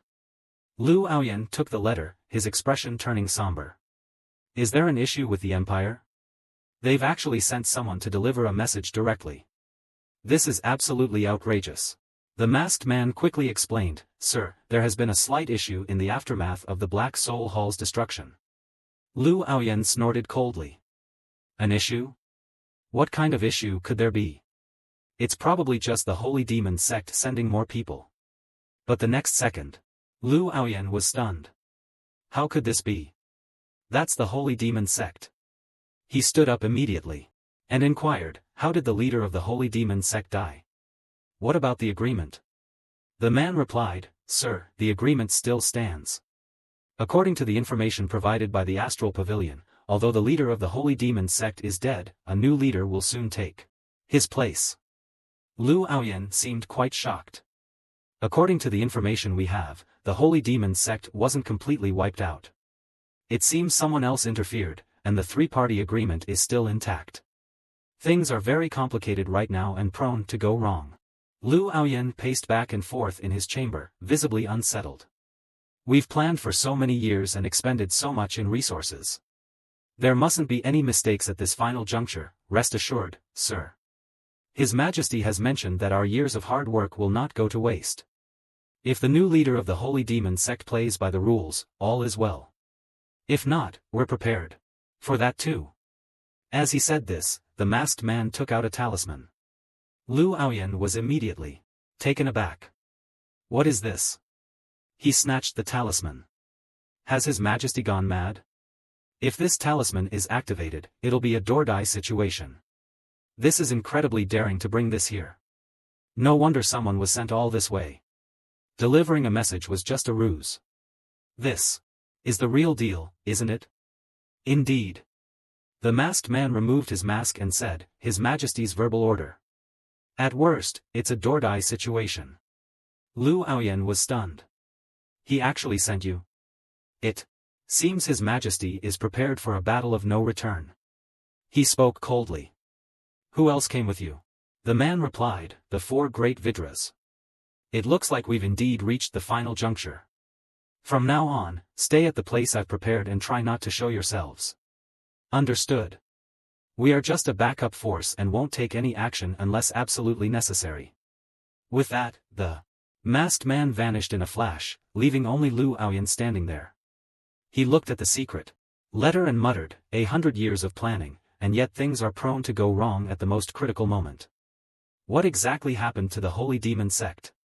I've spent so many years working for the Eastern Flame Kingdom and the Great Flame. There can't be any mistakes now.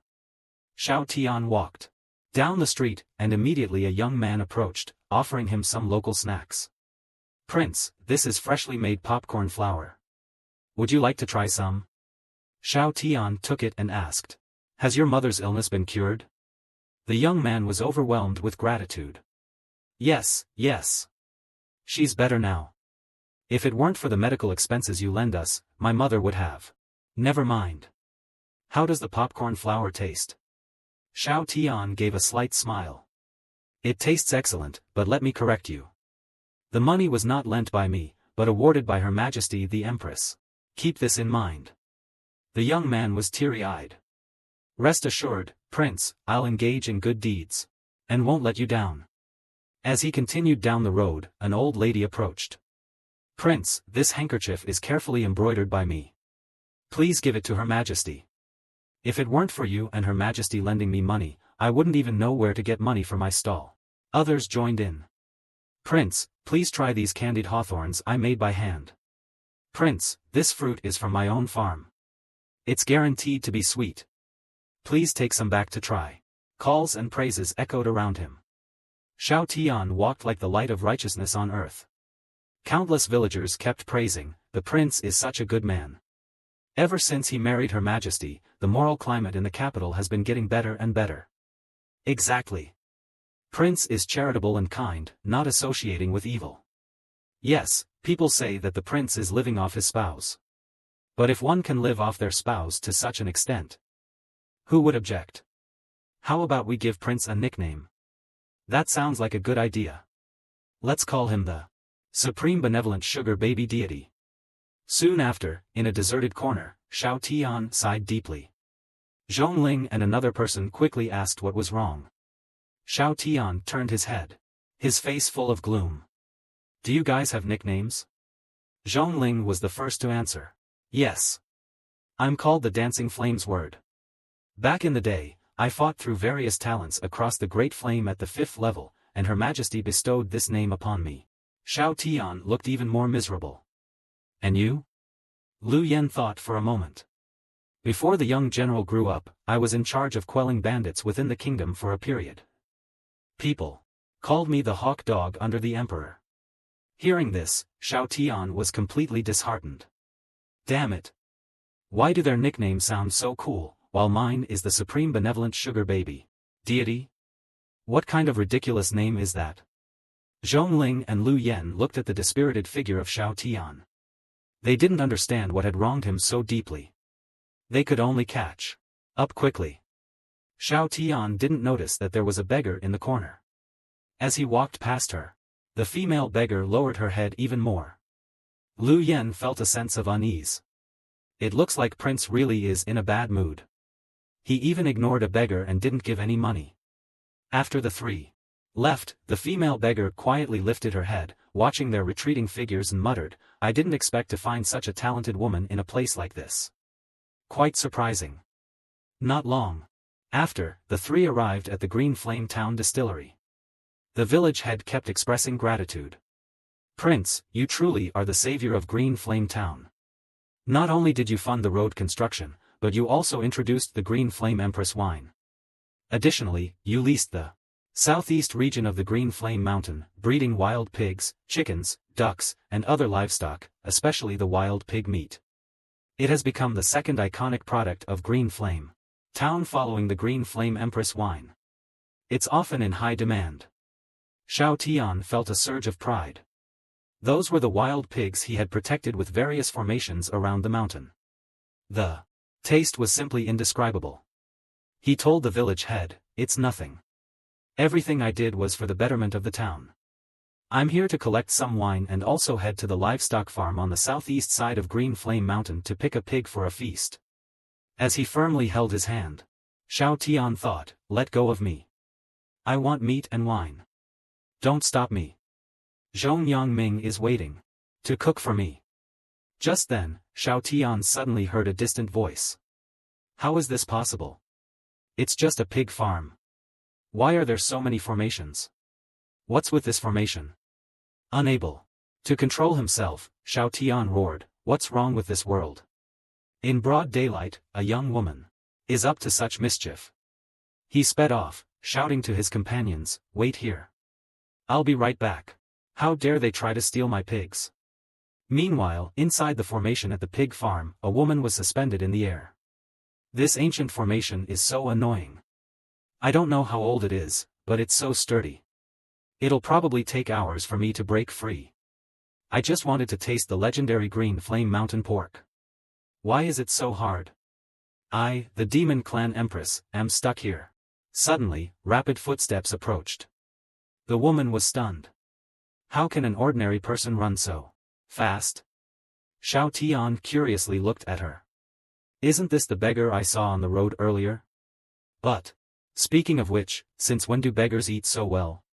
Feeling Xiao Tian's gaze, Luo Feng Yuan's face turned red, and she shouted, "Get lost, you stinky man. What are you looking at?" A moment later, Xiao Tian suddenly spoke, "This is my fault. I've caused you unnecessary suffering." Stepping forward, he reached out to touch the ancient formation. Startled, Luo Feng Yuan quickly shouted, "Don't touch it. This formation is dangerous." Yet in the next second, the formation unraveled in Xiao Tian's hands like soft ropes being pulled apart. Luo Fengyuan, no longer restrained, landed beside Xiao Tian. He chuckled, relax. This is just a second-tier, low-grade formation I had someone set up. See how thin these lines are? They're easy to undo. I apologize for my previous neglect due to my bad mood. If I had assisted you earlier, you wouldn't have been desperate enough to sneak up the mountain to steal a pig and get caught in the formation. Luo Fengyuan was stunned. Xiao Tian then took out a stack of silver notes and asked, "Is there anything else you need help with?" Still in shock, Luo Fengyuan inquired, "Are you very rich?" He hesitated, "Well, I guess I am." Luo Fengyuan's face turned slightly red. "Then, would you consider supporting me?" Now it was Xiao Tian's turn to be stunned. He looked her over, thinking, the world really has changed. Such a lovely girl first resorts to begging, then stealing, and now even considers selling herself and her soul. Is this how Luoying governs his country? Luo Fengyuan, on the other hand, wondered, is he angry? I just saw how effortlessly he broke the constraints of the ancient formation. My approach is also related to the trilateral agreement. Why is he so peculiar in his thoughts? He wouldn't reject me, would he? He has no right to refuse me. Thinking this, Luo Fengyuan wiped the mud off her face and flicked her long hair, laughing, I am still very attractive. If I clean up and stay by your side, I won't embarrass you and will be very obedient. Seeing Xiao Tian staring intently at her, Luo Fengyuan giggled to herself. Indeed, no man could resist. Just then, Xiao Tian suddenly slapped Luo Fengyuan on the head and shouted word by word, "Stay away. If the Empress finds out, my peaceful life will be over." Luo Fengyuan held her head, utterly stunned, damn it. There's actually a man who can reject me, and he's done it twice. But this pain, I kind of want to feel it again. She looked at him with a longing expression. Xiao Tian was completely baffled. Is this girl a little off? Why does she seem so happy even after I hit her? He squatted down and patiently explained, young lady, this kind of thinking isn't right. You know, as humans, we should strive to live positively and face the sunshine. How can you be so self-deprecating? If you're facing difficulties, you can talk to me about them. Without hesitation, Luo Fengyuan said, no, I want to experience the feeling of getting something for nothing. Hearing this, Xiao Tian, who was initially trying to comfort her, clenched his fist in anger. Are you really out of your mind? Not listening to advice? I'm telling you to live a proper life, not to have such wild fantasies. Can't you understand? As he spoke, Xiao Tian once again landed a punch on her head. Unexpectedly, Luo Fengyuan's face was filled with joy, and she said with a look of enjoyment, oh, how strange. Why can't this concubine understand? Xiao Tian was about to scold, how can you possibly not understand? But in the next second, it seemed as if he had realized something. Understanding dawned on him, and his face was suddenly covered in cold sweat. Could it be, this girl has awakened some strange fetish? Xiao Tian was terrified. If the Empress finds out, I'm probably going to be kicked out. Seeing the woman acting so clingy, he cautiously offered, how about I take you home to find your parents? But to his surprise, the beggar woman, with a face full of sorrow, responded, my parents killed each other. They're both gone. Feeling helpless, Xiao Tian tried to persuade her, can you at least heed my advice and lead a good life? With a lovesick expression, the beggar woman cooed, this concubine doesn't understand. Annoyed by her behavior, Xiao Tian was about to slap her, thinking, she's really beyond redemption. She's driving me crazy. But just as his hand was about to hit her, he held back. He thought to himself, I can't slap her. She seems to enjoy it. As expected, the beggar woman looked up at him with an expectant look, not dodging his move at all. Frustrated, Xiao Tian punched the ground, what misfortune. I just wanted to enjoy some wild boar meat, and now I've got this mess on my hands. Not long after, at the Green Flame Town distillery, the village head spotted someone approaching. Ha, is that Prince? Zhong Ling and Lu Yen were taken aback. They quickly followed the direction the village head was pointing and exclaimed, wow, did Prince bring back a beautiful beggar woman? The beggar woman, with a love-struck expression, shamelessly asked Xiao Tian, this concubine is so tired. Can you carry me on your back? Xiao Tian immediately turned and snapped at her, shut up. Walk on your own. Hearing this, the beggar woman once again showed that provoking expression, replying, this concubine understands. Now. The village head, along with Zhongling and Lu Yan, were left stunned. Wasn't Prince going to catch the pig thief? Why did he bring back such a peculiar beggar woman? And, does Prince always have such a temper? It wasn't until the two approached that Lu Yan finally pointed at the beggar woman and asked, Prince, who is this? Xiao Tian immediately handed the beggar woman over to the village head. Please, make sure to find her a job at the women's packaging factory. Keep a close eye on her. She needs to undergo labor reform and understand the meaning of self-reliance. She should create her own future with her own hands through hard work. As he spoke, he couldn't help but slap the beggar woman on the head again. Did you hear me? The beggar woman, with a face full of joy, responded, this concubine understands. Upon witnessing this scene, Zhongling and Lu Yan felt completely dumbfounded. What's with this woman? At this moment, Xiao Tian wanted to leave immediately. After instructing the village head to arrange everything, he bolted. The village head looked somewhat uneasy. I didn't expect Prince, who has an empress, to be so audacious. Luckily, there was a residence that the townspeople had built as a gift for the prince. It came in handy now. All Xiao Tian could think was, women are so annoying. I need a drink. I want to eat the food made by Zhong Yanming to console my wounded soul. Soon, the beggar woman was settled. In the house. She sat by a stone table, lost in thought. That Xiao Tian is interesting. Since my parents passed away when I was young, no one has dared to hit or scold me like that.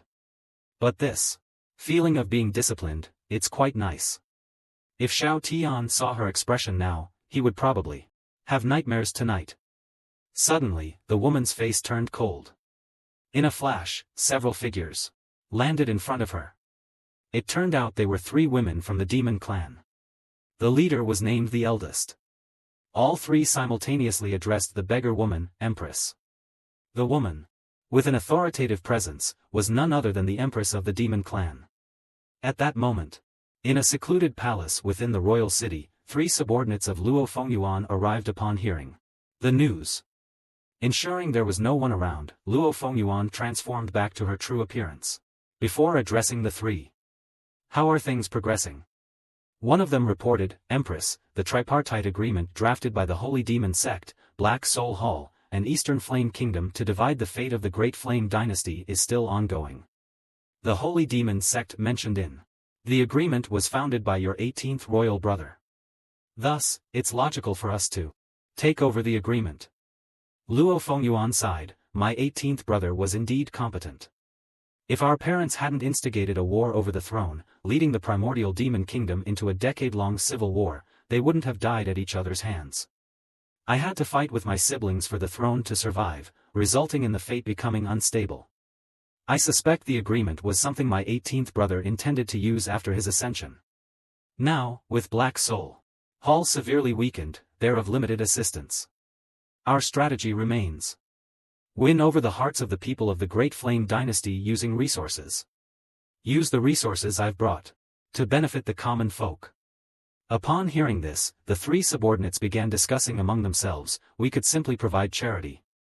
That won't work, another interjected.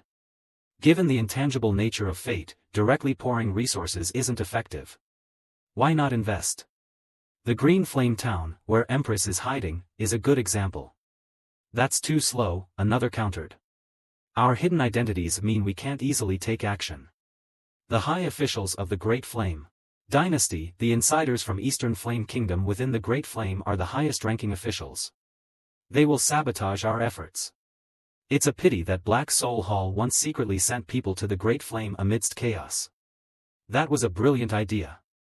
That fool named by Qinglian unnecessarily provoked such a formidable enemy. He deserves to die. The 3 kept chattering and discussing, but Luo Fengyuan's mind was filled with images of Xiao Tian and that man named Wu Haobua. How dare he encourage us to provoke the King of Hell? He deserved to have his head burst open by Empress. Unable to stand their incessant chatter, Luo Fengyuan interjected, enough. You've Been arguing for so long without a solution. Tomorrow, head to the royal city to gather more information, and while you're at it, find out more about this Xiao Tian.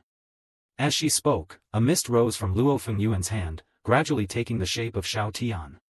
Recognizing the familiar face, the three witches exclaimed in surprise, the supreme benevolent sugar baby deity. Luo Fengyuan was taken aback. What? What deity? The eldest among the three witches explained, Empress. This Xiao Tian is the husband of the great flame Empress and the current prince. He's an ordinary man with a unique, captivating charm that has bewitched the great flame Empress, Ziruoyan. He even foiled the plans of Luo Tian from the Eastern Flame Kingdom. However, he is indeed a good person. The prosperity of Green Flame Town is in no small part due to him. The nickname, Supreme Benevolent Sugar Baby Deity, is what the city folk have fondly named him. Hearing this, Luo Fengyuan felt a pang of jealousy. Someone got to him before I did? How can I get him for myself? To support me and give me 5 royal children? She imagined Xiao Tian holding her in his arms in front of the great flame Empress. The mere thought made her feel elated. No. If the great flame Empress finds out I'm supporting him, he might get worried and scared. But what of it? He has already been supported by the great flame Empress. Why can't I? With this realization, Luo Fengyuan suddenly stood up. I've been wrong from the very beginning. The three witches looked at her in confusion. Empress, what did you get wrong? With a sweet smile on her face, Luo Fengyuan pointed to Xiao Tian and declared, I want to support him. The three witches felt a chill run down their spines. Wait, why are you joining this drama? The revered ruler of the primordial demon kingdom, with the noble blood of the holy demon clan, wants to support an ordinary human man? Empress, are you joking with us? Luo Fengyuan giggled. Would I joke about such a significant matter in my life? Do you believe in love at first sight? The three shook their heads. That's just a made-up thing. But Luo Fengyuan was completely lost in her own world. Coincidentally, I believe in it. The three were utterly flabbergasted. Empress, have you chosen to become selectively blind and deaf? You don't know. But this Xiao Tian suits me well. He's exactly my type. Not only is he kind, but he also scolds and punishes me. Oh wow. I can't remember the last time I was disciplined. Don't you think that feeling is wonderful? You need to help me figure out a way to get him. This courtyard will do as our wedding chamber for our wedding night. You can decorate it while you're at it. The three witches felt they had never been so shocked in their lives. Good heavens! Xiao Tian, with his enchanting beauty, has such a terrifying charm. He captivated the great flame Empress, who never showed interest in men. And now the Empress, who has always been irritated with men since she was young, is smitten by him. However, at the moment, Xiao Tian looked worried, unable to understand why the female beggar wanted him to support her. It felt so strange, seeing Xiao Tian unmoving in front of a table full of food. Zhong Ling sensed something was off. Prince, what's wrong? Lu Yen shook her head. I'm not sure. He's been like this since you went to deliver food to General Zhong. I don't know what he's thinking. Fortunately, at that moment, Zhong Yangming approached with a dish. Smiling, done. The final 5-colored pagoda dish is ready. Drawn in by the aroma, Xiao Tian turned his attention to the dish. With a confident expression, Zhong Yangming introduced, Prince, this new dish is crafted from the now famous Green Flame Mountain specialties. Green Flame Pork, Green Flame Lamb, Green Flame Chicken, Green Flame Duck, and Green Flame Fish. The 5 colors are derived from 5 different colored, aromatic mystical herbs which are used as a coating. The meat is first fried, then steamed, and fried again. Xiao Tian leaned in to take a sniff, and instantly, his mouth started watering. Well, Prince, care to have a taste? Without hesitation, Xiao Tian picked up a piece of meat from the top and popped it into his mouth. As he relished the flavor dancing on his taste buds, he couldn't help but exclaim, a minister of revenue who doesn't practice martial arts truly makes an excellent chef. With such delicious food, why was I even sulking? Immediately, he began to devour the food, returning to his old self of heartily eating meat and guzzling down drinks. Zhong Ling and Lu Yen watched, their eyes wide with astonishment. That's the prince we know. Soon after, Xiao Tian let out a satisfied burp. Zhongling stared at him with a puzzled expression. Noticing her gaze, Xiao Tian inquired, "Is there something you want to say?" Zhongling finally spoke up, "Prince, what were you brooding over earlier, holding a cup of hot tea?" Xiao Tian responded, "If I tell you, you all must promise not to laugh." The trio nodded obediently. Taking a breath, Xiao Tian continued, "Today, someone asked me to support her. Isn't that strange?" Before Xiao Tian could finish, Zhong Yangming burst out laughing, causing Xiao Tian to frown. Immediately. "You promised not to laugh. What are you doing?" Zhong Yangming quickly explained, "My apologies, Prince. I had some food residue in my mouth and was just trying to spit it out. Please continue." Resuming his story, Xiao Tian recounted his encounter with the female beggar. "I already said I'd help her be self-sufficient, but she insisted that I support her. Tell me, have you ever heard of someone so determined to be taken care of by someone else?" Lu Yen couldn't hold back anymore and burst out laughing, trying to duck under the table to hide. Xiao Tian, visibly annoyed, asked, "What are you doing, hiding your head like that thinking I can't see you?" Lu Yen, still under the table, responded with his shoulders heaving, "Prince, you've misunderstood. I was just stretching after our martial arts session." Xiao Tian abruptly stood up, thumping his chest with a serious expression, "I'm being very serious here. This matter concerns my reputation." Upon hearing this, Zhongling finally broke into laughter. Infuriated, Xiao Tian slapped the table, "Darn it, you little brat. I've been patient with you for far too long." Moments later, from the courtyard came the muffled sounds of 3 thuds. The trio stood with bumps on their heads, mentally grumbling, "It's clearly the prince's fault. With a title like Supreme Benevolent Sugar Baby Deity, who wouldn't laugh when someone asked him for financial support?" Shortly after, Xiao Tian, accompanied by Lu Yen, headed back to the palace. On their way back, Xiao Tian suddenly chuckled, concerned. Lu Yen quickly asked, "What's the matter?" Staring ahead, Xiao Tian responded, "Just reminiscing, it feels so good to be in the light like this. Who said those who dwell in darkness wouldn't yearn for light?" Xiao Tian, feeling rather bored, lay down on his bed. Sensing that the system was possibly upgrading, he lamented not being able to watch any shows. Resigned, he picked up a book and decided to read and accompany his rich wife, the Empress, while she worked. Reading the Empress Chronicle, he was astonished at the events recorded within. Where did my father-in-law get the spirit stone from the old archive? Did I overlook something? Noticing Xiao Tian's distraction, the Empress turned to ask, "What's on your mind?"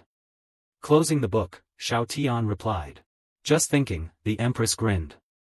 "Was the meat you brought to the palace last night the famous green flame pork everyone's talking about?" "Yes, even those vegetables come from Green Flame Mountain. It's a treasure trove, with the right formations. Vegetables grow incredibly fast there, though it's costly since they burn spirit stones." The Empress smiled broadly. "No wonder even last night's fruits and vegetables tasted exceptional. But someone in the court filed a complaint against you. It's one of Lu Yan's subordinates, accusing you of inflating market prices and taking advantage of the people." Looking disdainful, Xiao Tian responded, "My wife is the Empress. File all the complaints you want. I dare you to bite me." At that moment, the Empress continued, "However, your green flame pork really is expensive. The Great Flame Treasure Notes actually lists them at 100,000 taels each. Isn't that too much? If you're short on funds, just ask me." Xiao Tian waved his hand dismissively, "It's not simply about the price. It's the principle of scarcity that drives the price up. Raising these pigs isn't easy. I've invested heavily in setting up the formation and feeding them with various rare ingredients. I even had people drive them around to ensure they get enough exercise. Given the unique environment of Green Flame Mountain, the price of the green flame pork is justified." Suddenly animated, Xiao Tian asked, "Your Majesty, can you tell me who this imperial historian is? I'd like to have a word with him." The Empress smirked, "Are you planning on reasoning with him, or are you planning to bully him again?" Xiao Tian immediately protested, raising his hands defensively, "Your Majesty, I have no such intentions." The Empress, with a teasing smile, replied, "I won't be fooled by you again. Last time, someone from the Ministry of Works accused you of overpricing your liquor. In response, you and Zhongling targeted Lu Shimi, blaming him as the mastermind behind the accusation. This led to him going to the Prime Minister's mansion to apologize, creating quite the commotion. Given the scale of the incident, how do you think we should handle it? Hearing this, Xiao Tian assumed a submissive posture. I am aware of my mistakes, Your Majesty. Please punish me accordingly. Clearing her throat, the Empress playfully said, all right, I will punish you. Really? Seeing Xiao Tian's dejected look, she continued with a smile, your punishment will be to inspect Green Flame Mountain and select the best pig. And tonight, you'll accompany me for a few drinks. Xiao Tian's face lit up in joy. Rest assured, Your Majesty, I will definitely pick the best one. I knew my wife wouldn't really punish me. I must select the best pig to accompany our drinks tonight. But then, a sudden realization hit him. Wait a minute, Green Flame Pig? Xiao Tian suddenly began a daydream. Luo Fengyuan was hugging a pig, muttering to himself, you, Prince, I'd rather steal your pig, you fool. Looking for financial support from you, it's more worthwhile to just steal your pig. Xiao Tian cursed inwardly. I shouldn't have been so soft-hearted. Now, with the Green Flame pigs being so valuable, stealing one would mean living without worries, stealing two would mean living comfortably for half a lifetime, and stealing a few more would mean immense wealth. Relying on the infamous sugar baby prince for financial support, she's definitely trying to deceive me. She just wants to steal my pigs. Seeing Xiao Tian's distraught expression, the Empress asked worriedly, what's wrong? Without a word, Xiao Tian flung open the door and ran out, shouting back, wait, my dear. Someone's trying to steal my pigs. The Empress was left dumbfounded. Stealing pigs? Seriously? While Luo Fengyuan was discussing with his subordinates, Xiao Tian burst into the room. The Empress was taken aback. Why did he suddenly appear? I'm not prepared yet, and I wonder how he feels about the outfit I'm wearing now. Will he dislike it? Xiao Tian, on the other hand, was staring at Luo Fengyuan's extravagant appearance, lost in thought.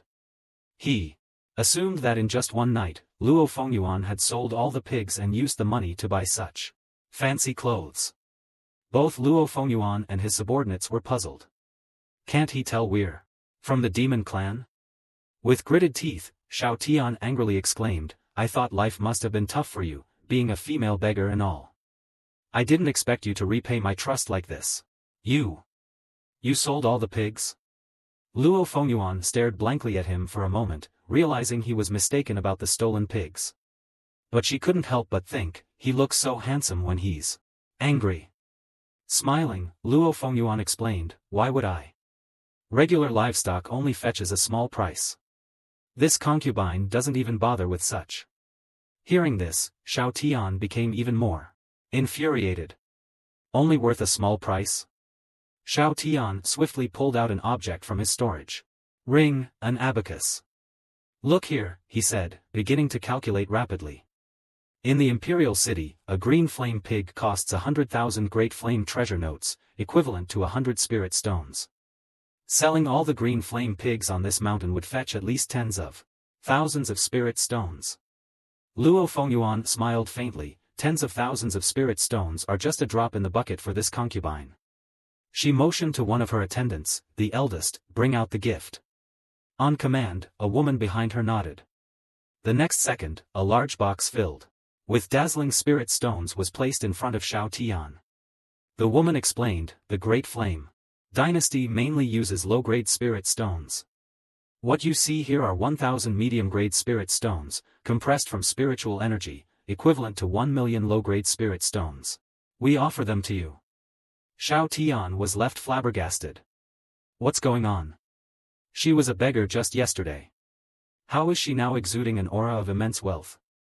He scrutinized Luo Fengyuan and her entourage. Is this really the female beggar from yesterday? The bust size seems similar. But in this world, there are countless ways to impersonate someone. I can't just rely on that alone to identify her. I need to be sure. What if they're trying to harm me? Suddenly, an idea popped into his head. Xiao Tian leaned in, demanding, have you been deceiving me this whole time? Did you find amusement in exploiting my kindness? Luo Fengyuan was taken aback by his Sudden confrontation, but before she could answer, Xiao Tian's hand swiftly chopped her head, akin to the gesture he made previously. True to form, Luo Fengyuan once again revealed an expression of pleasure, saying, "There were reasons for my actions." This concubine had no other choice. Xiao Tian was momentarily speechless. It was indeed her. After gathering his thoughts, he finally managed to ask, "How? How did this transformation happen? Just yesterday, you were a beggar, and now you're suddenly wealthy? What's going on?" Hearing this, Luo Fengyuan grabbed Xiao Tian's arm and led him to a stone bench. She began, "This concubine's surname is Luo. Luo Fengyuan. I belong to the demon clan. If there's nothing else, I should take my leave." However, Luo Fengyuan quickly grasped his hand. "There's an urgent matter. I am the eldest princess of Abyssal Incorporated Kingdom. Our nation faced a great calamity, and my father ordered me to safeguard the royal treasury and seek refuge in foreign lands. I possess limited powers. To restore our kingdom, I need to practice an ancestral technique which requires a male partner. Our encounter yesterday was a test. I need a husband to trust and join me in our mission of restoration. Now, you are the one I've been searching for." Xiao Tian was dumbfounded. Does every citizen in Great Flame possess prophetic powers? Have I truly become the sugar baby deity? How is it that by randomly helping a beggar, I get offered riches and affection? He felt conflicted. "No, I can't become like this," he told Luo Fengyuan. "I am the rightful prince, officially wedded to the current Great Flame Empress. I cannot serve two women. It wouldn't be fair to either Zeruyan or you. Moreover, money doesn't solve everything. The Great Flame Empress is wealthier than you. Has she ever flaunted it? No. Also, I, Xiao Tian, am not a greedy person. Please take back these spirit stones. Use them as capital for restoring your nation. It's not wise to waste them." At his refusal, Luo Fengyuan's infatuation flared. "What's there to waste? I am much wealthier than that Great Flame Empress. These few spirit stones are nothing." Xiao Tian, trying to remain patient, responded, "As a princess of a fallen kingdom, even if you possess its treasury, it's still the treasury of a fallen kingdom. How wealthy can it be? You might not know.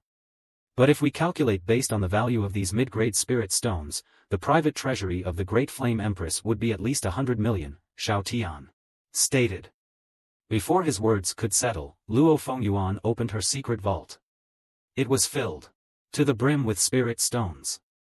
She responded, "Yet, if we were to evaluate the wealth within this concubine's vault in terms of mid-grade spirit stones, it's several hundred billion." Hearing this, Xiao Tian felt a shiver down his spine. Damn, she has outdone herself. It's outrageous. This vault, big as it is, seems more formidable than even my father-in-law's old treasury. Not to mention the dazzling spirit stones inside. It does make sense. If she wasn't this affluent, her cup size probably won't grow that big. Turning his head, Xiao Tian addressed Luo Fengyuan, "Although you are far wealthier than Zeruyan, as I said earlier, money can't solve everything. I'm quite comfortable and happy in Great Flame." So, as he spoke, Xiao Tian suddenly raised his hand, looking like he was about to strike. Luo Fengyuan instantly adopted a hopeful, smitten look. However, the next moment, he halted his hand and explained with a laugh, "So, you're just too late. And by the way, don't be so naive in the future. Who displays their entire wealth like that?" Hearing Xiao Tian's mildly concerned words, Luo Fengyuan felt completely captivated. She covered her flushed cheeks and said sentimentally, "This concubine feels even more attracted to you now. Even if rejected 3,000 times, this concubine will not give up." Speechless, Xiao Tian thought, "Oh no, I forgot about this newly awakened trait of hers." Luo Fengyuan giggled behind her hand, before reassuringly adding, "This concubine won't make it too hard for brother Xiao. Why don't we spend some time together? Just be normal friends, okay?" "What do you mean by normal friends?" "Just normal friends. Chatting, talking, regular interactions. But it might take up some of your time. So, how about this concubine gives you 1,000,000 spirit stones every month as compensation for our chats? What do you say? Xiao Tian was left astounded. 1,000,000 spirit stones? My goodness, she truly is a wealthy woman. She's spending lavishly. But no. I can't be corrupted by money. That's the capital you need for reclaiming your kingdom. How can you just give it to me? It's not right. Luo Fengyuan pondered for a moment. Brother Xiao, you love doing good deeds, helping the people of the Great Flame Dynasty, right? But in such a vast kingdom, can you really help everyone? Hearing this, Xiao Tian became a bit agitated. What do you mean? Are you trying to tell me how to do my job? Hearing his response, Luo Fengyuan's quirky side flared up again. Oh, how dare I? It's just a small suggestion. With these 1,000,000 spirit stones, you can assist more citizens of Great Flame.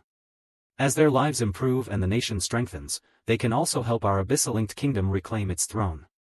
Plus, you've always advised this concubine to be virtuous. Isn't this a great opportunity? Please, for the people of Great Flame, accept this. Listening to her, Xiao Tian fell silent. Just for chatting, he could receive 1,000,000 stones as charity funds. Talking isn't as demanding as fighting or killing. He's often idle. Anyway. Just a bit of talk to benefit the Great Flame Dynasty and repay Empress Ziruoyan seemed okay. He'd make a small sacrifice.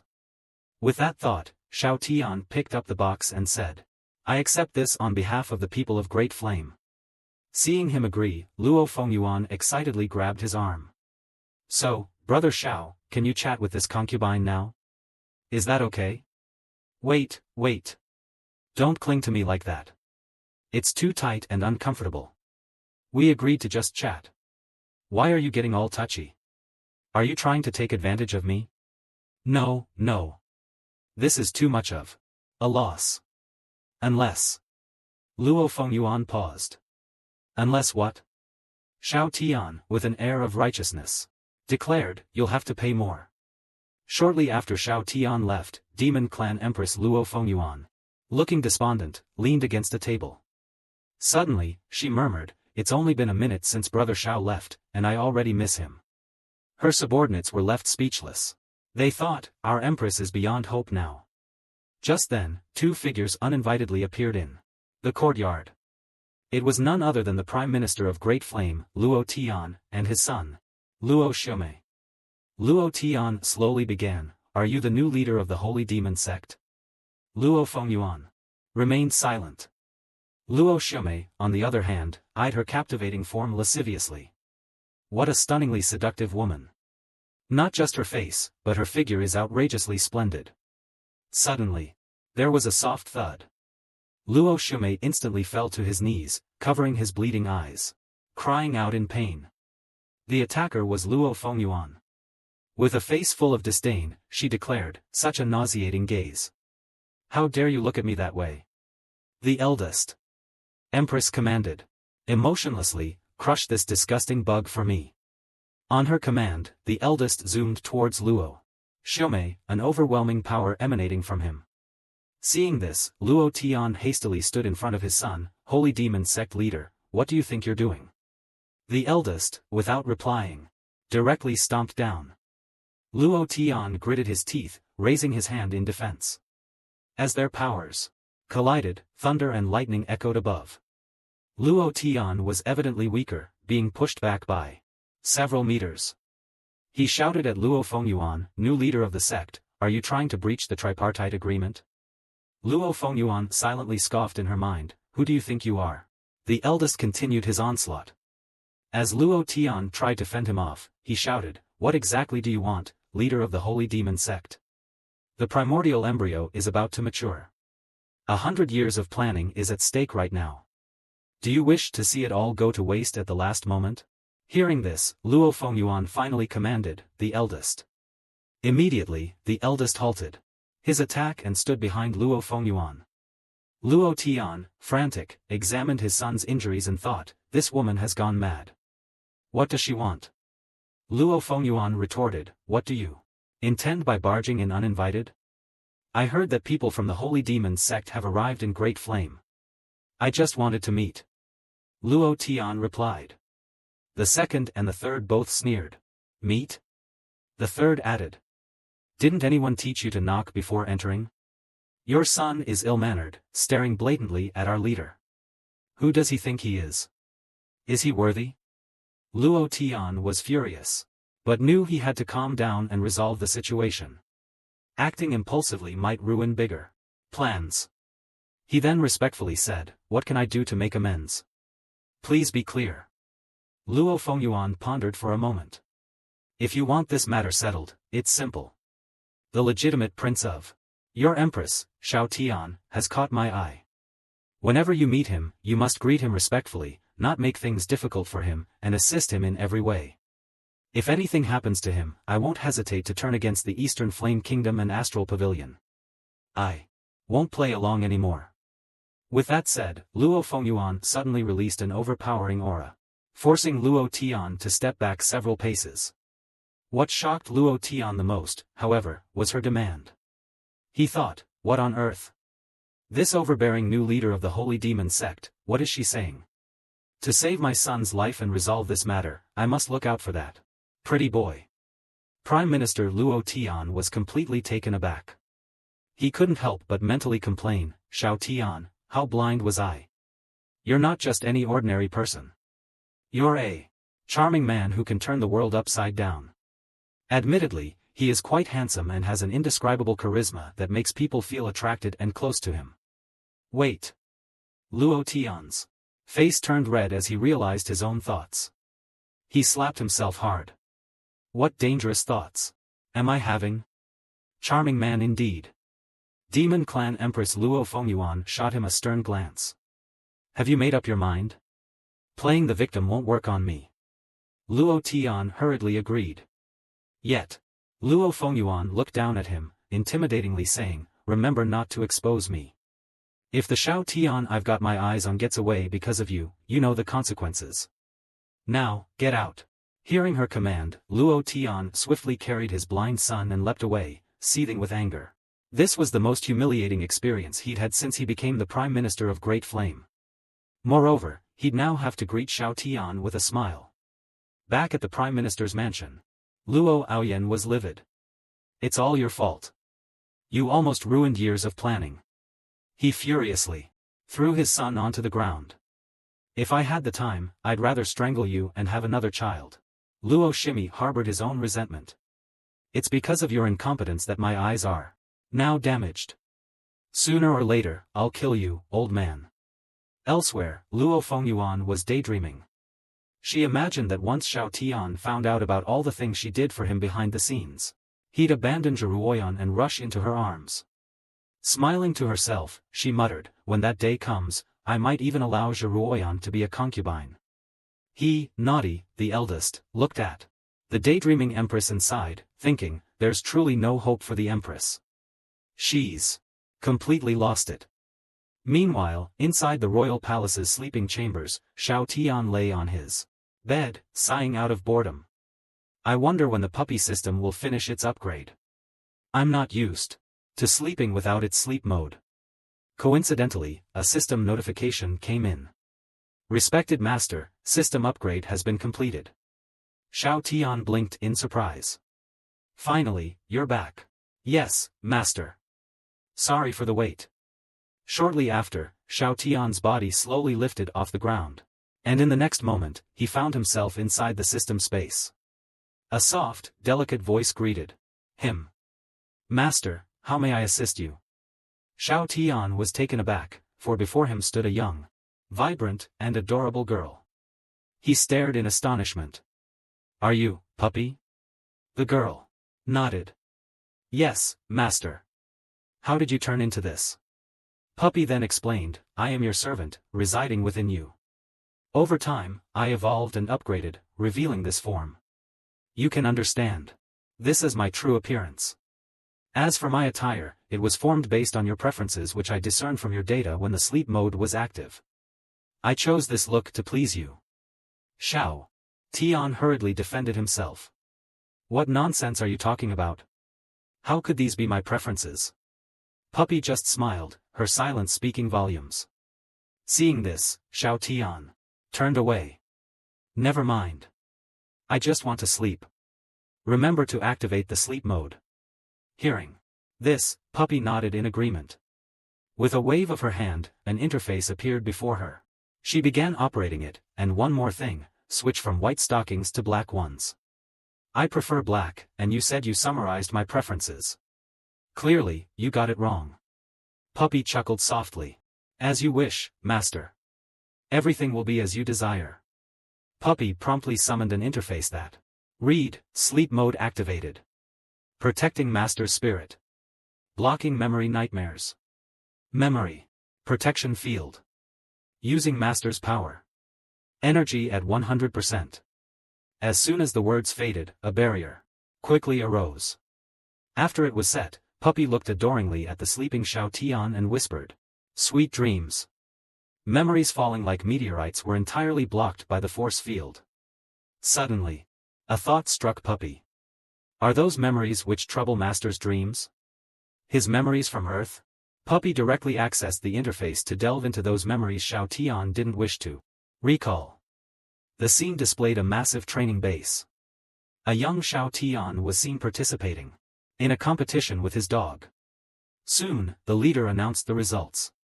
Luo Tian, 9 years old, 27th place. Xiao Tian, 10 years old, 8th place. Xiao Tian, 6 years old, 1st place. Despite clinching the top spot, Xiao Tian seemed indifferent, focusing solely on the puppy beside him. The leader, who was also Xiao Tian's adoptive father, approached and ruffled his hair, asking if there was any reward he desired. Xiao Tian shook his head, expressing he wanted nothing. The leader then turned to the puppy. I heard you trained this dog yourself. Very well done. Xiao Tian finally smiled. He's very obedient and smart. With hard training, he can always be number one. The leader patted the dog, noticing the bond between them. I've never heard you talk this much about anything before. What's his name? Xiao Tian replied with a soft smile. His name is Puppy, my companion. At these words, the spirited puppy immediately jumped into his embrace. Watching the harmonious scene, the leader's expression turned solemn. Even though you're young, I think it's time for your first task. Xiao Tian immediately stood at attention, awaiting his orders. To his surprise, the leader handed him a gun, pointing at his beloved white dog. He coldly ordered, kill it. The memory shattered abruptly at this point, leaving the ending unknown. After witnessing these events, System Puppy seemed lost in thought. After a moment, she knelt beside the sleeping Xiao Tian, gently placing his head on her lap. Looking down at him, she softly murmured, Honored Master, I truly cherish this name. On this bright morning, Xiao Tian yawned as he prepared to attend the morning court. He was irritated at the thought of joining the ministers in the main hall to discuss proposals, especially the one about building a welfare institution. He had to wait for Empress'S Ruoyan's approval. If it weren't for the primary sponsor's insistence, he wouldn't have wanted to come at all. That sponsor was the demon clan Empress, whom Xiao Tian had only recently met. She gave him 3 million spirit stones every month just for chatting with her. These were to be used to raise his reputation in Great Flame. At this moment, Zhong Yangming and Zhong Lishuang greeted Xiao Tian. Ahead, Lu Aoyin turned towards Xiao Tian and greeted, Greetings, Prince. Did you not rest well last night? I have a calming incense at home which helps with sleep. After the court session, I'll send some to you. Everyone, including the surrounding officials, was stunned. Even Xiao Tian couldn't help but exclaim in surprise. He pointed at Lu Aoyin and accused, What are you up to? Poisoning the incense to harm me? Offering favors without reason? He's either deceiving or stealing. Maybe I should just get rid of him. Too many witnesses here. It's not the right time. But wait. Lu Aoyin is essential for Great Flame. Killing him would be problematic for the Empire. And how would the Empress sustain herself?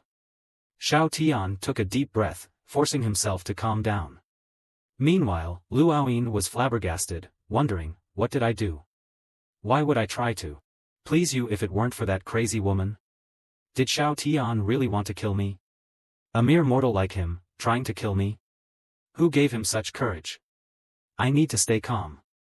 Thinking this, Lu Aoyin laughed and explained, Prince, you misunderstood. I was just thinking of the nation's greater good. He suddenly gave Xiao Tian a thumbs up.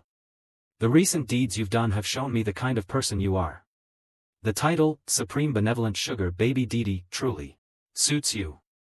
Xiao Tian felt his scalp tingle, thinking, how could you mention that name in front of such a large crowd? He turned his head, and sure enough, the surrounding officials were covering their mouths, trying to hide their snickers. Damn it! Soon after the morning session ended and the officials departed, the Empress approached Xiao Tian. What's with Lu Aoyin's sudden support for you? Have you really not done anything recently? The Empress was puzzled. Could it be that the Prime Minister genuinely values the Great Flame Dynasty and has a changed perspective after observing Xiao Tian's recent actions? With a disdainful expression, Xiao Tian responded, I'm just as confused. After waking up, I noticed Lu Aoyin's attitude changed drastically. Did you not see how brightly he smiled at me before the meeting? Zhong Yangming was also baffled by Lu Aoyin's abnormal behavior, adding, and Lu Xiumei suddenly fell ill at home. I wonder if there's any connection. Zhong Lishuang seemed indifferent. Regardless, we'll face any challenges as they come. Hearing this, Xiao Tian sighed in resignation. But a moment later, he remembered something crucial. I need to leave now. I'll come back in the afternoon to accompany you in the imperial study, he said to the Empress as he rushed out. Zhong Yangming quickly called out, Prince, where are you going? What do you want for lunch? Without turning back, Xiao Tian replied, I'm going to make money. I won't be back for lunch. Hearing this, both Zhong Yangming and his wife were utterly confused. What kind of urgent business required him to earn money? The Empress was also puzzled. Had she been giving him too little pocket money recently? He did plan on opening a welfare institution for charity, which must have depleted his funds quickly. Perhaps she should find an excuse to increase his allowance. That night, Xiao Tian was writing in his diary, documenting his experiences in the alternate world. Clear skies, September 15th. The breakfast in the palace remains, as usual, inedible. In the morning, I visited Luo Fengyuan. She insisted on bathing in the hot springs. She also suggested increasing the meal allowance for the welfare institution, and even took action on it. I had no choice. Making a sacrifice for a good cause is not shameful. While there, Luo Fengyuan cheerfully asked if I would catch a cold bathing, fully clothed. But in the next moment, she looked surprised and covered her mouth. I had a nosebleed. It must be this overly warm and cloudy spring water. Great Flame Log Hot Autumn Day. September 16th. On my way out of the city, I bumped into Lu Aoyin. He kept smiling, spoke softly, and had a strange look in his eyes. I felt uneasy around him, thinking there might be something off about this man. Tonight, I'll need to activate my closed senses to secretly listen if he's plotting anything. Later, when I reached Luo Fengyuan's residence, she told me she had twisted her ankle. It's painful. Can you massage it for me? I can give you a tip. I frowned, thinking how dare she think a mere tip would get me to massage her foot. However, in the afternoon, when I handed over 5 million spirit stones to Zhong Yangming, he kept asking where I got the money from. It was annoying. Just use it. I earned it through labor.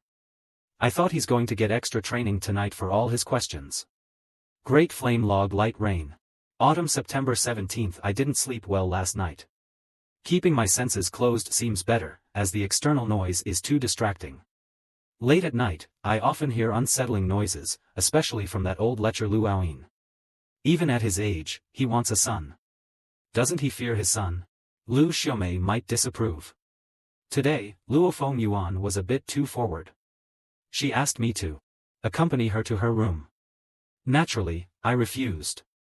However, she kept calling me big brother and poking my face. I felt I should teach her a lesson and not let her become too unrestrained. But I think I fell for her trap. She seemed even happier than I was. Darn it. She probably wanted me to scold her. Thankfully, she compensated me for my emotional distress, which I handed over to Zhong Yangming in the afternoon. Zhong Yangming wants to expand the academy to cover the entire Great Flame. Impressive. It's a good idea. Fortunately, Zhong Yangming didn't pester me with questions this time. He just kept mumbling about some decoction of 10 tonics and mentioned getting some ingredients from the seaside. I'm relieved. Why should a chef have so many queries? Just focus on cooking. Another issue. Ruoyan seems very vexed by the court affairs. She got drunk at the prince's residence last night. I had no choice but to let her stay and rest. Sigh. I shouldn't let her drink anymore. Alcohol causes trouble. Great Flame Log. September 18th, clear day. When I woke up today, I found myself drooling, and Ruoyan, who woke up before me, caught me red-handed. Such bad luck. For some reason, Luo Fengyuan overreacted tremendously. She started kicking the wall, shouting, "So what if you're great?" Sneakily taking advantage of others when they're not alert. Thinking you can benefit because someone else is not too sharp. What a lame excuse. You can't be the only one to kiss. I only shared the drooling incident with Luo Fengyuan. Why did she react so strongly? It's as if she's the one who's embarrassed. Not me. Later, she even tried to sneak a kiss from me, if it weren't for her terrifying expression, like she wanted to devour me, which scared me into freezing on the spot. She wouldn't have succeeded. I expressed my discontent, saying it was my first kiss. She disrespected me. Yet, she got even angrier and demanded that I carry her around Green Flame Mountain to make amends. Thinking it would be a good opportunity to check on my pigs, I agreed. Arriving at the pig farm, I was astounded. Just a few days apart, and the size of the green flame pigs had doubled. I had to look up to see them. The free-ranging green flame chickens were also as tall as a person. They could peck open rocks to find food. It seems Green Flame Mountain truly is a geomantic treasure. Since it's so vast, I'm considering raising other things there as well.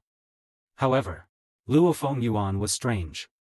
She had a serious look and kept glancing around. Those glimmers, could they be some sort of treasure? Very odd. While the history of the Great Flame Dynasty has seen many challenges and adversities, it has always reaped significant gains after each ordeal. Where can I even begin to understand all this? However, I drooled again in my sleep today. My mouth tasted sweet. Fortunately, Ruoyan didn't notice. She was busy reviewing official documents. She must be so exhausted. When I woke up, I felt a bit hungry. Sadly, the preserved fruit was too sweet. The palace chefs are really lacking.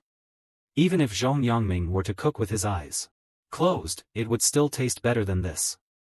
At night, Xiao Tian was reading, pondering, why is the Great Flame Dynasty so peculiar? The barbarian kingdom attacks Great Flame, yet it leads to an expansion of Great Flame's territory. The assassins from the Blood Cloud Tower who die every time their operation is executed. Their storage rings are terrifyingly rich with resources. The Black Soul Hall and Land of Dark Souls.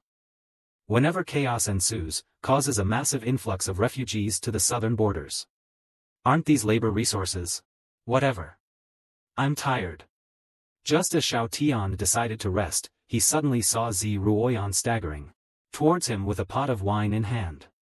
Xiao Tian quickly moved to support her, saying, "Your Majesty, why do you drink when you can't handle alcohol?" Ruoyan, with a dreamy look in her eyes, replied, "In the days to come, I feel the need to drink. It's good to have you by my side to practice my tolerance. Besides, some things are easier to do when drunk, right?" Now, Demon Clan Empress Luo Fengyuan brought over another large box of spirit stones. Xiao Tian was dumbstruck. He estimated there were roughly 100 mid-grade spirit stones inside, equivalent to 100,000 low-grade spirit stones. How enviable. Money truly is wonderful. Pointing at the spirit stones, he asked Luo Fengyuan, "What's the meaning of this?" Luo Fengyuan, her face filled with excitement, said, "This concubine doesn't just want to chat today. I want you to accompany me for a walk in the mountains, hand in hand, chatting while enjoying the scenic beauty." Xiao Tian immediately slammed the box shut, rebuking her with a stern face, "Nonsense. Didn't you hear a word I said yesterday?" However, Luo Fengyuan responded, "Brother Xiao, everything you do is for the people of the Great Flame Dynasty." Thinking of the orphanage, Xiao Tian had no choice but to agree. "All right, tell me. Do you want to hold my left hand or my right hand? And let's make it clear, we can only hold hands, no hugging." Otherwise, I'll be so uncomfortable. Luo Fengyuan blushed, her tone very sweet. Oh, stop teasing. This concubine didn't mean to make you uncomfortable on purpose. Soon after, the two were walking hand in the woods. Just so you know, Xiao Tian began, after lunch, I have to go back and be with the Empress. Why be with her? Can't you stay a bit longer? What are you doing? Teaching me how to do things. Luo Fengyuan responded playfully. Oh my, how would this concubine dare? Meanwhile, in a certain valley, Zhou Tianji of the astral pavilion was observing. What do you see? In the valley was something that looked exactly like Empress Ziruan. Zhou Tianji slowly said, from the surface, the maturation time of the primordial embryo seems to have advanced. How is that possible? The primordial embryo is born in accordance with the heavens and the earth. Its maturation time is set in stone. It can't change. Not even by a minute. The person speaking was Great Flame's Prime Minister, Luo Tian. But Zhou Tianji was someone who could see fate. With a mocking expression, he told Luo Tian, you can't see fate. What do you know? Luo Tian was instantly furious. Zhou Tianji, can't you speak nicely? Hit me then? Zhou Tianji taunted, sure, you're much stronger than me. But we all have our realms sealed. Who's afraid of whom? Zhou Tianji's arrogant demeanor infuriated Luo Tian, who could only chant to himself, keep the big picture in mind. Zhou Tianji continued, of course. If you unseal your realm and beat me up, I'll accept it. But do you dare? Upon hearing this, Luo Tian didn't argue further. I will discuss this matter with your astral pavilion to ascertain the truth. Zhou Tianji seemed indifferent, going to complain, go ahead. Regardless of who comes from the astral pavilion, the result will be the same. The development time of the primordial embryo and the time when Empress Ziruoyan increased her cultivation are set in stone. But the issue is, during that time in the northern border, Ziruoyan managed to break through and even increased her aptitude. This caused the timeline to advance by a year. Zhou Tianji was puzzled, it's really strange. Her bloodline and physique are already top-notch. How could she possibly improve further?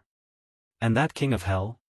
Which realm did this foolish youngster come from, making a mess and claiming Great Flame as his? Nonsense. Suddenly, a female voice intervened, what impact will this advancement have? Zhou Tianji initially thought she was the sect master of the Holy Demon sect. Luo Tianjian glanced at her, no.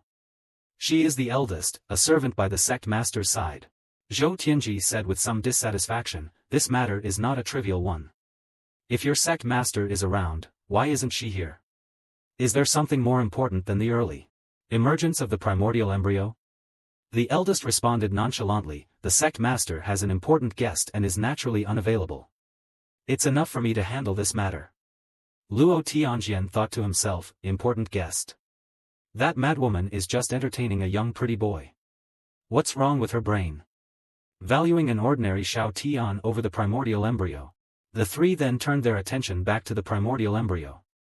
Zhou Tianji explained, whether it's good or bad, our astral pavilion has never encountered such a thing. We don't know if the primordial embryo will continue to mature at this accelerated pace or return to its normal speed. It's unfortunate for these people. They might live shorter lives now. All right, we've seen enough. You can stay here and enjoy yourselves. I'm leaving. With that, Zhou Tianji turned into a streak of golden light and flew away swiftly. The eldest handed Luo Tianjian a bottle of antidote. You've been performing well lately. The sect master is quite pleased. Your son's eye condition isn't healing because he's been poisoned. Take this pill and he'll be fine. Oh, and act a bit more natural. Prince Xiao mentioned to the sect master more than once that your recent laughter resembles that of a creepy old man, and it makes him uncomfortable. Before Luo Tian could retort, the eldest quickly flew away, leaving him alone. Yelling in frustration, I laugh like a creepy old man. Xiao Tian, you, 10,000 words. Omitted for brevity. Meanwhile, Xiao Tian, with a physique akin to a deity, suddenly sneezed. Rubbing his nose, he thought, this doesn't make sense. I don't catch colds. Is someone cursing me? Luo Fengyuan seized the opportunity to advise, it must be because you're soaking in the hot spring with your clothes on. Once the wet cloth gets a breeze, you'll feel cold. Listen to this. Concubine, and take off your clothes. Xiao Tian immediately refused. You offer the price, and I'll provide the service. You can't take advantage of me. Moreover, if I remove my clothes, and someone sees, it'd be hard to explain. Just then, the warm hot spring water suddenly turned to ice.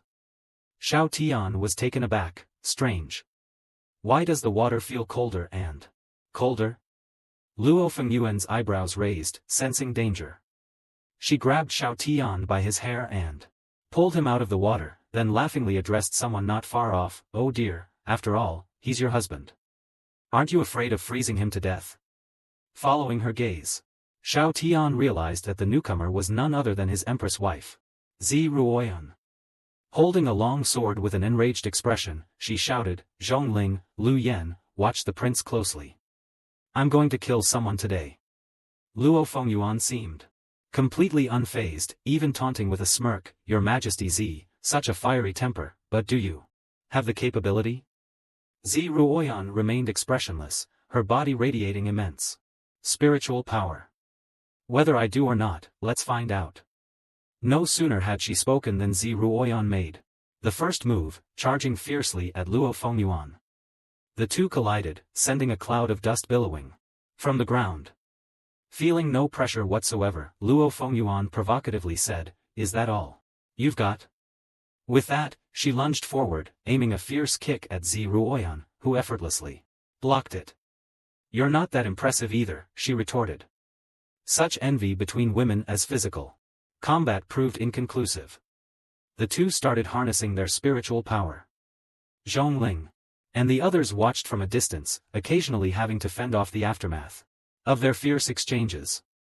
Turning to Xiao Tian, they commented, Prince, seems like you've stirred up trouble. If Her Majesty wants to punish you later, please show some restraint. Xiao Tian was speechless, thinking, I just wanted to make a little extra money. How did things get to this point? Nothing's ever easy. As it turned out, Empress Zi Ruoyan, having some free time, had visited Green Flame Mountain for a leisurely stroll with Zhongling and Lu Yan. Zhongling suddenly remarked, Your Majesty, just ahead is the Green Flame Mountain's hot spring. It's secluded and has excellent water quality. You could relax a bit since there's no morning court session today. Thank you, General Lu. But then, Zi Ruoyan paused, thinking she heard Xiao Tian's voice. She asked the other two if they had heard anything. The pair exchanged puzzled glances. Didn't the prince say he was going to make some money?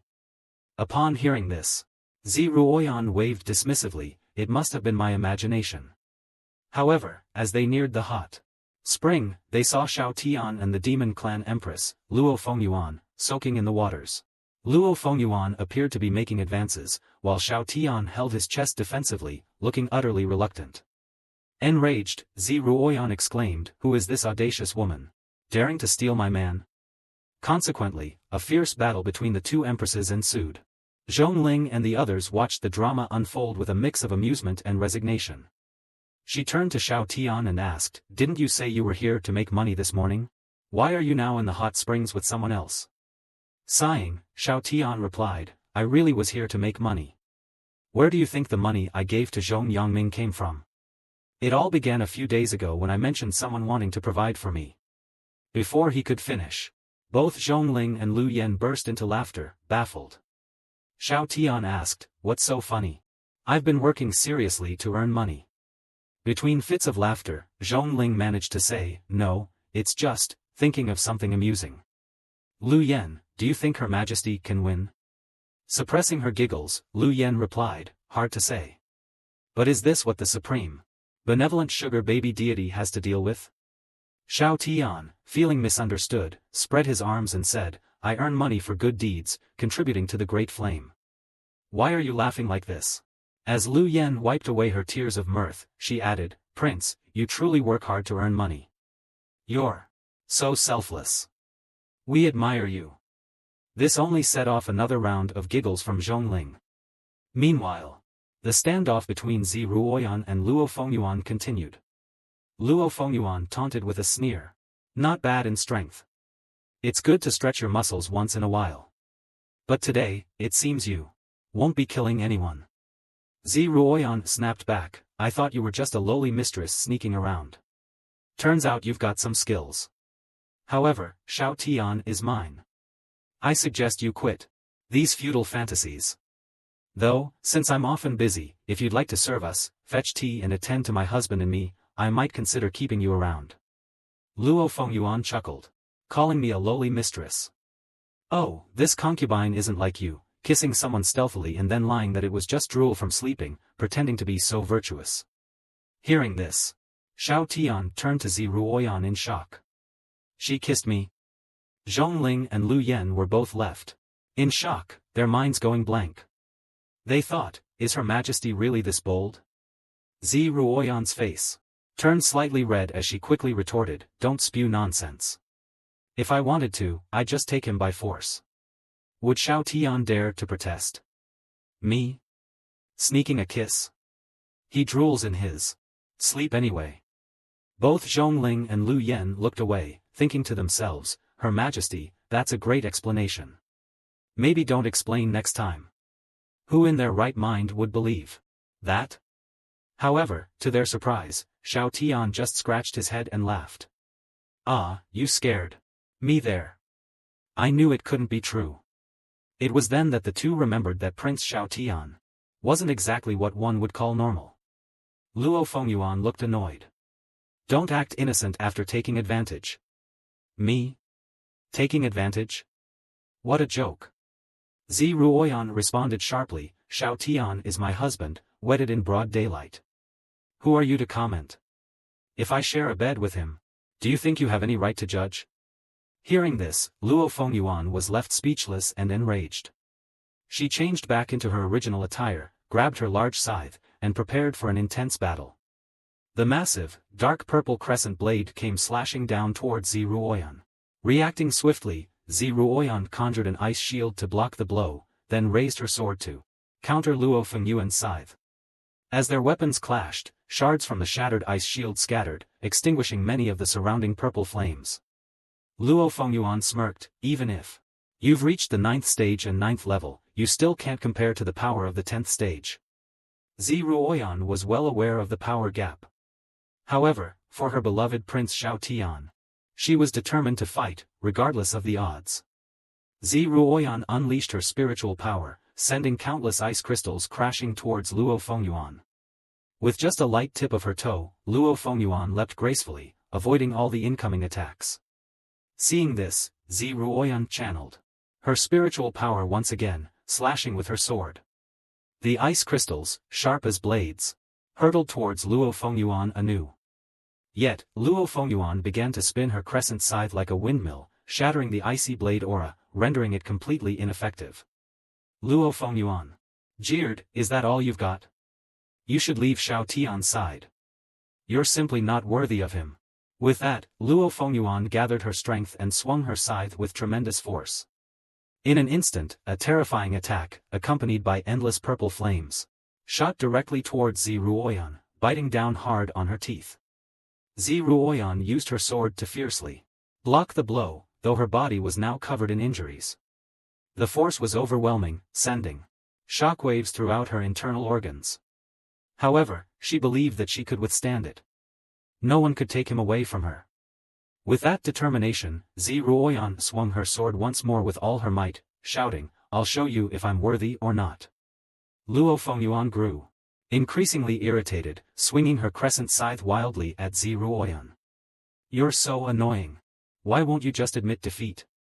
The barrage of fury-infused attacks left Ruoyan's mind reeling, causing her to fall from the sky.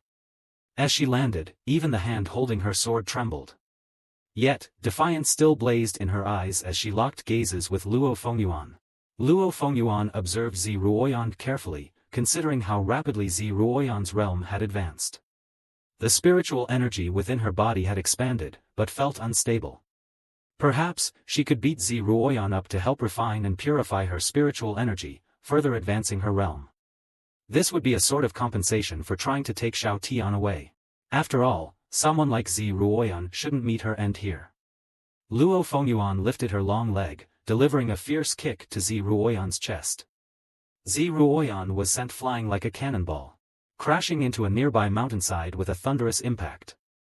Zhongling and Lu Yan's expressions shifted dramatically, and they attempted to rush over to check on her. However, Xiao Tian stopped them both with a firm grip, one hand on each. Zhongling looked at Xiao Tian incredulously. Gone was the usually whimsical demeanor of Xiao Tian. His face was calm and composed. He calmly remarked, "Trust your Empress. She's not the type to just fall or give up easily. After all, she's the stubborn Sundara who, even when exposed in front of others, still adamantly denied everything and clung to me." Hearing this, the two were taken aback. "Prince," Zhongling queried, "you didn't actually believe the Empress' words, did you?" Xiao Tian blinked. "When a man is outside, he should give his woman some face," he said, confidently, crossing his arms and watching the scene unfold before him. "Just watch." As expected, Ruoyan, clutching her sword, staggered to her feet. Xiao Tian's gaze was intense. "Your Majesty, don't fall. I have great faith in you." Luo Fengyuan stared at Ruoyan with a puzzled expression. "Why don't you give up? If you continue like this, you'll die." Ruoyan responded with a smile, not of anger but of pity. "In a way, I understand your feelings. But have you ever looked at his back? If you truly pay attention, you'd see that he seems to be in pain and sorrow, not fitting in with the world around him. But this fool, when he faces others, always has that silly smile on his face." Hearing this, Luo Fengyuan turned a glance at Xiao Tian, who stood not far away. Indeed, she remembered the times when she walked behind him on mountain trails.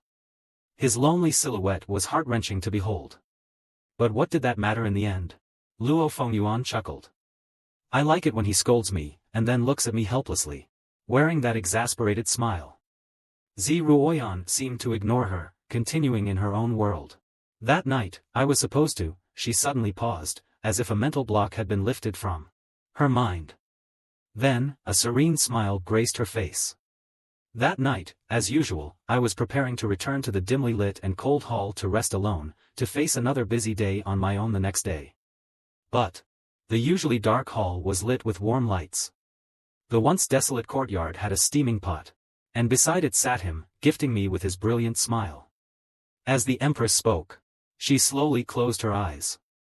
A golden spiritual power began to whirl and converge in front of her chest. The radiance intensified, enveloping Ruoyan completely. Anyone watching knew that something monumental was taking place within her. Zhongling, Lu Yan, and Luo Fengyuan stared in astonishment. Only Xiao Tian remained calm, intently observing the transformation. After a moment, the solidified golden light pillar began to shatter, resembling the hatching of an egg. Luo Fengyuan finally came to her senses, her mouth agape, exclaiming in awe.